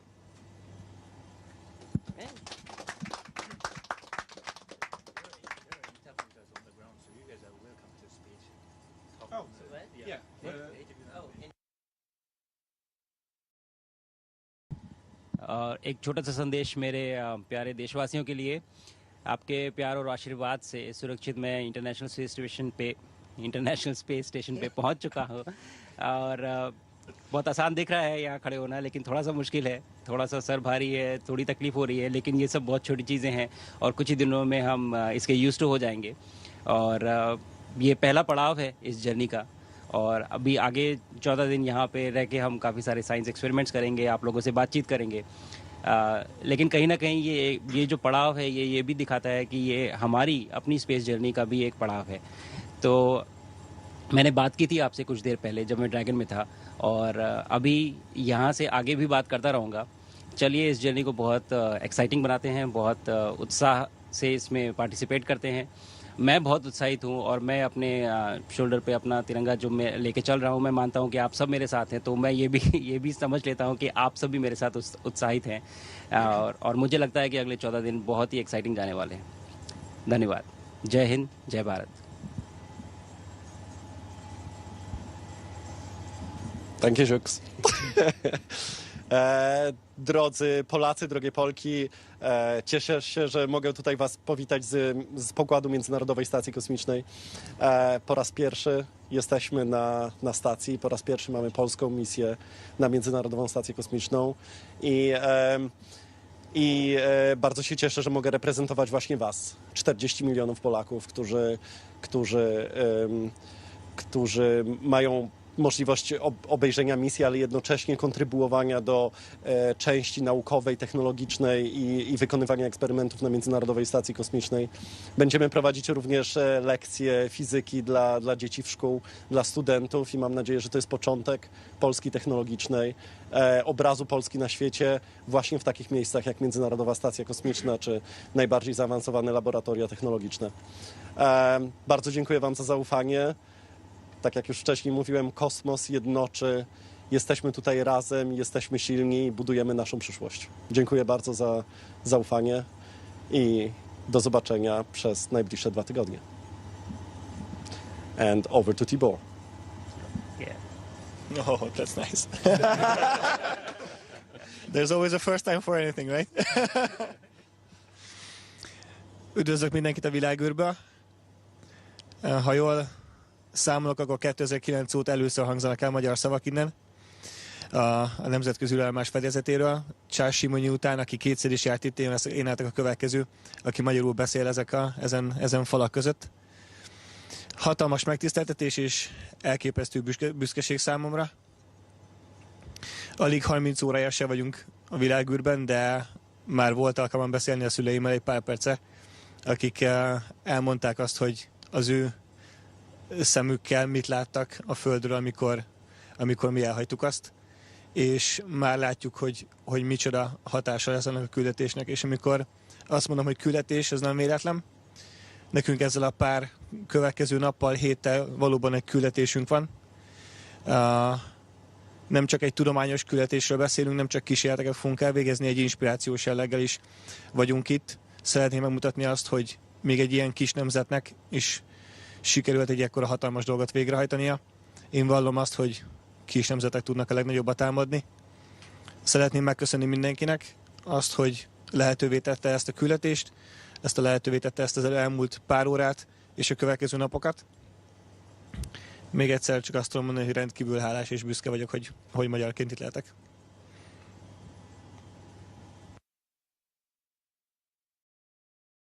Well, thank you again.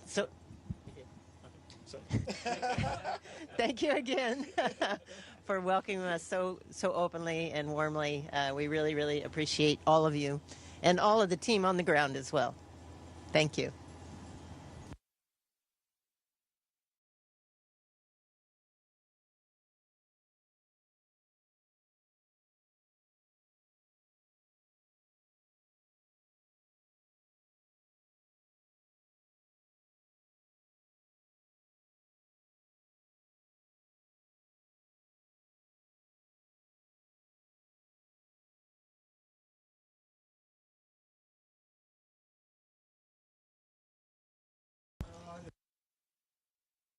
Okay, Houston Station, that concludes our event.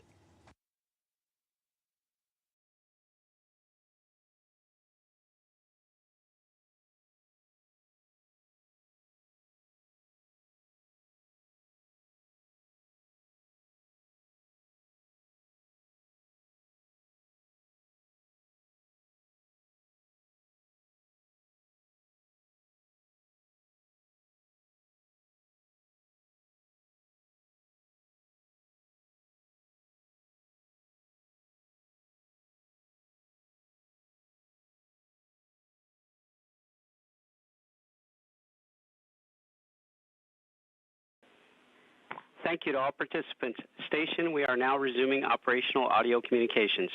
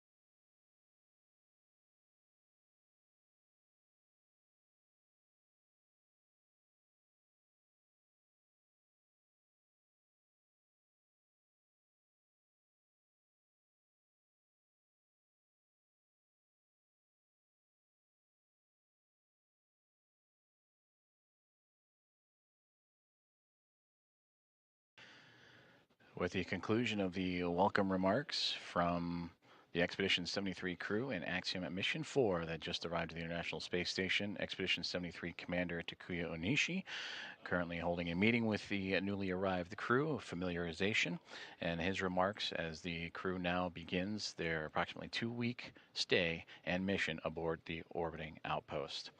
Well, that'll do it for our coverage of the arrival, docking, and welcome remarks of Axiom Mission 4 as the private astronaut mission, the 4th private astronaut mission, has arrived safely to the International Space Station after docking earlier this morning at 5:31 a.m. Central Time, to smiles, hugs, and handshakes a couple hours later, and then celebrating with the pinning ceremony of 3 members of the Axiom Mission 4 team from Peggy Whitson, the mission commander. To follow along with the International Space Station and Expedition 73, be sure to visit nasa.gov. That'll conclude today's coverage. This is Mission Control Houston.